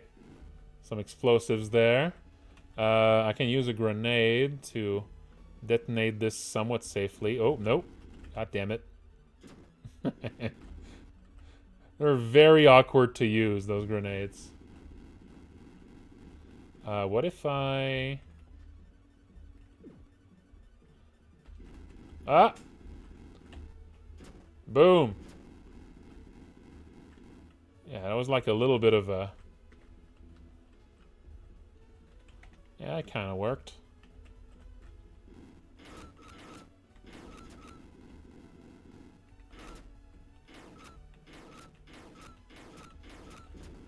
Boom!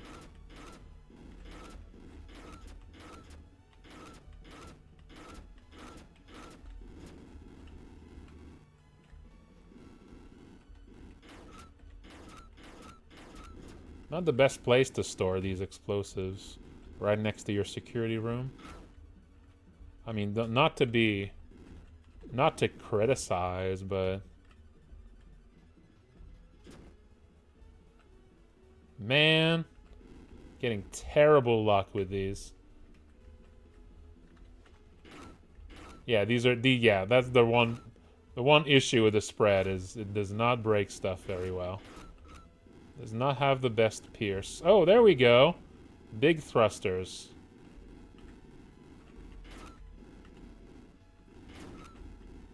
Ooh, incendiary bomb. We love to see it.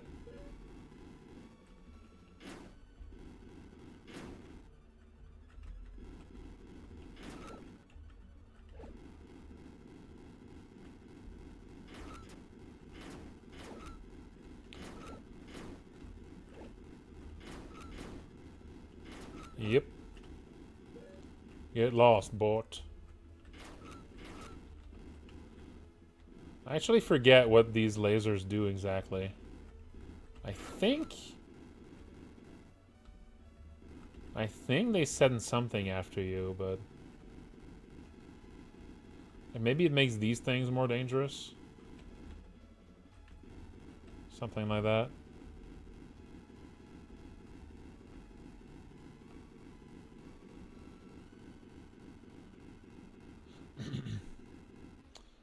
Yeah, I should. Propulsion repairs at 50%. There we go. Ship storage. Let's put that away. Put these away. Put that away. Grenades, grenades, grenades.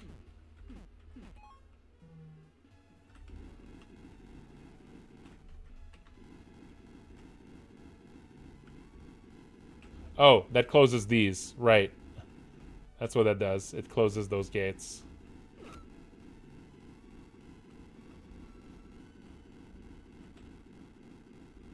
Oh, and maybe these also close the gates if they see you, and then they return? Is that what that does? Yeah, that's it. These are all alarms. And these are just different ways to trip the same alarm. Right. So this protects these.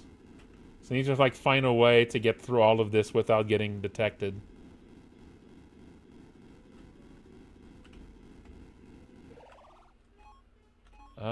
How do you do that again? I guess you stay on the outside. And... you find another way in here. And you have to just avoid those eyeball things. Destroy them if they spot you before they go alert. Yeah, these... you don't want them to see you.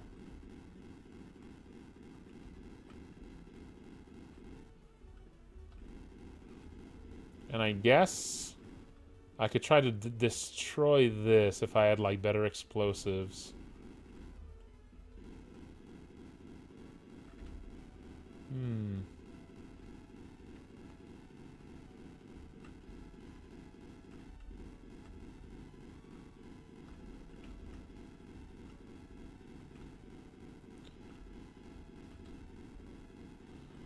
Yeah, these can be destroyed, these blue blocks, but they're just really, really tough.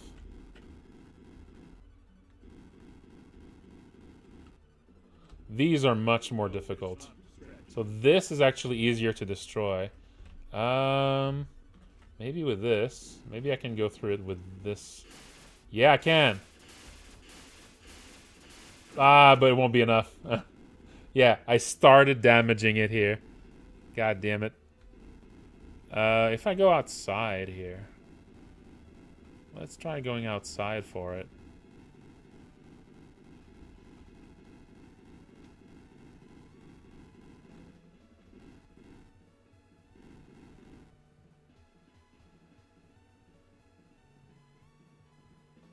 Yeah, I should be able to get in here from there.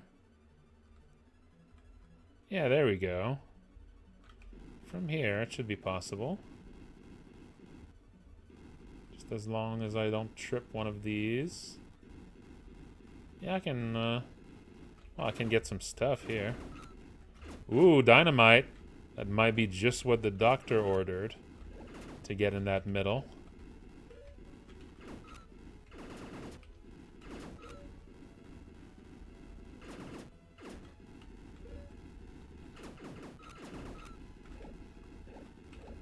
That might be just what the doctor ordered.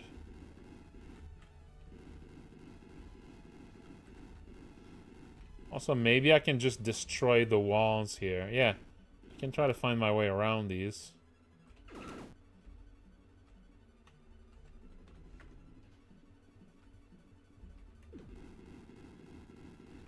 Dynamite. Boom. Oh, shit. I don't think that'll do.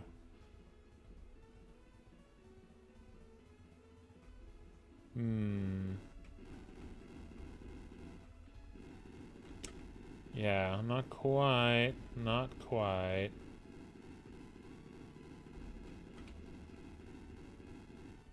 Here though.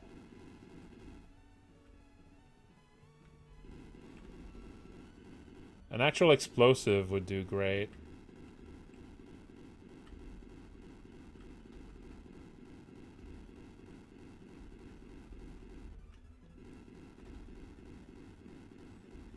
Well. Oh. What just happened? Oh, okay. It, like, disappeared for some reason visually there. Alright, there we go. That works. That was a little confusing.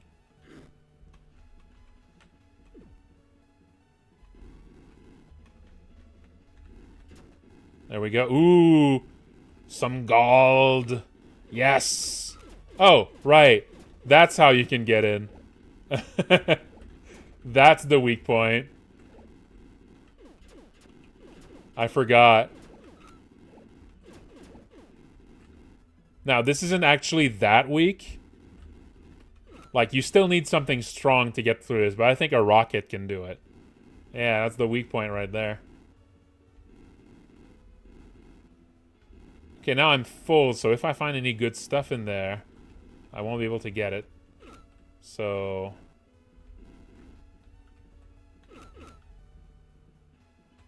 Woo. Let's get out. Put that gold in here. And let's get rid of this. And there's radiation shield here. Let's put this back because there's more radiation shield I can get. So let's just stow that away here. Alright. And... yeah, let's go back in there. I forgot I had kind of engineered a little bit of a weakness in the defenses. But that's kind of fun. I like that. Right there.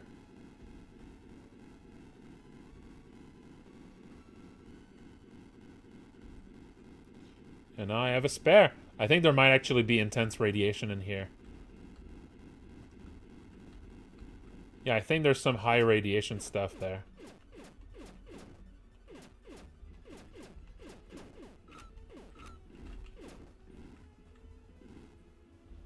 Man, I'm really not lucky with the electronics.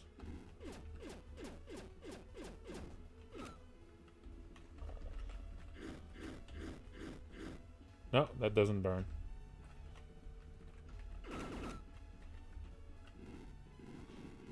Oh yeah, I'm absolutely losing. Yeah, this is irradiated.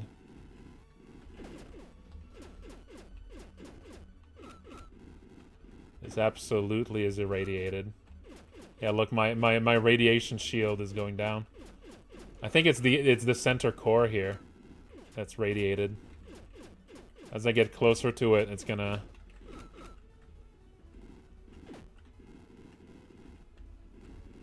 Yep. There it is. Yeah, even with the radiation shielding, that was still hurting me. And now the power's off.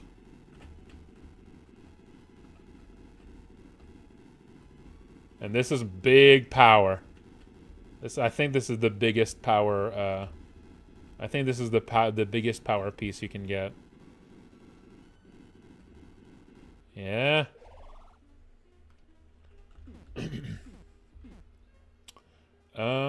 Salvage here again. Nope. There we go. There's some more stuff here too, but let me try to find... I think there's like 2 or 3 more. I think there's like 2 or 3 more places.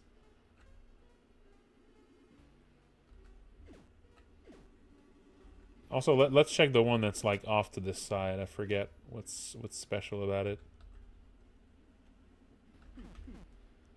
Begin incursion.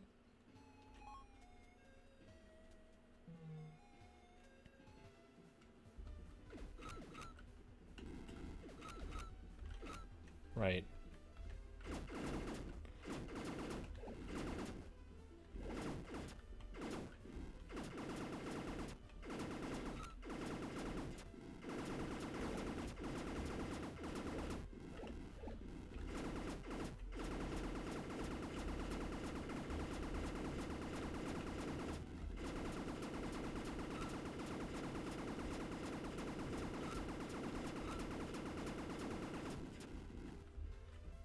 Alright, you can actually use their bullets to break some of this. Right.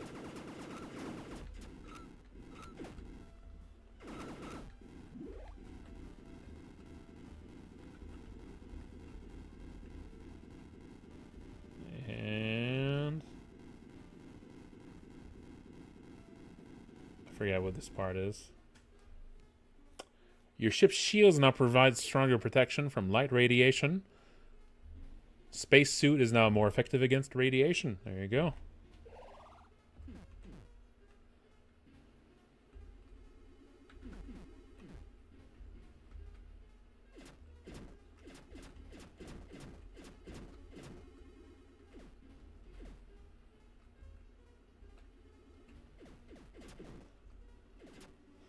forget what this glow is.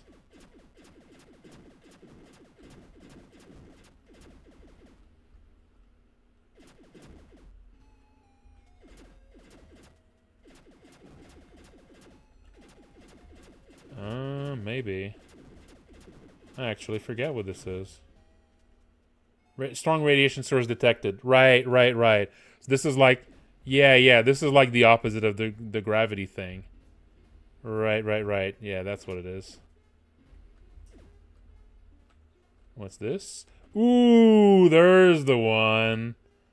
There's the big boy. There's a big boy.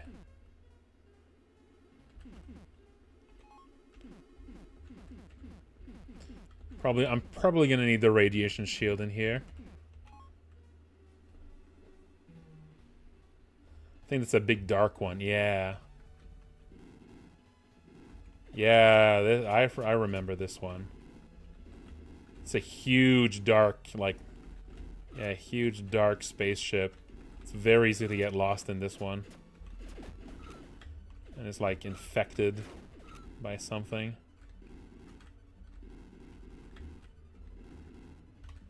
You kind of need to go in there with some gear.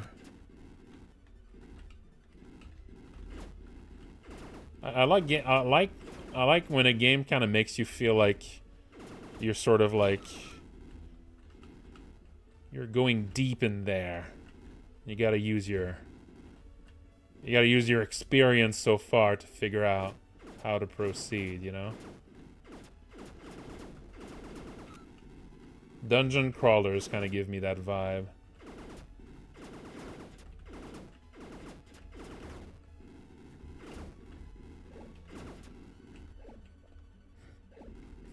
Ooh, oh.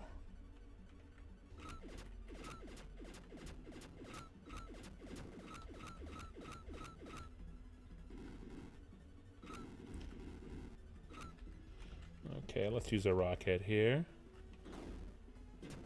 Nice. Got them electronics.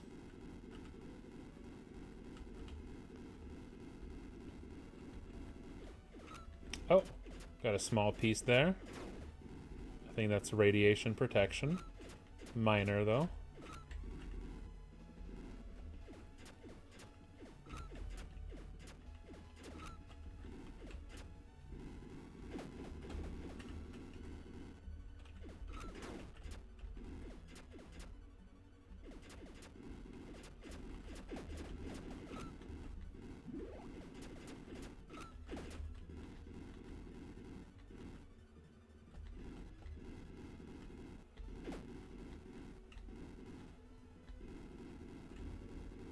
Let's get back out of here.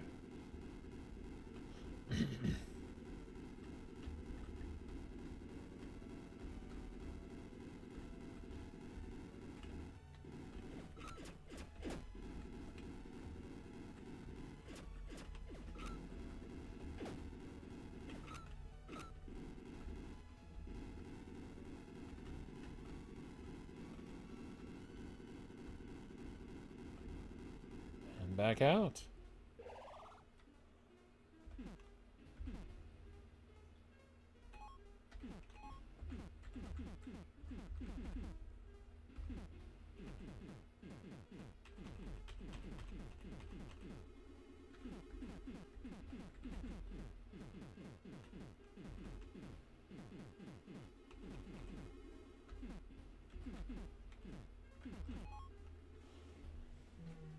Let's get in there.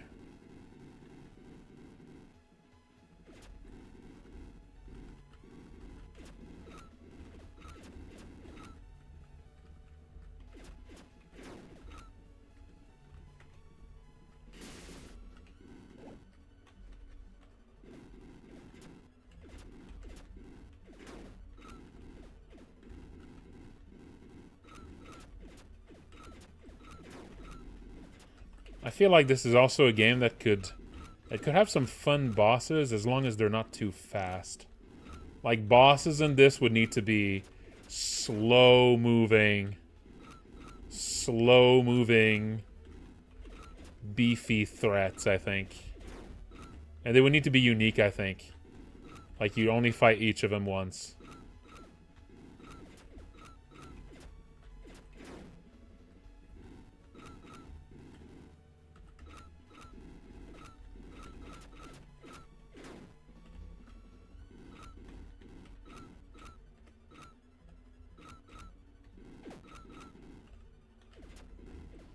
Oh, got radar upgrade. Nice.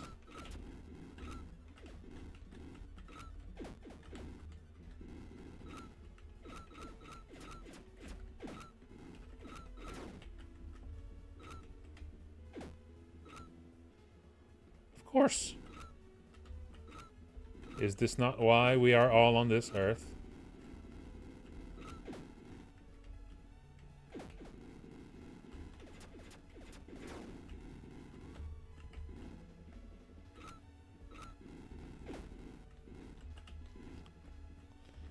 I think I can think of a few more like game elements that could be added to this. Like some local gravity wells. That could be a fun thing to do. That could be a fun inclusion. Basic on-site parts detection radar display online and ship scan range expanded. Nice. Nice. Getting pretty getting pretty far in there.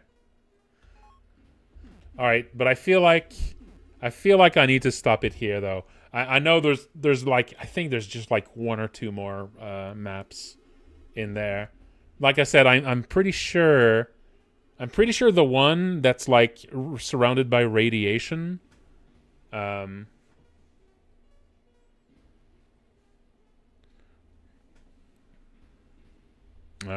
that sucks. I didn't know about that. But yeah, I think the big radiation place, I think that's the one that leads to the super like the high temperature area with like lava and stuff. And I think I remember there was also like there was like a ship that's like a biosphere with like plants and stuff, but I forget if I actually fully designed this one or if it was like a work in progress. Yeah, I think that's a really good. I think that's a good little preview of what this game's got. Like I said, you know, it's not really finished. It's not really finished. It's a little bit incomplete. But it's pretty meaty. You know, there's a lot going on in there. Oh, that's another big asteroid. With like more like valuables. I forget if there's another place with like some guy you can talk to. I actually forget if there's another spot.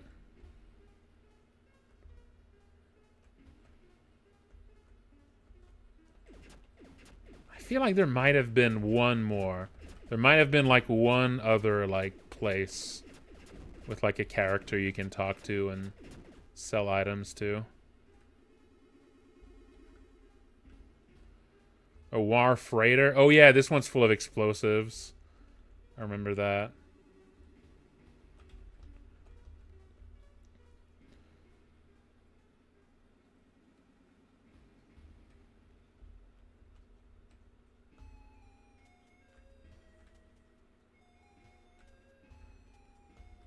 I think maybe some sort of I think it does show you the things nearby that you haven't scanned yet. Yeah, that's what I was talking about earlier, that there isn't really like there isn't really a way to yeah, there isn't really a way to actually gain more power. You can only spend it right now. I think I remember there was a place where you could buy power. But also, yeah, whenever you find a power core, it does give you a little bit of extra power, but not much.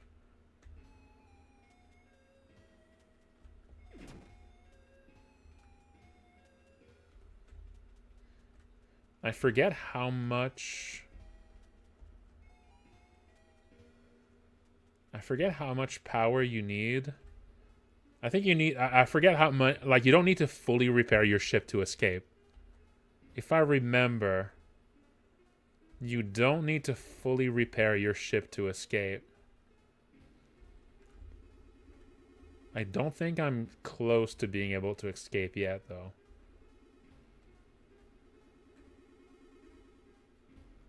Trying to see if there's any more explorable spots. Oh, that's another little radiation hotspot there. Yeah, here unscanned places show up as a gray square. So once you found a few oh, the pull of gravity well is too great, so I can't actually reach this one. But that obviously that's a big emerald themed asteroid. And oh, is this one? Oh no, I was hoping maybe this would be I was hoping maybe this would be another NPC. Let's try to see if there's another NPC somewhere.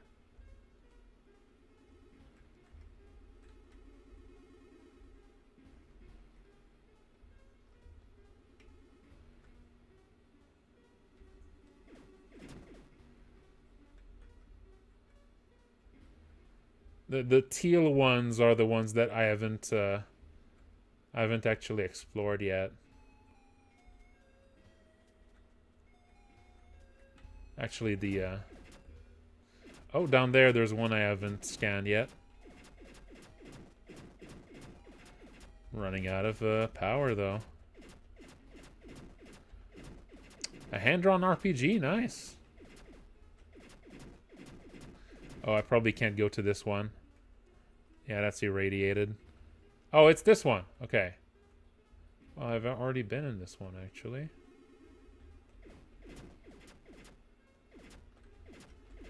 Let's see. Let's see if I can find more potential places to visit before I run out of power. But yeah, having like an actual, like, complete game over thing. Like, if you run out of power, it's actually game over. It's a little harsh. I'm not sure if I would keep that or if I would do something. Oh, that's another shipwreck there. A large freighter. Let's see what this one is. Let's see. Oh yeah, now this one. Now I have a radar that shows me where the ship pieces are. So I don't need to. Yeah, you don't need to go quite as blind as before now.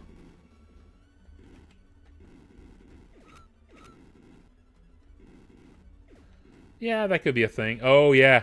Need to remove power to have access to that. I remember these used to be, yeah, they're kind of intense, those beams.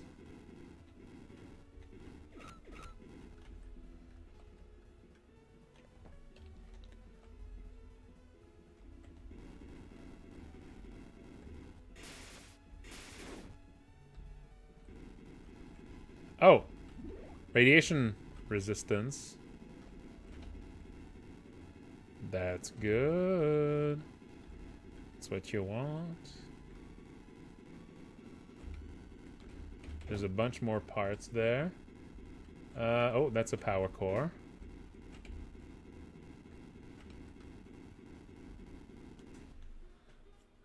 Your ship's, there you go. Heavy radiation. I might be able to go into one of those radiation hotspots now. Let's see if I can go into one of them. I might run out of power first. Uh-oh, I think I need to go get some power first here. Yeah, I'm gonna run out of power here. Let's go get this one here first. Oh, but I need to go over here.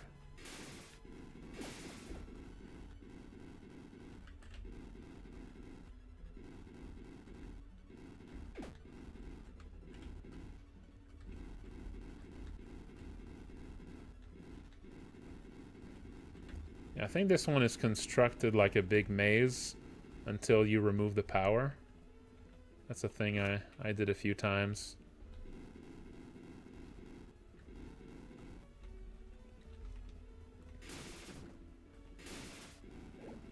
Oh. I mean, that's good.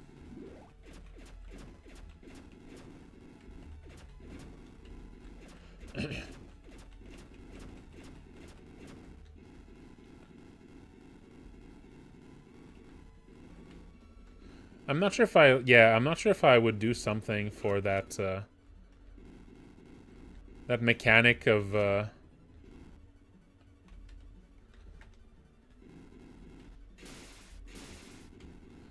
I'm not sure if I would keep that mechanic of,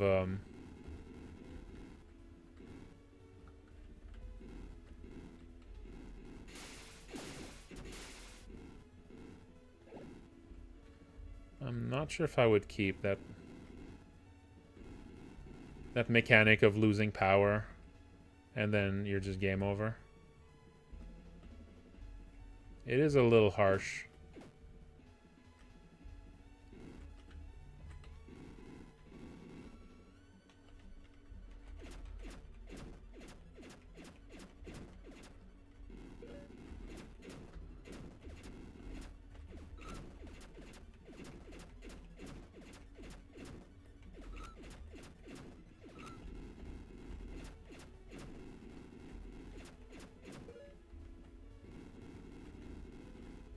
I mean, it doesn't always need to be a fail state. Sometimes you can just chill.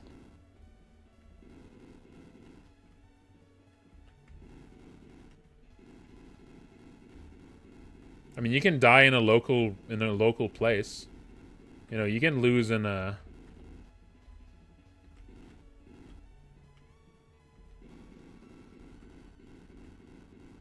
You can actually die in a, in a map, and that's death. But then you just reset at the start. You don't need to, there doesn't need to be a full fail state where you completely lose forever. I mean, there can be, but since it's like a longer kind of campaign sort of game, I don't know. Maybe there doesn't need to be a full fail state. Or maybe it should be at least easier to avoid a bit.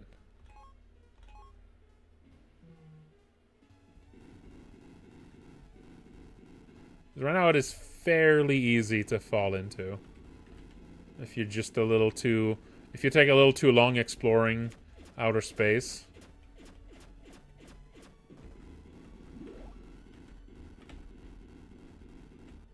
Like here, I'll bring this back. I think this just gives me like 100 power to bring this back.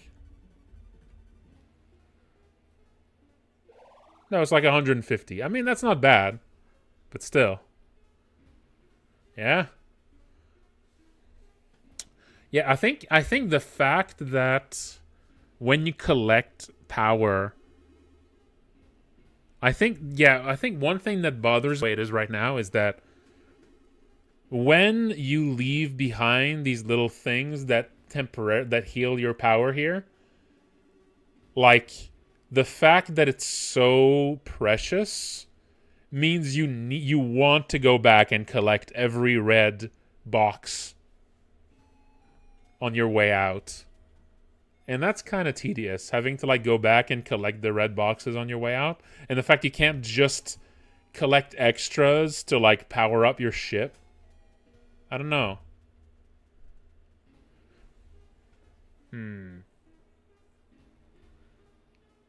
Like that's I feel like that would kind of force you to grab those, tediously go back and grab those red powers, those red power-ups on the way back always.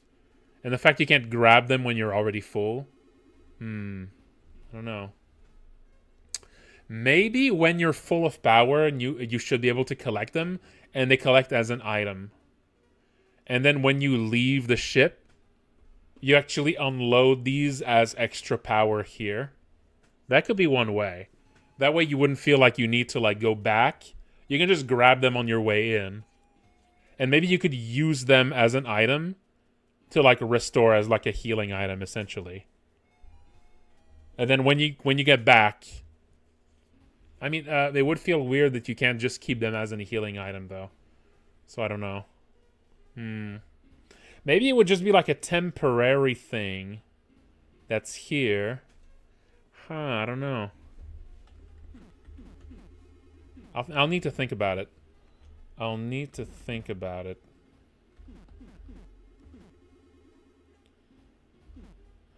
Yeah, I'm back to I'm like at 200 now. It's not too bad. Let's see if I can go to the high radiation zone. I'm not sure if I have enough for the high radiation zone. It might just... Yeah, I don't think I'll be able to go in the red here. Yeah. Yep. That's just enough that I can go in this one. Maybe the other radiation zone only goes up to the green. I'm not sure if that expands my exploration.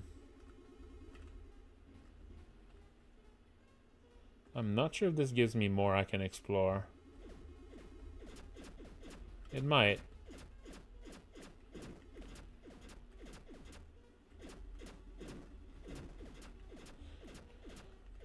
Those shots take a very high amount of power compared to like when you're just moving around. I forget what the fighter is like. I think it's just like a bunch of like weapons.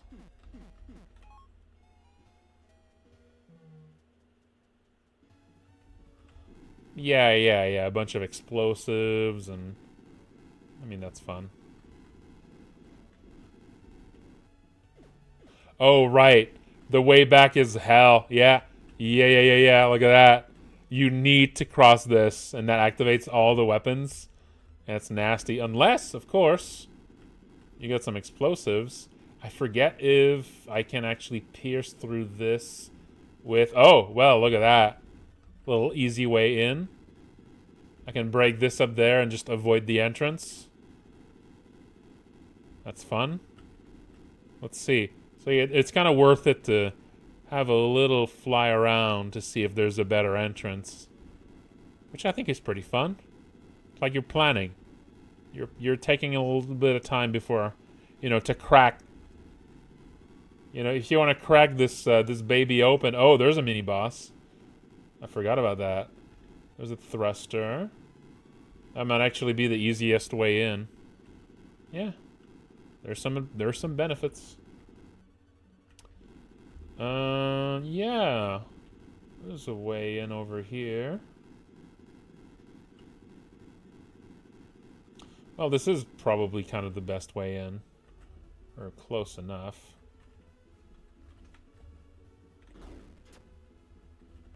Oh, it does take 2 rockets to break these.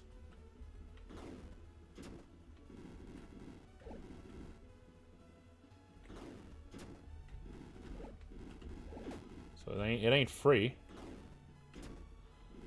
But you do get a lot of electronics out of it. And now, whoop whoop whoop. Whoop whoop whoop whoop.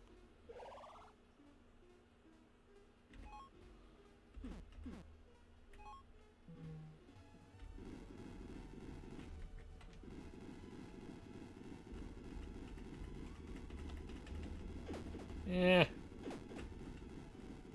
There you go. You're in there without alerting the big security. And a bunch of dynamite really helps you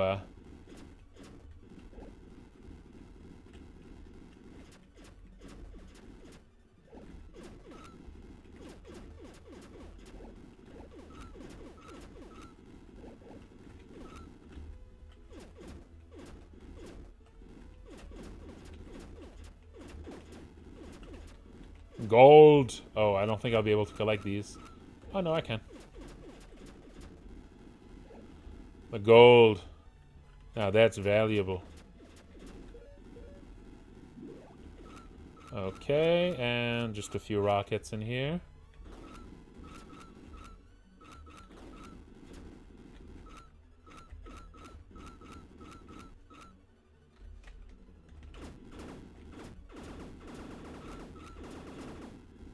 There we go. Salvage here again. Let's get rid of some of this. Also feels like you can really like prepare for a place. You know, you can go get some gear that you're gonna need, and then come back when you get all the good stuff. Feels like you're prepared, you know? That's fun. It feels like a little heist, in a sense. You're going on a little heist. I like that. That's fun. It's a fun feeling. Okay, I should really get rid of that guy at the end there. Boom! Take that.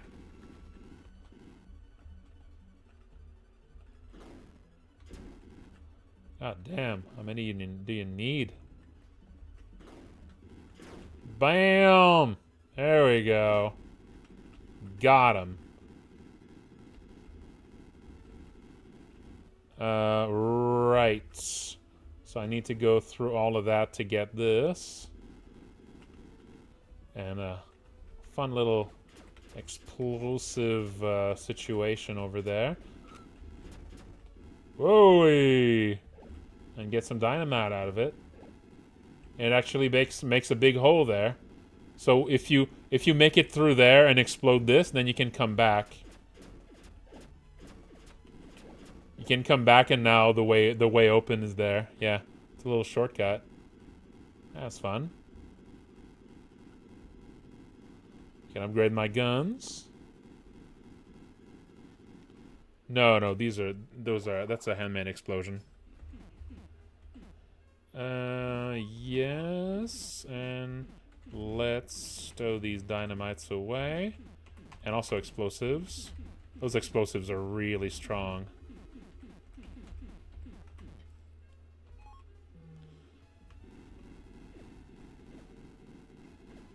Yeah, I think just a little bit more visual variety in the levels would go a long way.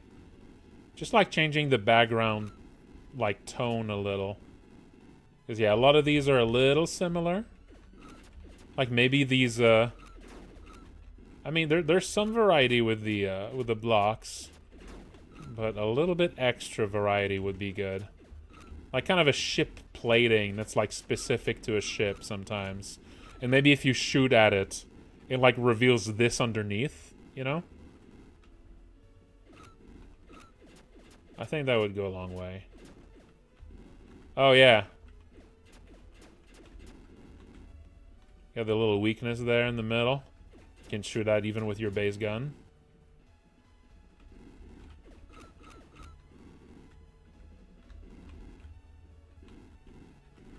Yeah, I think this kind of boss is that's the right...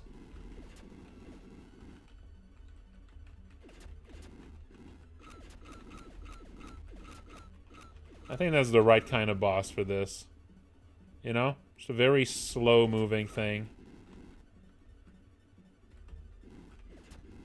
That, you know, launches a few lasers and stuff. Alright, but... I'm Bam! Oh, okay. It's got beef. There we go. That's a beefy lad. And with this, I should be able to turn off. There we go. I can just get out of there. And I got the power. Yeah. Yeah.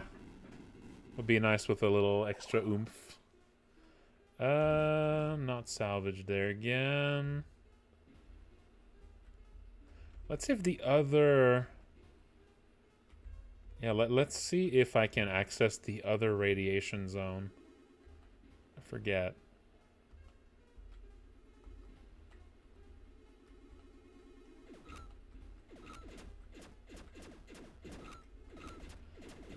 Oh yeah, the gun's way better now. It's actually like a rapid fire.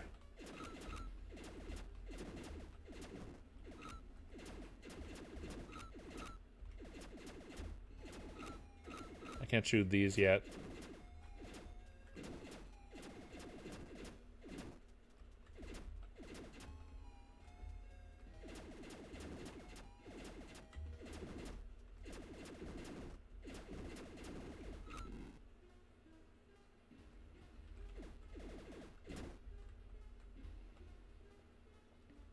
Yeah, I can't get into this one yet until I'm,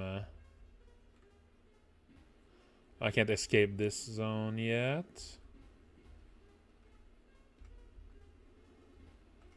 I forget what's in this, what's protected by those asteroids here.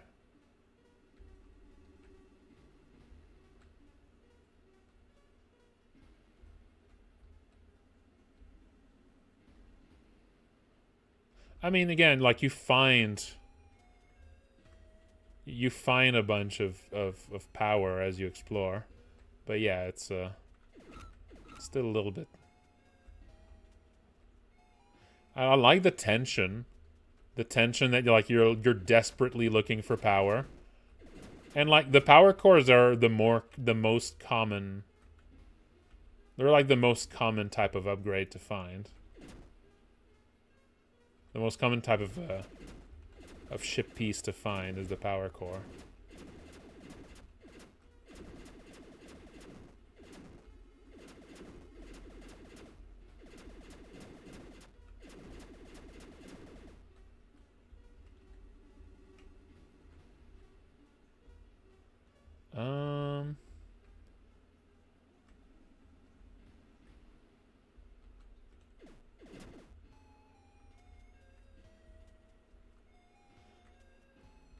Trying to find where the other... Yeah, I still can't go there.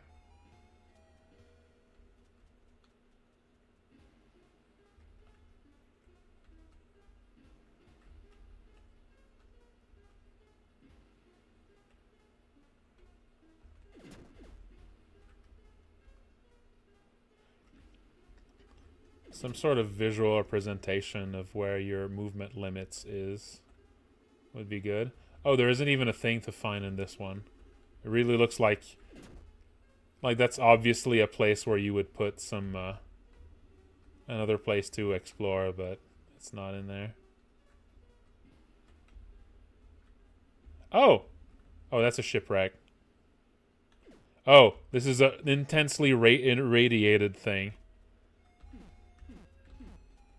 Ruh-roh.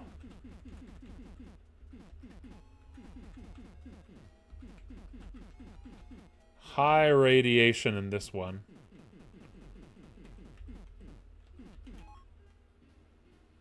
It's even glowing.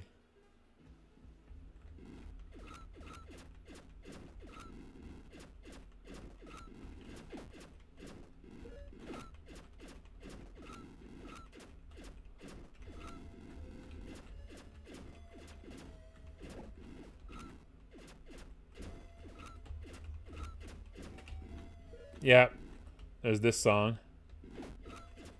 There's the one.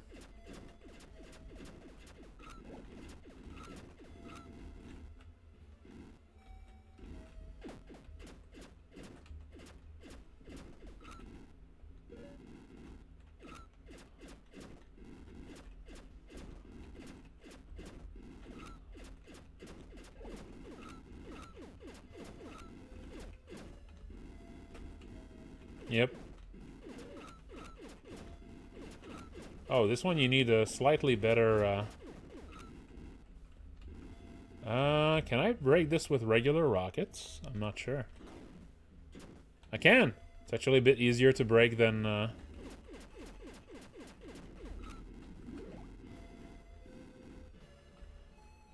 Yeah, this is exposure. Yeah.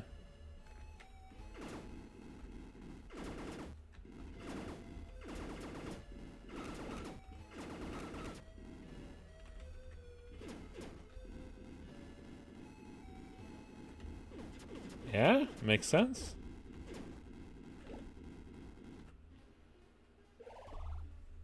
Part of the exposure expanded universe.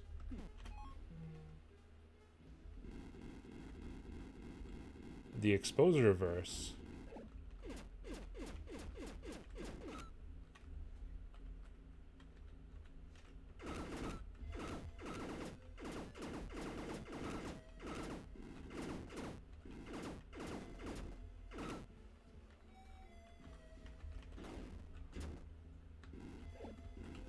And we got another radar update. Let's see if that improves our detection. Nope. Not quite enough for it. Yeah, of course. Oh yeah, this actually needs... To access this one, you do need level 1 radiation protection. Yeah. Oh, there's a big one over there. I forget what this one is. Oh, big asteroid field. Oh, but I can't... I need better... I can't actually access this one. I need better thrusters. Yeah, visual... I think a visual representation of, like, the... of where you can't go yet would be a good idea.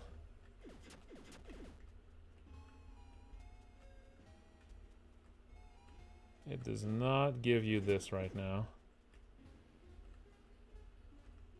There might be some places where you can get stuck between... yeah, there might be some places where you can get stuck because of the... like, the different things that can prevent you from moving. Or maybe you can get jammed between two. I could imagine that being a problem somewhere. Space debris.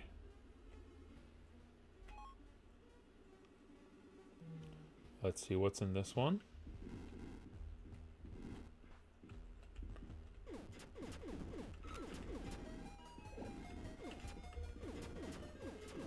Oh, this one's a mostly minor one. It would be fun to have in one of those, like, minor looking... in one of those minor looking ones to have, like, something terrifying attack you. Like, really unexpected. That could be fun. Like, you see one of these here, and there's just a giant shape passing in the back or something. Just an enormous shape. That'd be fun. I would definitely add that somewhere. But yeah, this one's literally just some gear. Yeah, literally just a little bit of... just some gear. I have played Metroid Fusion. Are you implying, you know, the Nightmare it's called, I think? That's what you mean, right? That's why you're bringing it up? Something like that, yeah. Yeah. Running out of radiation protection here.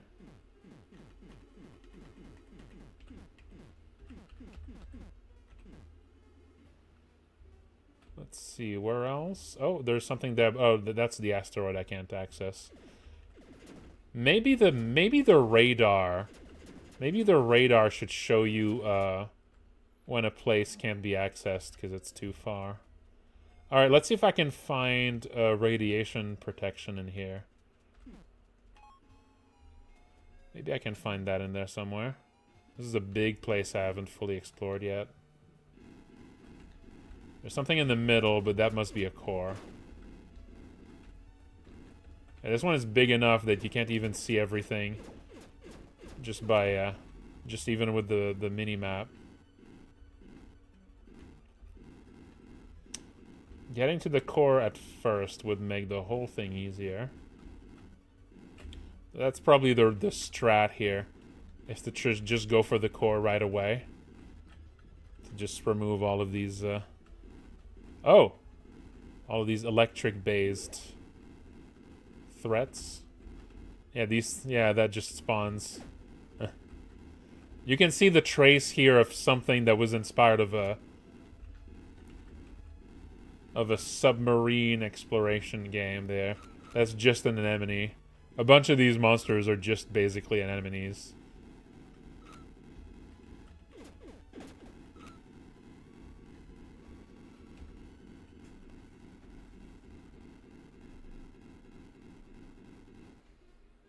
All repairs 25%. Ship storage capacity expanded. Equipped weapons are now restocked automatically to at least 50% capacity before going to scavenge. So you don't need to you don't need to give yourself ammo manually. Just a fun little, it's just a nice little quality of life thing there. All right, let's go get the power. You know, the fact that the power sources are this common,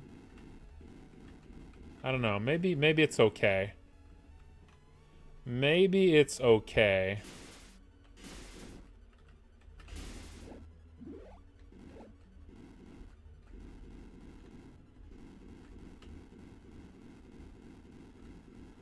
Maybe it's okay.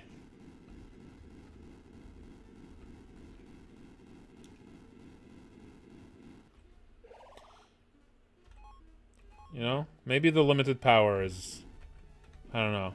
I guess it's hard for me to say because the thing is that I know this game very well. Even though it's been a while, I still know it very well, right? And that kind of biases me towards making the game a bit easier than it looks. Yeah, look at that. This is just straight up like a...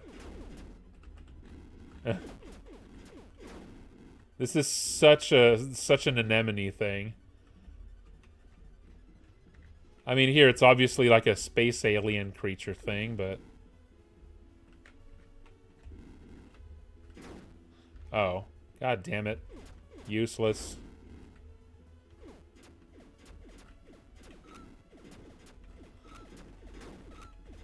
Yeah, look at that. Look at that monster. Look at that monster made out of tiles. Ain't that fun? Abadox ass.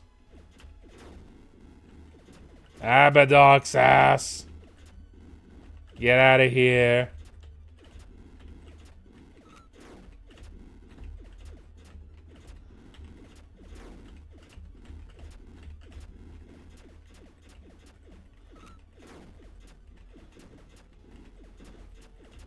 I would say, I'll say, this is definitely not gnarly enough for me. I would definitely add, like, you know, different color things there. You know? This could definitely be gnarlier as a monster. Oh, touching it does hurt you. I forget if these things drop items. These things might drop, like, some sort of biological... scrap. They might drop some kind of biological scrap.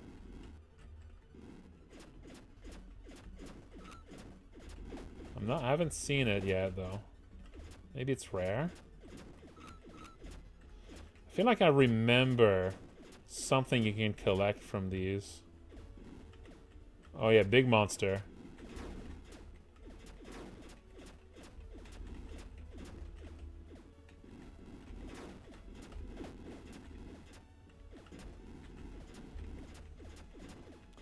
Yeah, you definitely feel like you're out of your depth when you're in this one, which is kind of fun.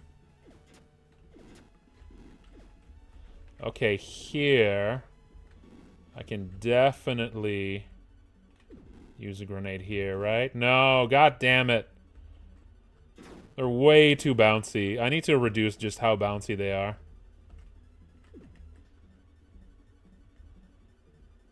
Like, they're just bouncy enough to be kind of useless, I feel.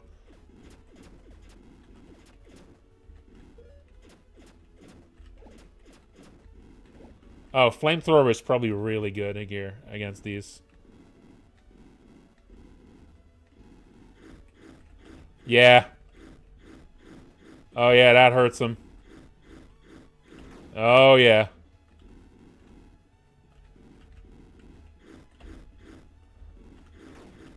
Yeah, that hurts him.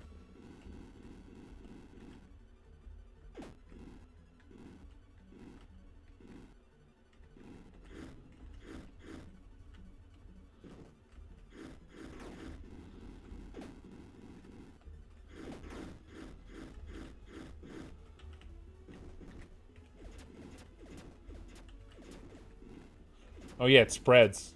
Yeah, it was spreading the fire.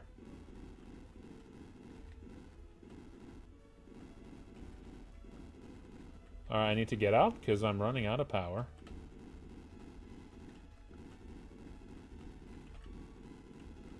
I need to get out of here.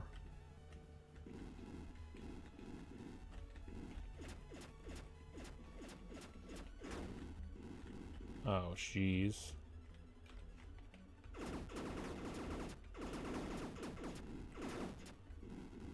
I'm actually gonna run out of power.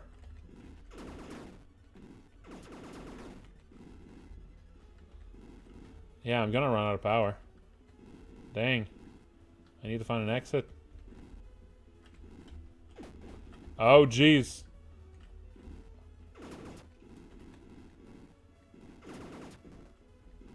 About to run out of power says what? Oh. Yes. Oof. That was close. I'm actually still not out of there. Let's see. Is there an exit I can find here? I have lasers. I do have lasers. Maybe I can find a place I can exit down here? No. Damn, I'm screwed a little bit. Yeah, I forgot that this is like an entire closed off section.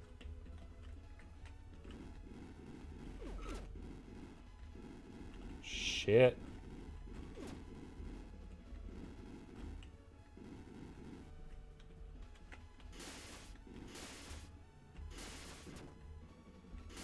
Yeah, I'm gonna die. Dang. Died in his own game. Can you believe it? My only chance left is to try to destroy the blocks in the bottom with grenades, but I don't think the grenades will do it. No, I don't think the grenades are going to do it.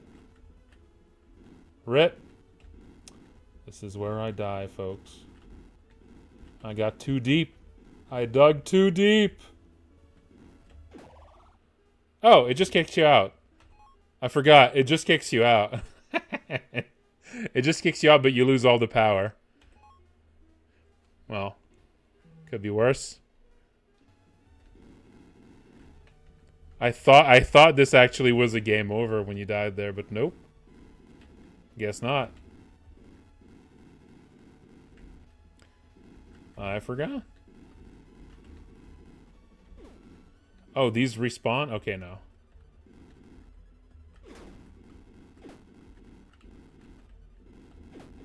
It would actually make sense for these to respawn, but...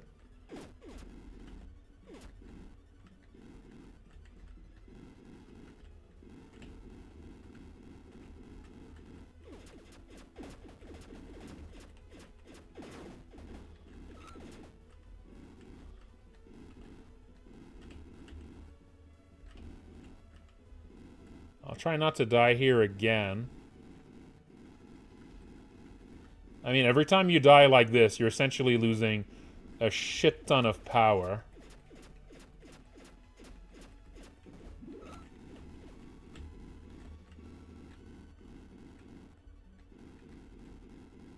So it's kind of like power acts as your extra lives.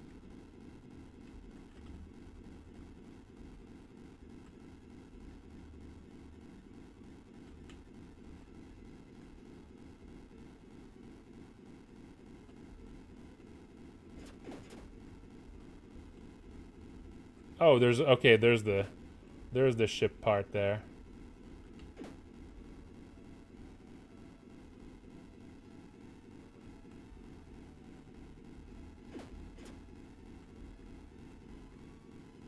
Well, I got at least... I think I must have gotten most of the power I lost. Yeah, I did. I'm out of... I am out of... spare... Yeah, I'm out of radiation protection here. I could use dynamite to get past some stuff here. Let's see. Did I miss anything in here?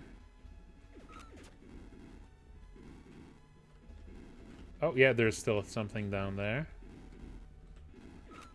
Yeah, the scanner's very useful. Oh, that's where I was digging earlier.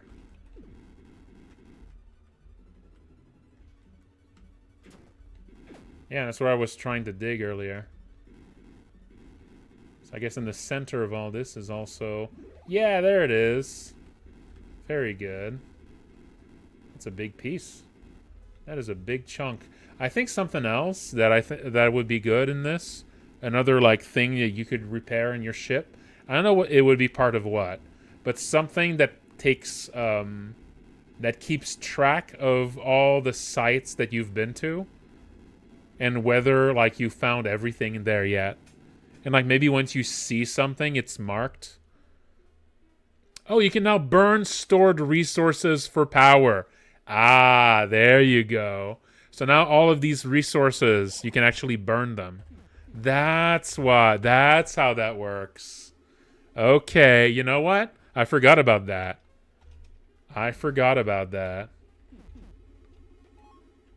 Burn resources. Let's see, how much do I get for these? 1 per unit, 2 per unit, 5 per unit, 25 per unit for the crystals. 10 per unit for gold, and 50 per unit for emerald. I feel like electronics should actually be bad for this. Electronics is something you should be selling and not burning. Yeah.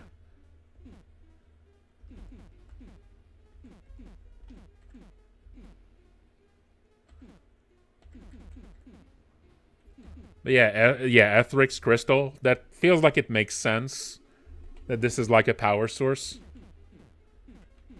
Yeah, I think that works. You know, that makes me a bit more okay about your power being sort of like your lifeline. That you have this other way to regain power later. So now all these resources are also spare power. I think that's kind of fun. I'm gonna throw a grenade here. God damn it. They never go where I want. They never go where I want.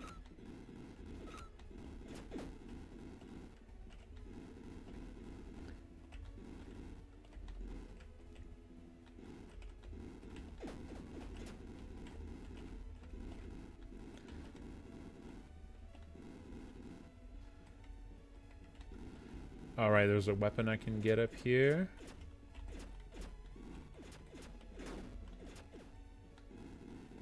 But yeah, these anemones like that, these are just taken straight from the game that this is a spiritual successor to. Plunderers. I think it's like 12 levels or so.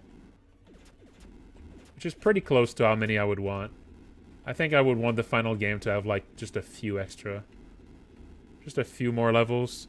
I think the main thing I would want to add to this, the main thing I would want to add is like a bit more of a narrative as you explore the game. Finding like, you know, I don't know, finding documents, maybe speaking to characters a bit more. Okay, weapon repairs at 75%. You can now break almost any asteroid. So I think there's only one type I can't break still. Well, I mean, not right now. But, you know, I have a lot of these old projects. I might revisit this one at one point. This, I know for sure, is going to give me access to...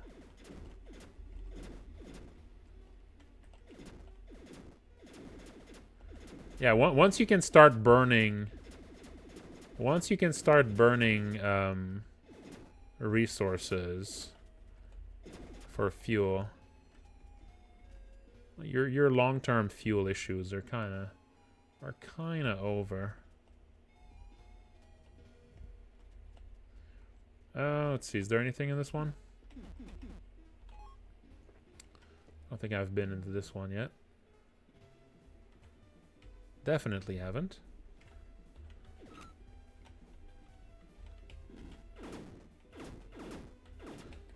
All of these have their own little power cores, so it's kind of like an easy source of power.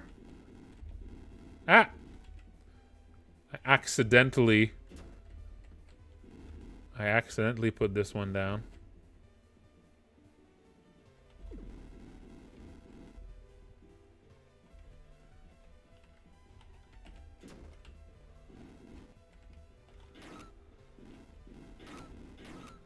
Oh, god damn it. I can't. I can't. I need a better weapon. There is a weirdo in this one, but there's only one. I thought there was a second one. I thought there was another alien. I thought there was at least two.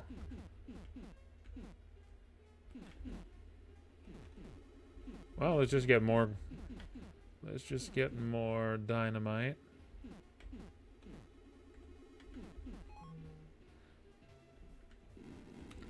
It's going to be a bit of a waste to use this one. Oh, right. When you leave, some of the small chunks actually disappear.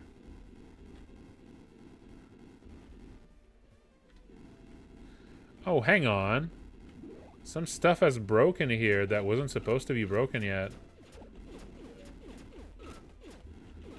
I think there might be something wrong about the,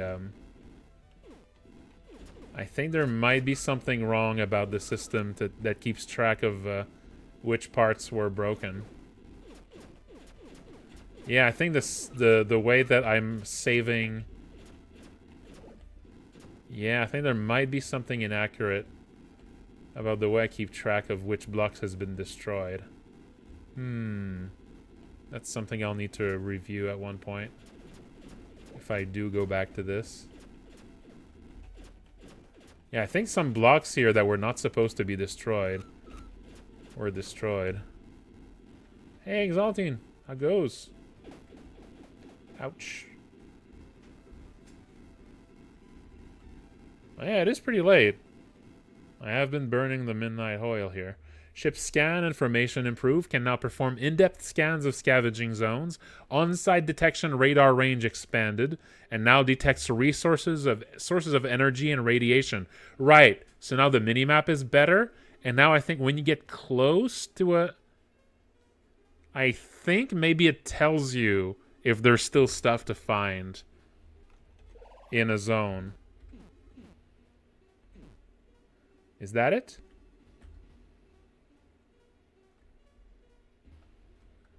Oh, it doesn't actually. Huh. Oh, deep scan.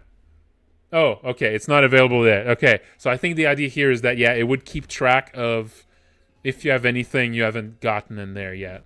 If there's like some sort of upgrade you haven't gotten yet.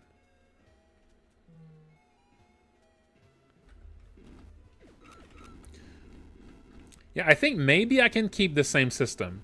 Maybe I can keep the same system.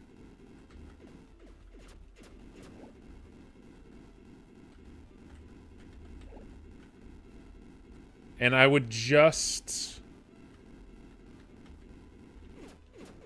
I don't remember if this was Ludendare, actually.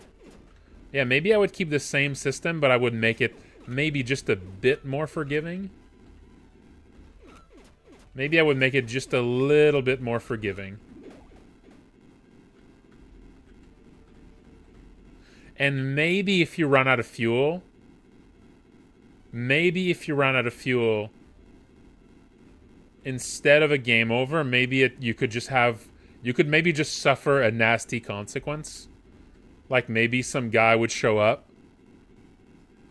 Maybe like, yeah, some guy would show up.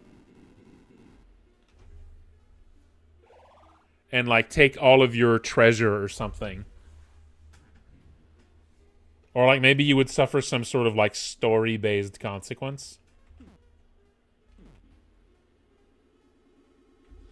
Oh, is 250 the maximum? 250 might be the maximum power. I don't know. Is there a maximum amount of power in this? I guess we'll see, because it kind of looked like there was a maximum amount of power there.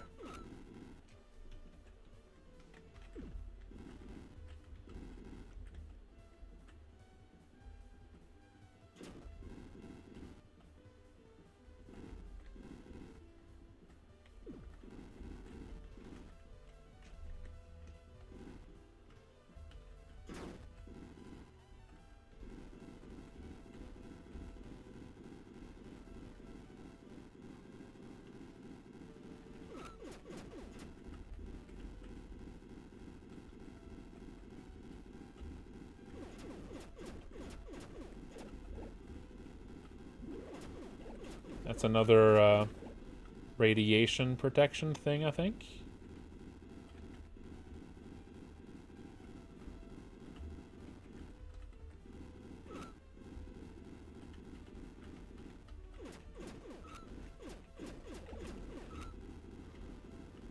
Yeah, I would definitely need to think about what to do to add a bit more narrative to this.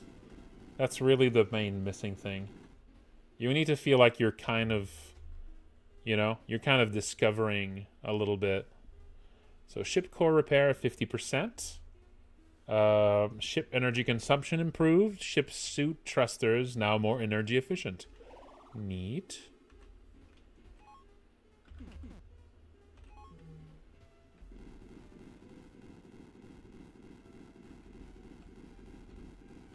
Yeah, let's see if 250 is the maximum power.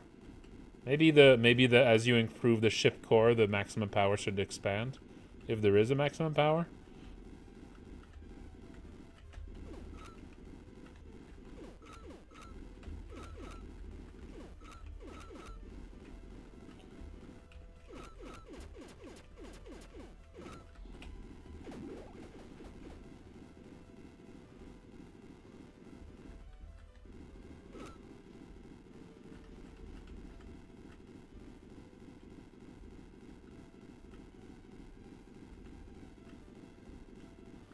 Yeah, some sort of antagonist would be good. There isn't really one right now.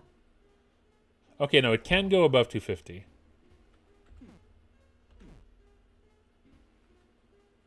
Okay. Yeah. I think I got everything in these. Maybe not the center one. Maybe the center one has something else to get. Let's go in here now. I think I can destroy these now. Yep, I can. I forget what's in this one. I actually forget what's in this zone here.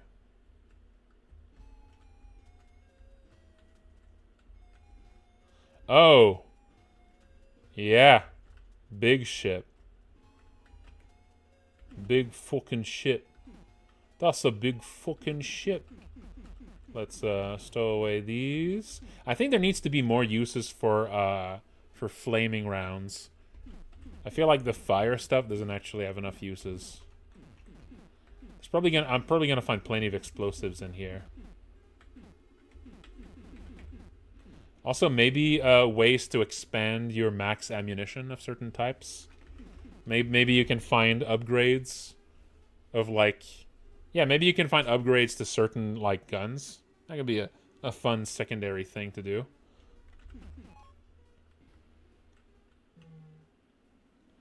Yeah, brandable... Yeah, that would make sense. Okay, let's see. What's in this one?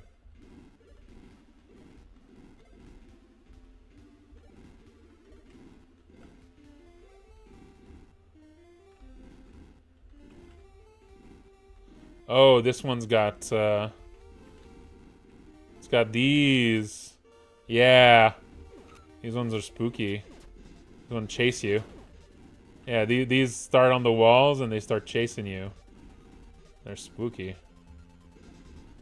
Oh, I can't go there. Uh-oh. I think I just alerted the cops. Yep. Just alerted the cops.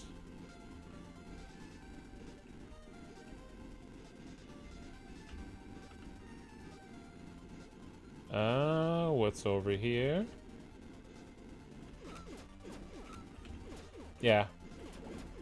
Oh, cryo. I think cryo is the good weapon to use against these guys.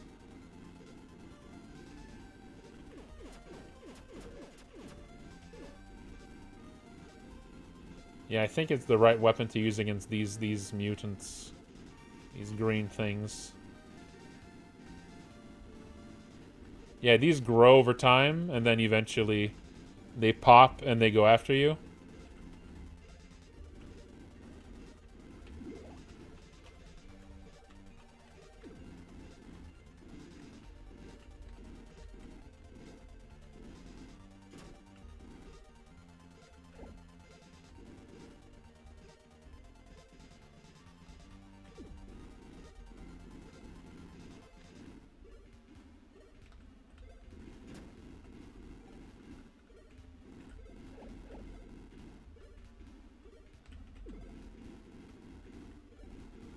This is Eric.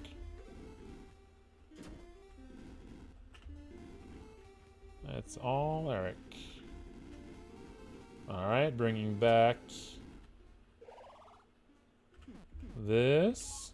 Getting pretty deep in the yeah, in the repairs here. Getting pretty deep in the repairs.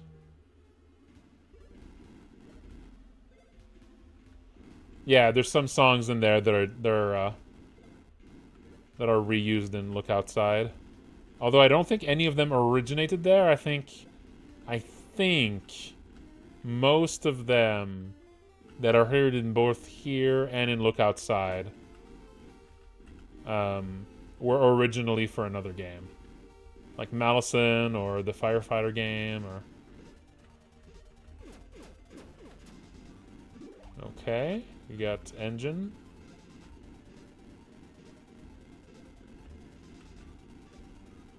Oh yeah, we got these. Oh jeez.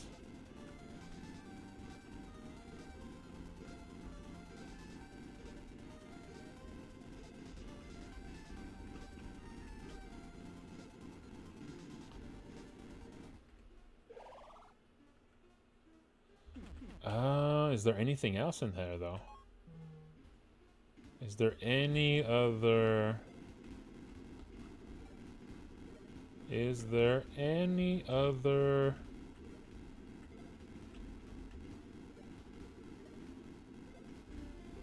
Right, I need to find the power source. So I can open this. Let's go down here.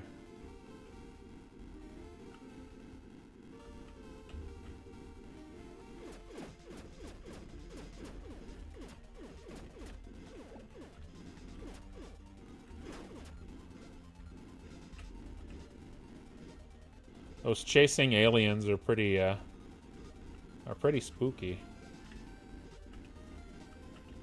If they just made some noises, I think they could be pretty intense.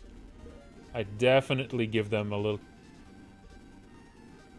scary little noise.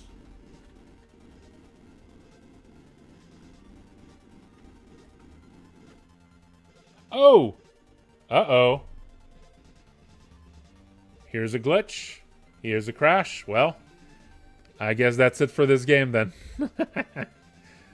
Grav orb, grav motion H. Wonder what it is. Yeah, I'm way too far removed from this game to understand what this error is. Ooh, look at these. Oh, these are some of the planets, I think. These are some of the space things, including a big spooky planet. And a giant worm. I wonder, I don't know if all of these are actually implemented. Flesh bunch. I don't know if all of these are actually implemented. Some of these might just be, sprites.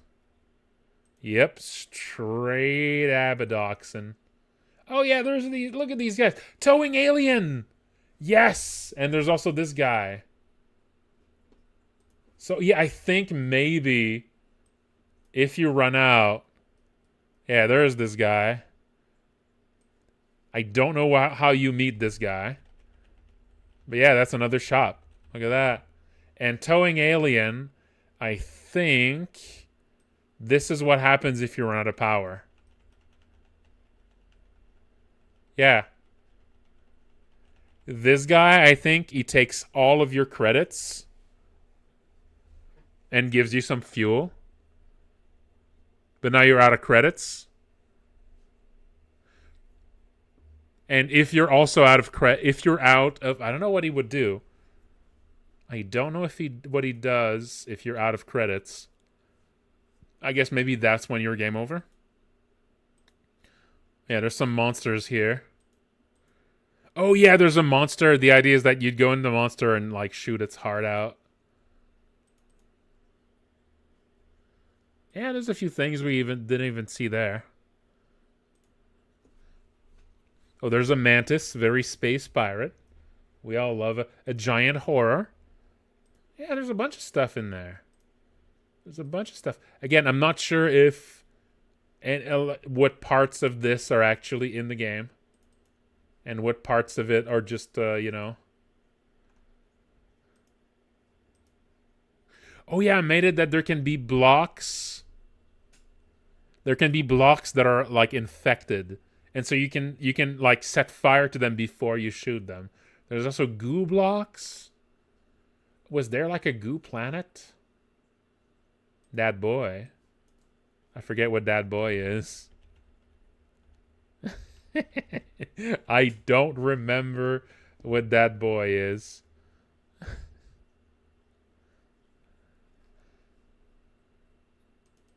I don't remember.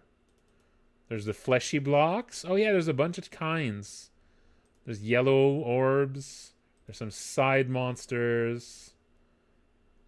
There's some flesh, bony walls. There's different kinds of ways to like for normal blocks to be infected. Yeah, I remember one of the ships you can find.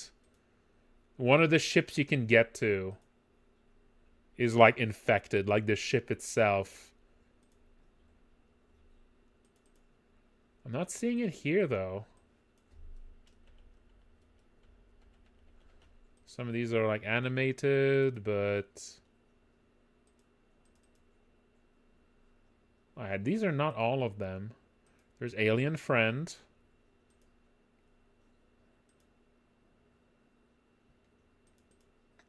Yeah, there's a bunch of ships that are not there.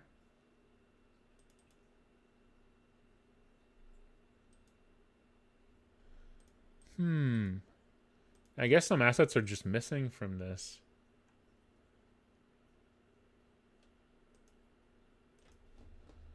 Yeah, I guess some assets are... All right, before I go... Oh, yeah, there's the... Oh, yeah. This was me planning out the map. Yeah. This was me planning out the map. I was thinking about, like, how to restrict your movement. Yeah. It's not actually accurate. I think it's a little bit outdated because there's some...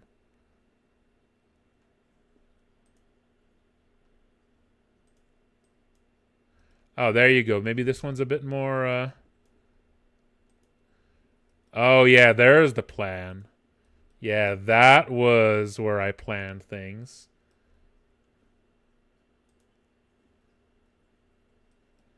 Yep, there we go. Fleshy alien zone. The burning hot ships.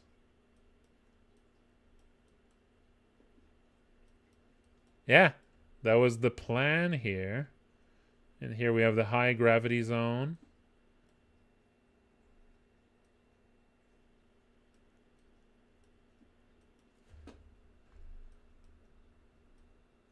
I'm not sure if this is actually like completely accurate.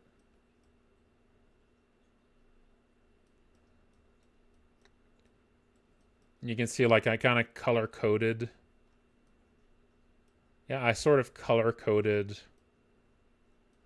like which places you can cross.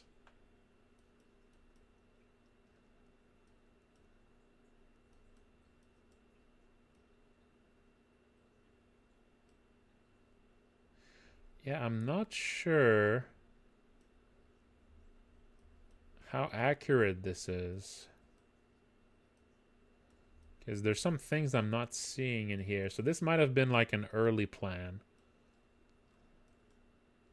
Yeah, this might have been like an early plan. Yeah, I might have started with this and sort of...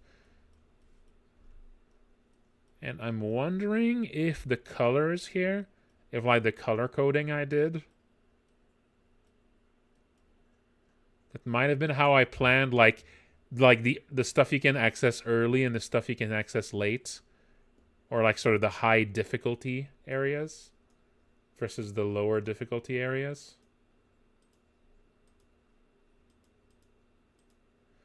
Man, when I'm not even sure like when I was working on this, like what year was it?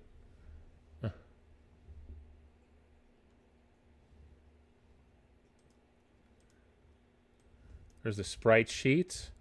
Oh yeah, the big old sprite sheet.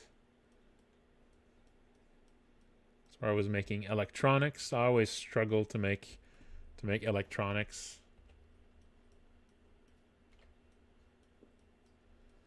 Yeah, I was working on like plant stuff. I don't know if I ever actually finished this. If I ever finished like the plant. No, this was for the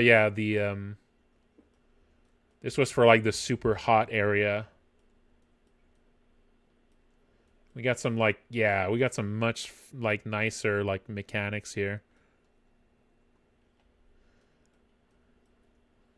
All the different parts you can find. All the different parts you can find.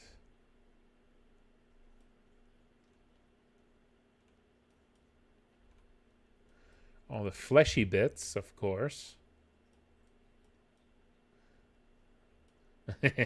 Look at this goober. Big heart, spooky heart. Yeah, this was me trying very hard. Oh yeah, look at these. Oh, I don't think this is in the game. I don't think this is in the game, but look at it though. Imagine you scan and you find this shit. Look at this fucking guy. Whatever's happening, he loves it. Whatever is happening here, he fucking loves it, is the thing. Oh, we had some more. Oh, I had some more sketches. Got a big grub. I completely forgot about these. Also, fucking peconk ass motherfucker over here. Oh, look at this grub. Oh, that's a fucking friend right there. Also, yeah, look at this guy. They're having a wonderful time. Yeah, these. So I do remember these. I'm not sure if any of these are implemented, but yeah, I wanted some ships. I wanted some ships to have like plants infested them. But I don't know. I forget how far I got into making these. Yeah, basically. Also some frozen ships. I don't know if I actually ended up making ice blocks. But yeah, that would be a great place to use your that flamethrower. Oh yeah, there's the gooped up ship, and yeah, there's the infested ships. Infested asteroid, small infested ship, large gooped up ship. Different irradiated ships there. I don't even I did not remember this guy. I did not remember this guy. Is this guy in the ship at all? What did I even have planned for this guy? I mean, clearly, you need to like, yeah, a haunted ship would be great in this. What would I do? Okay, like forget whatever I was actually planning, right? Yeah, of course, a spooky level. I mean, there's ghosts in here. I was probably thinking of putting these in that. But like, okay, so what would be, okay, forget whether like what plan I originally had, you know? Like what would be like a way to have a spooky ghost ship in this? I feel like a ghost ship needs to be moving around. Like it needs to be moving around. It needs to be kind of intense when it shows up. You need to not be too sure what you want. Maybe it approaches you, and if you scan it, like, it immediately, like, you don't choose to go in there, you know? Yeah. Like, you don't choose to go into the spooky shit.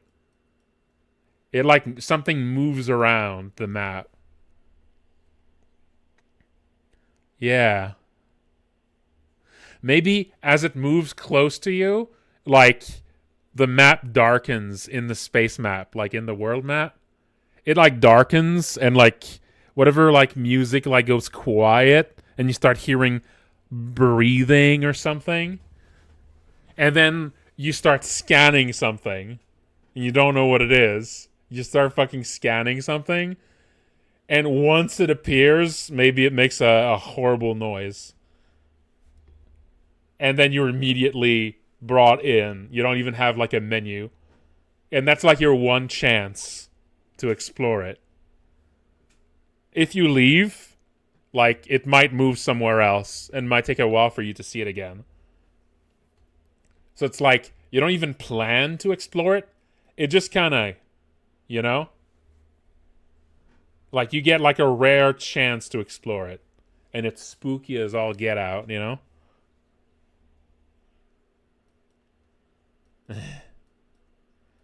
That's fun. Could be a lot of fun stuff in there. And there's the last page. Oh, look at that. I was trying to plan how to make like the actual shop because the current shop is a little, you know. That was me like planning out the shop. And oh, look at this guy. That's like an alternative to the, yeah, what was I even thinking about these? Were these different sketches for the main character? No, I don't think so. I don't even remember what these are for. Yeah. Oh, look at this guy. Look at that plucky little mantis man. Look at that plucky little mantis man. Yeah. Oh yeah, these were definitely my attempts at like varying up the visuals for the areas.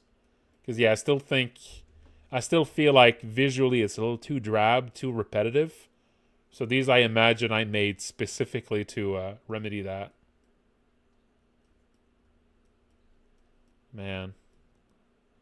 Oh yeah, these are like cloth.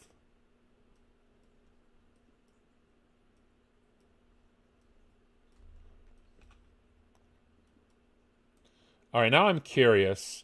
Now, here's the thing, though. Here's the thing. This is probably too old to actually run in current Game Maker. Probably too old to run in current Game Maker.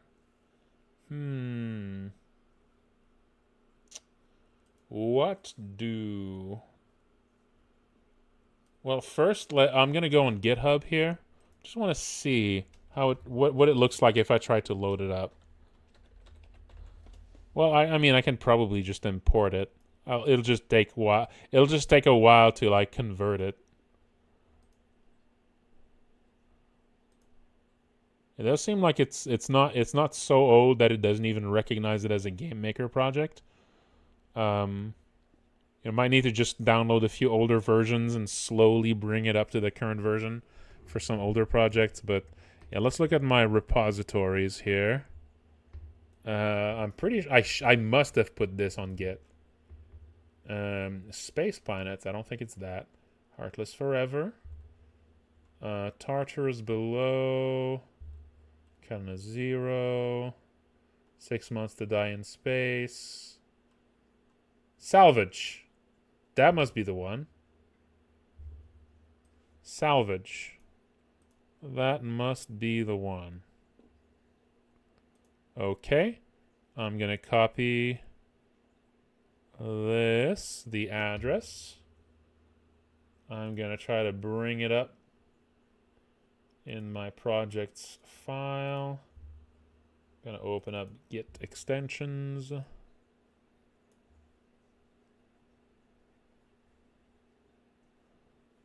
Yeah. He's a happy guy. He's a happy guy, that shit. Oh, it automatically grabbed this from what I was copying. Neat. And projects.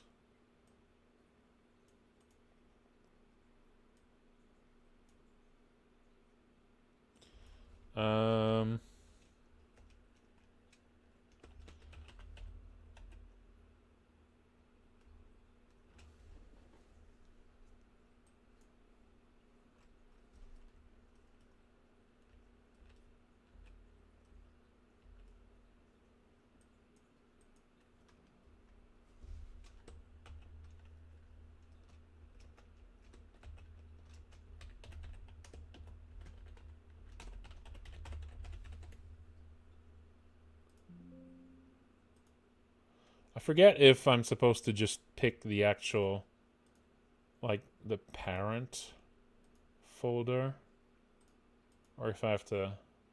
Okay, subdirect. Okay. Space junk scavenger. There we go. Okay. And clone. Oh. Right. I need to grab.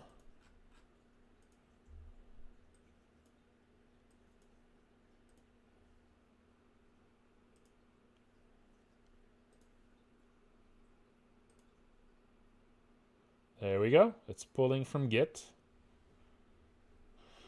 It is pulling from Git.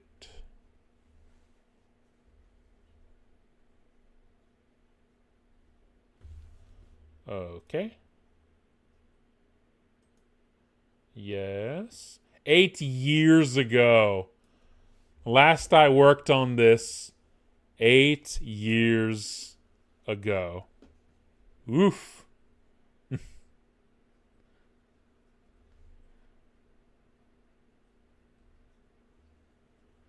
Yep. Time sure does fly. And this seems like it's basically the same thing. It seems like it's basically the same thing. Oh, there might be more stuff here. No. No. Oh, I had actually animated this guy. Oh, well, a little bit. Not that much. Wonder if there's some extra stuff here that wasn't in the Oh, okay, so this was an older GMX from This was an older GMX file that had already started to turn into a GMS project. God, so this is not even the first time. 8 years ago isn't when I made this. 8 years ago is when I tried to like convert it to a more recent version of GameMaker. So the actual project is way older than this. Maybe it's 10, 12 years ago? Yeah, this is like the second time I basically convert it from an older form.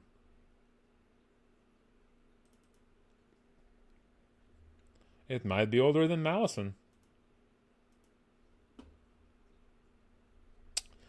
It might just be older than Malison.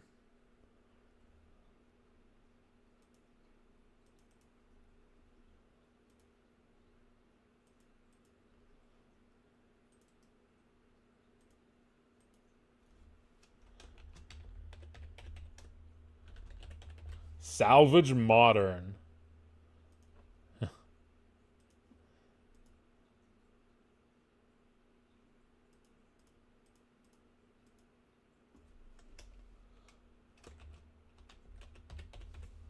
Salvage. There we go.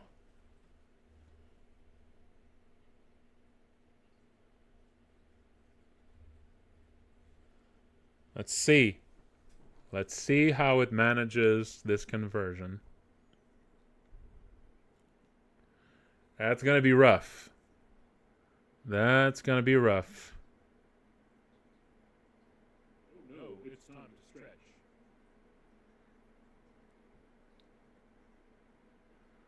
Project conversion successful. Okay. Let's open up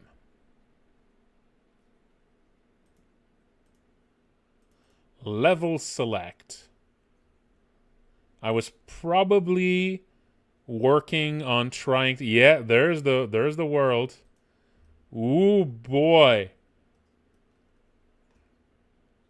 Look at that. So this is the center here. There's some new stuff in there. There's some new stuff in there that was not there in the build that I showed. Yeah. Yeah, I was mostly just at the top here.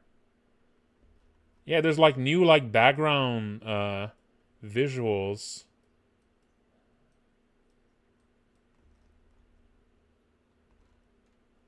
Yeah, there's new background visuals. There's a volcano zone.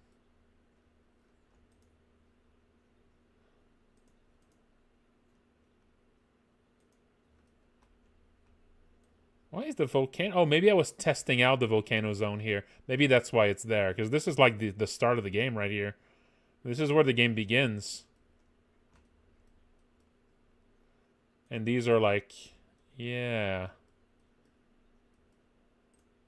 We got some monsters. I'm sure some of these don't actually have. And yeah, look at that. Look at this guy. Great. Amazing. I think the idea of this is that this worm, you would like enter it and you go through it as like a tunnel to get to the center, to get to this.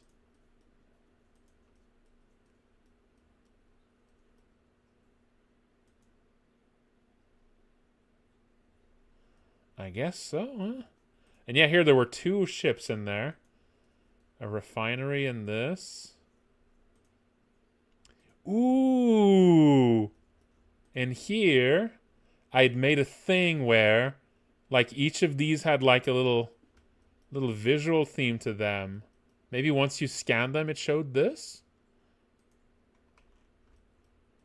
That's, yeah.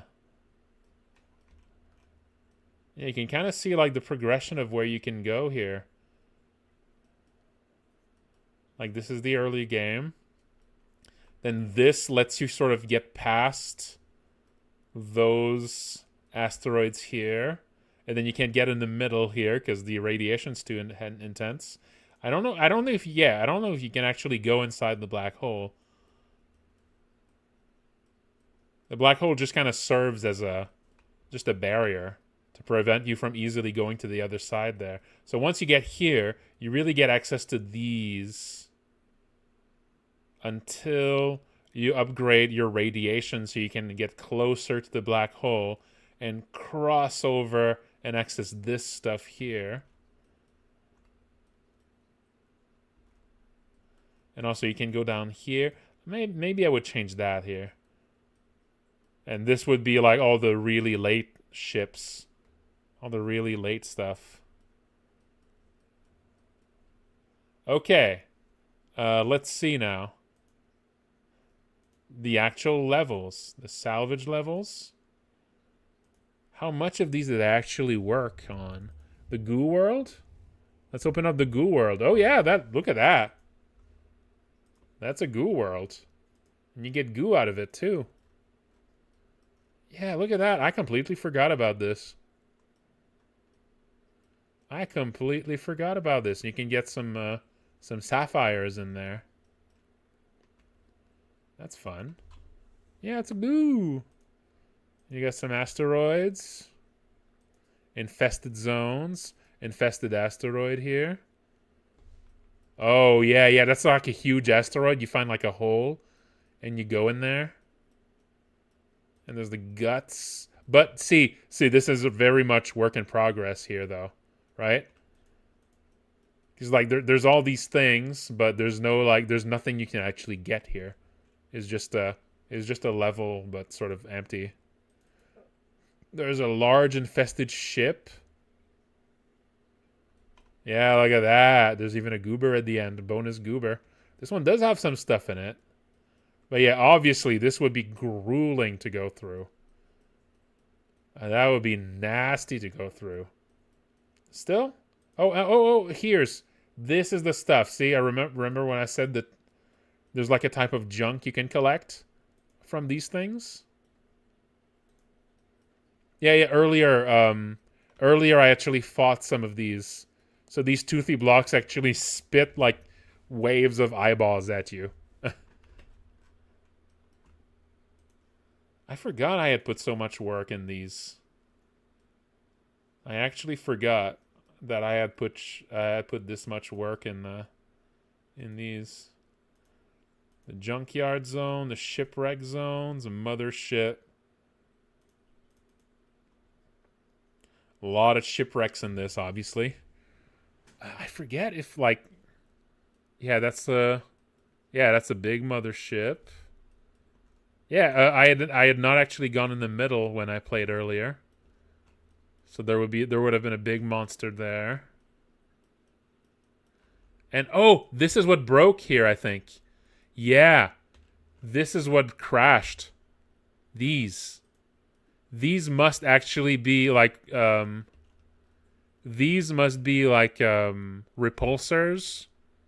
or attractors or something. Yeah. That must be it. And those actually broke once I got close to them. And over here we got some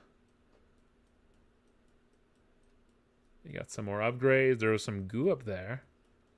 I almost saw some goo, but I missed it. I missed the goo. Yeah, pondered the orb a little too much. A huge ship. What is this one? Oh, yeah, this one I didn't see.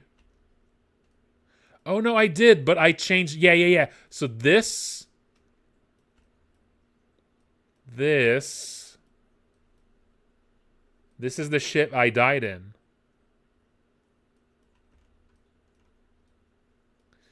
Oh, did I make it that you can have like alternate entrances?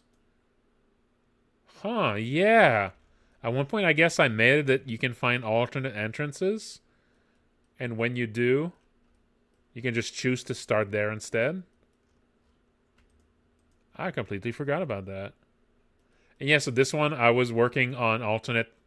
Yeah. So this one, see, I made like alternate blocks to just add more visual variety to some of the ships. So it's just an alternate block.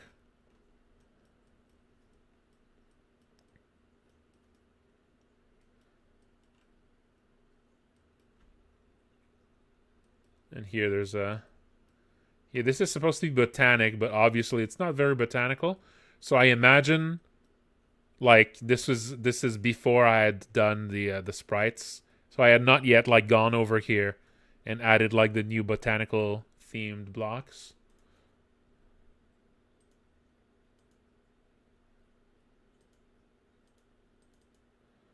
The medium radioactive ship. Yeah, here's some more alternate blocks I added.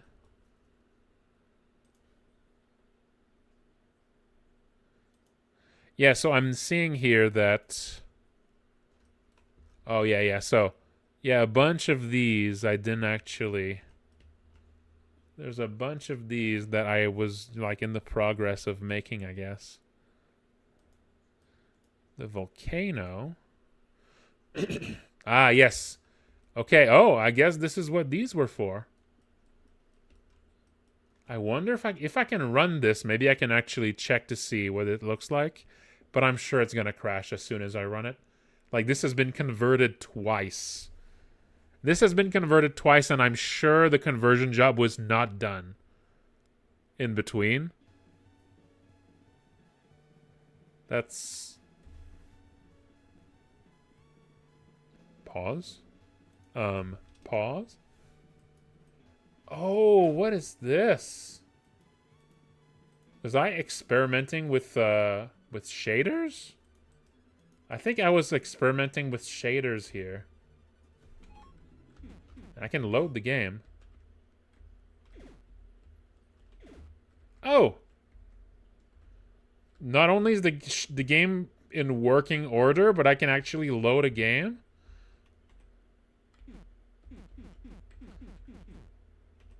Okay, Deep Scan was still not working. This is close to where I died, actually. Yeah, look at that.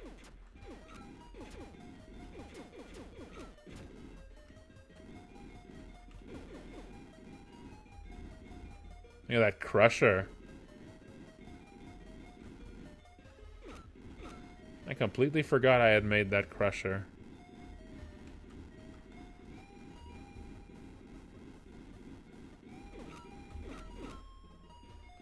This is video games. Confirmed. I think some of these blocks were supposed to shoot fire. I'm not sure. Yeah, now, see? I'm way happier about these graphics here. Yeah, these are much nicer. Wait, is this actually the game? Is this actually the game I was playing earlier? That's now... That was loaded? I think this might literally be the game that I died at earlier. Because the game has the same title. I think maybe this is actually the same game as earlier. And because it has the same title, it just knew to load this game because it probably took the same space in the temporaries files. Also, I'm out of power. Uh-oh. Oof. Yeah, I think this is actually the same. This might be the same ship as earlier.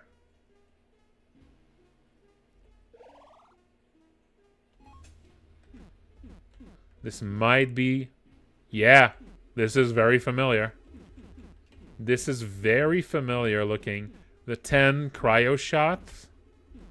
I'm pretty sure this is the exact same as earlier. Yeah, I didn't actually lose my game, it looks like. It saved. Yeah, see, yeah, 2 emeralds. No, it did crash. I'm very happy that it's just working. I guess the converter is just actually really good. I guess the converter is really good.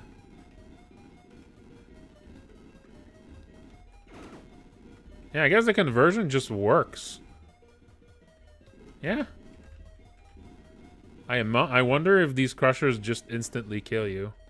They might. They probably should.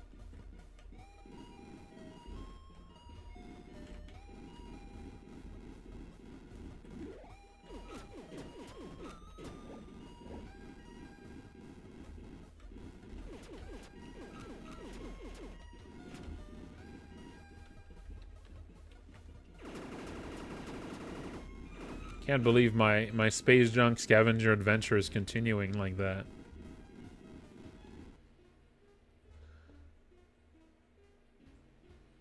Oh! You cannot automatically... I forgot about that one. I forgot about that one.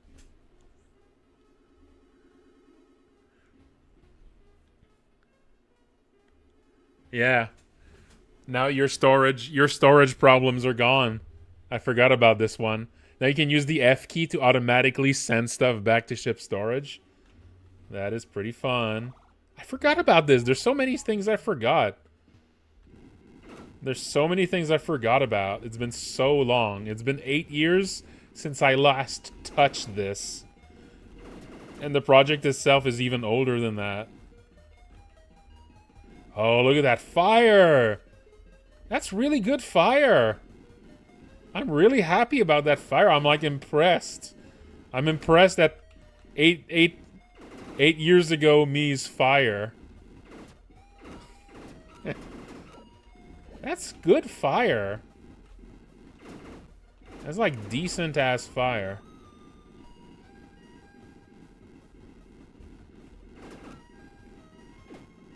God, I wonder. Yeah. Oh, just died. Whoops. Oh, there's a crash. Okay. I'm sure the code of this game must be awful. It must be really dreadful. Yeah, this is possibly 12 years ago code turned into 8 years ago code, now turned into today code. That's a recipe for disaster right there. There would be so many video essays about how bad my coding is. Oh god. Oh, there's a little icon now showing you what you're scanning, what you're about to go into. Yeah, that's nice. That's good. That's a good little tweak. That is a good little tweak. Let's see if there's any more, like, places. I don't think I can actually go into this one. Maybe I can? I don't think because I don't think I put in... Oh. Okay, oh. This might be a placeholder one if I don't have the current ship. Yeah. I definitely like... Oh!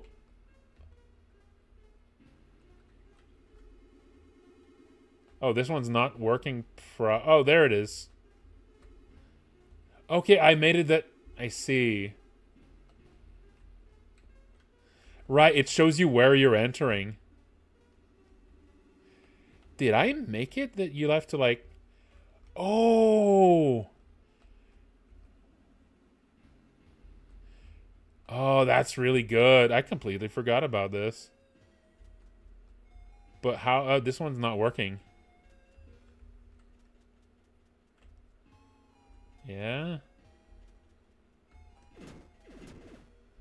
I want to go to the volcano one. The volcano one that I put right next to the star to test it. Oh, it's there. I imagine that this is where I was testing the haze effect.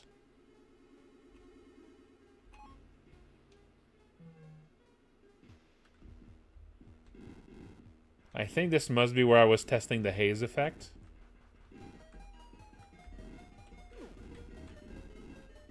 Oh, no, not the haze effect. This. Haha. That's what I was testing here. Well, where's the haze effect, though? I do remember making a haze effect.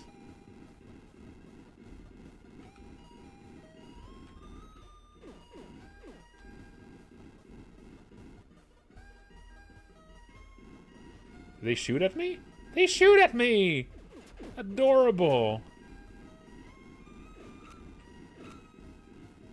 Where's the other one, though? Oh, crash. Alright, so, you know, it's not all quiet working. Ah, okay, this is some shader stuff here. Okay, yeah, there is supposed to be a shader effect here, but it's not working.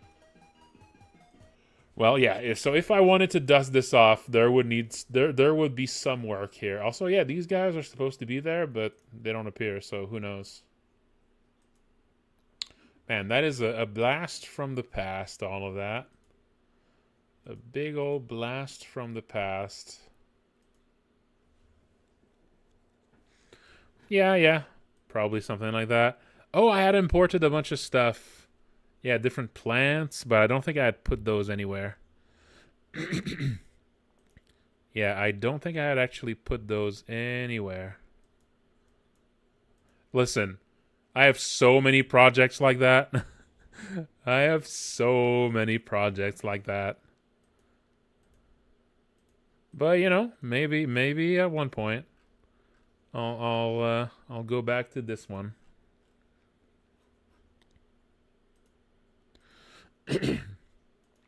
Listen, I have a lot of projects like this, and I don't even think that that's like it's not even a particularly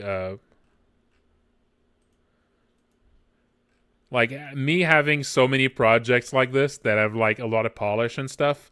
I don't think is even that like unusual. Like a ton of indie devs, just have like a bunch of projects like this just lying around.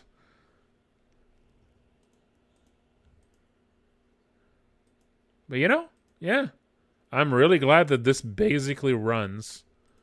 I'm really glad this basically runs. That's fun.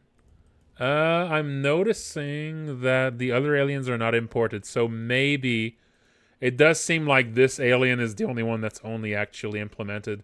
Actually, let me see what happens if I run out of fuel. I'm gonna load, and I'm just gonna like spend all of my fuel. I'm gonna run into walls and stuff. I wonder if I actually implemented this. Just run into walls. And shoot.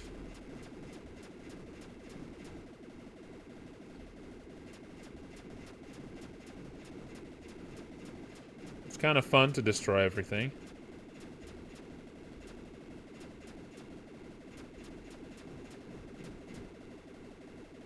Ooh, I forgot that. Yo, I completely forgot that. That's spooky as hell. That's spooky as hell.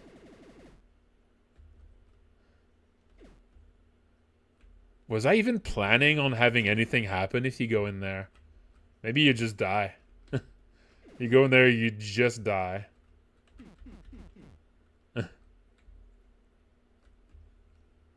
That's spooky though.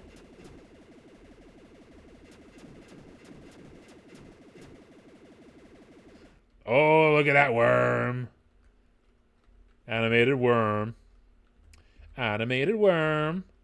Is that the front end or the back end? We'll never know. I wonder if I can... Oh, this one's probably not set up. I want to see what the... I kind of want to see what the... what the goop world looks like a bit, too. Like what it's... Oh, there you go. Hey, anyone here? Responding to a distress signal. Seems like you ran out of power. Stuck in the middle of nowhere, huh? Alright, I'll give you a boost. Been nearby for a while. I'll boost you for free this time, but power ain't cheap.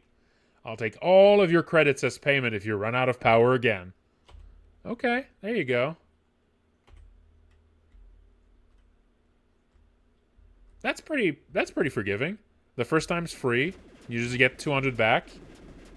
It might be based on difficulty because there is difficulty select. So maybe on hard mode you don't get that yeah, you might not get that grace. Yeah, on a hard mode it might just get all your money.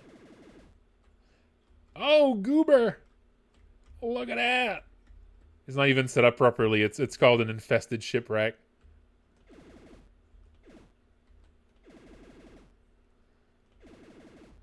Where's the goop one? I need to get to the goop,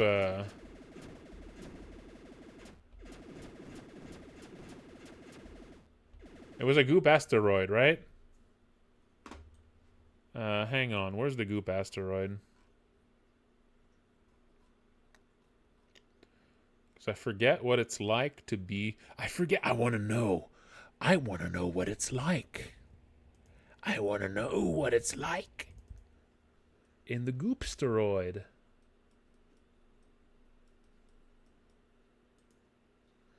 Yeah, it's not this one. I don't think this one has a level yet.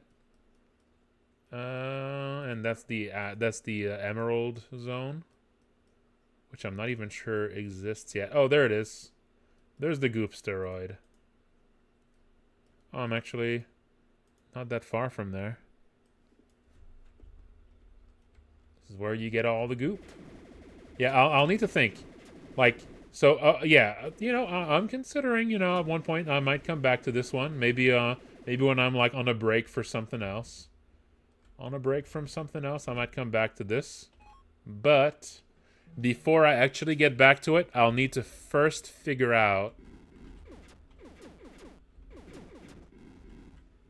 Oh, it's bouncy! Fun. It's bouncy. That's pretty fun. I feel like it could use like a just really nice, like, disgusting sounds.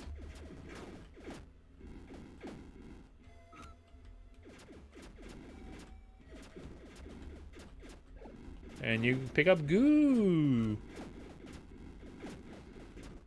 But yeah, I would need to figure out a little narrative for it, because right now it's still basically no narrative except for like at the start, and that's just not enough. You know, I got bigger standards now for like storytelling. Yeah. Also some dripping. Some dripping, especially after you shoot something. After you shoot one of them. Also, it bursts like junk right now too, as the wrong particle sprite. Yeah, I would need to figure out something for the I would definitely need to figure out something for the narrative. Let's go check one of these goop zones, one of these infested zones.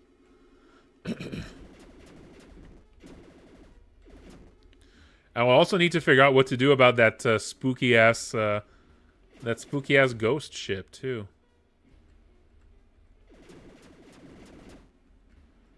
You don't just have a spooky ass ghost ship like that for no reason.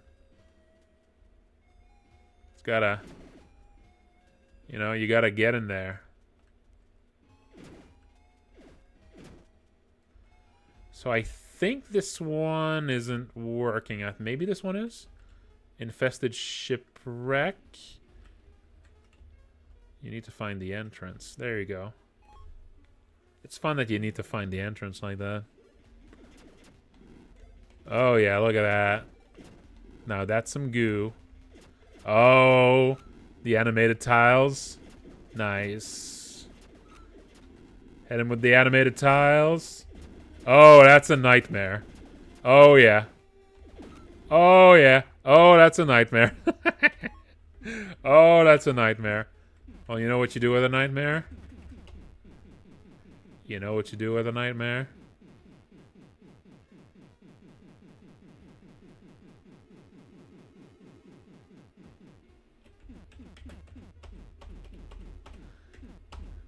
You set it on fire. That's right. You kill it with fire. Let's fucking go.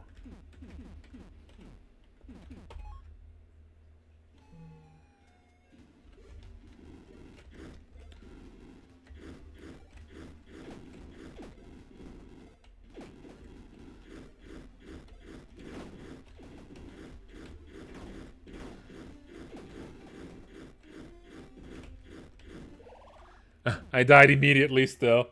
Alright. You might need to bring some sort of... Oh, is it radiation? Oh, yeah, radiation is super high. That's why I die so quick. Whoops. Alright. You know? I'm pretty happy about this.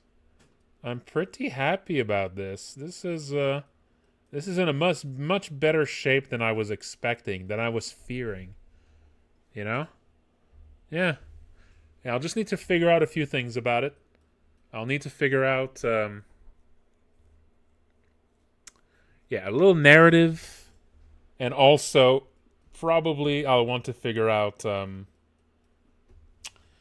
to do about that ghost ship, that spooky ass ghost ship. It would need to be really really clever, I think. It would need to be like yeah, what could I do with that spooky ghost ship?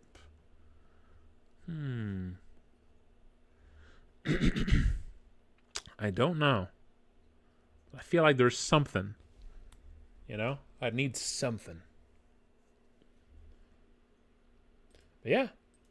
I'm very glad to see that this is basically in working order, other than I guess the stuff that broke is like actually, oh, hang on. Just before I go.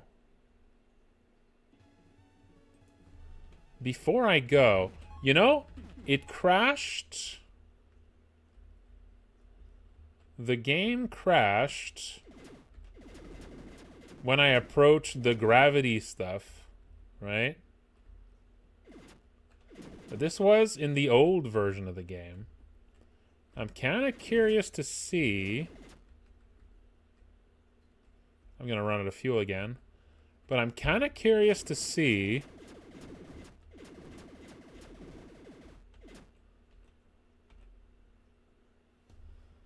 Half your credits. Damn. That was not actually half my credits at all. That was like very few credits. But I'm kind of curious to see. Does it still crash? Kind of curious. Does it still crash, or did I fix it since? Maybe I didn't. Maybe this is just something that's never worked. Oh. I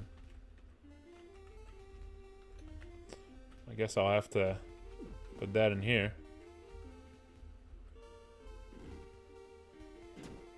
There you go. That's how you get rid of that. Oh.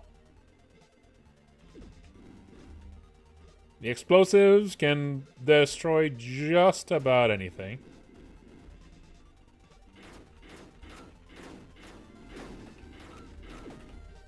Nope. Still crashes. Still crashes. Yep. Still broken. I guess it's just been broken for a long time. It happens. All right. Okay, well. I think that's gonna be it for tonight, folks. Yeah. But it costs resources. So, it's not free. It's not free, It's, but it feels free a little bit. Yeah. I wanted to show Plunderers, the game that this is like a spiritual successor for, which I guess Plunderers must be like 15, 16 years old now. God damn. Maybe next time. Maybe I'll show that next time. All right. Yeah. I got so many fucking old projects. So many of them. They're not all this polished, to be clear. This is a particularly polished, crusty old project. All right, before I go, again, trying to remember to do this every time. I have a Patreon.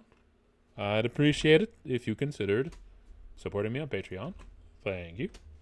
And let's see who I could raid. Let's see. How about someone playing Look Outside? Who is playing Look Outside right now? Oh, some folks. Some folks are playing Look Outside. Okay. Let's see.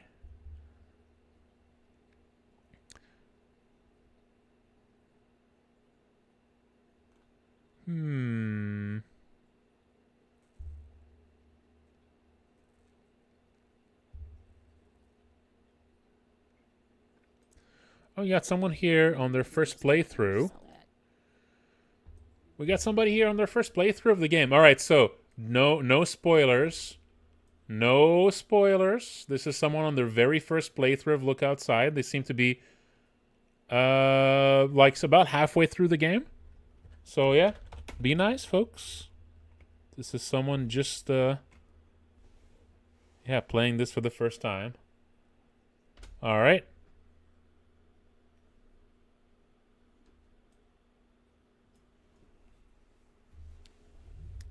But yeah, thank you all for watching, and take care.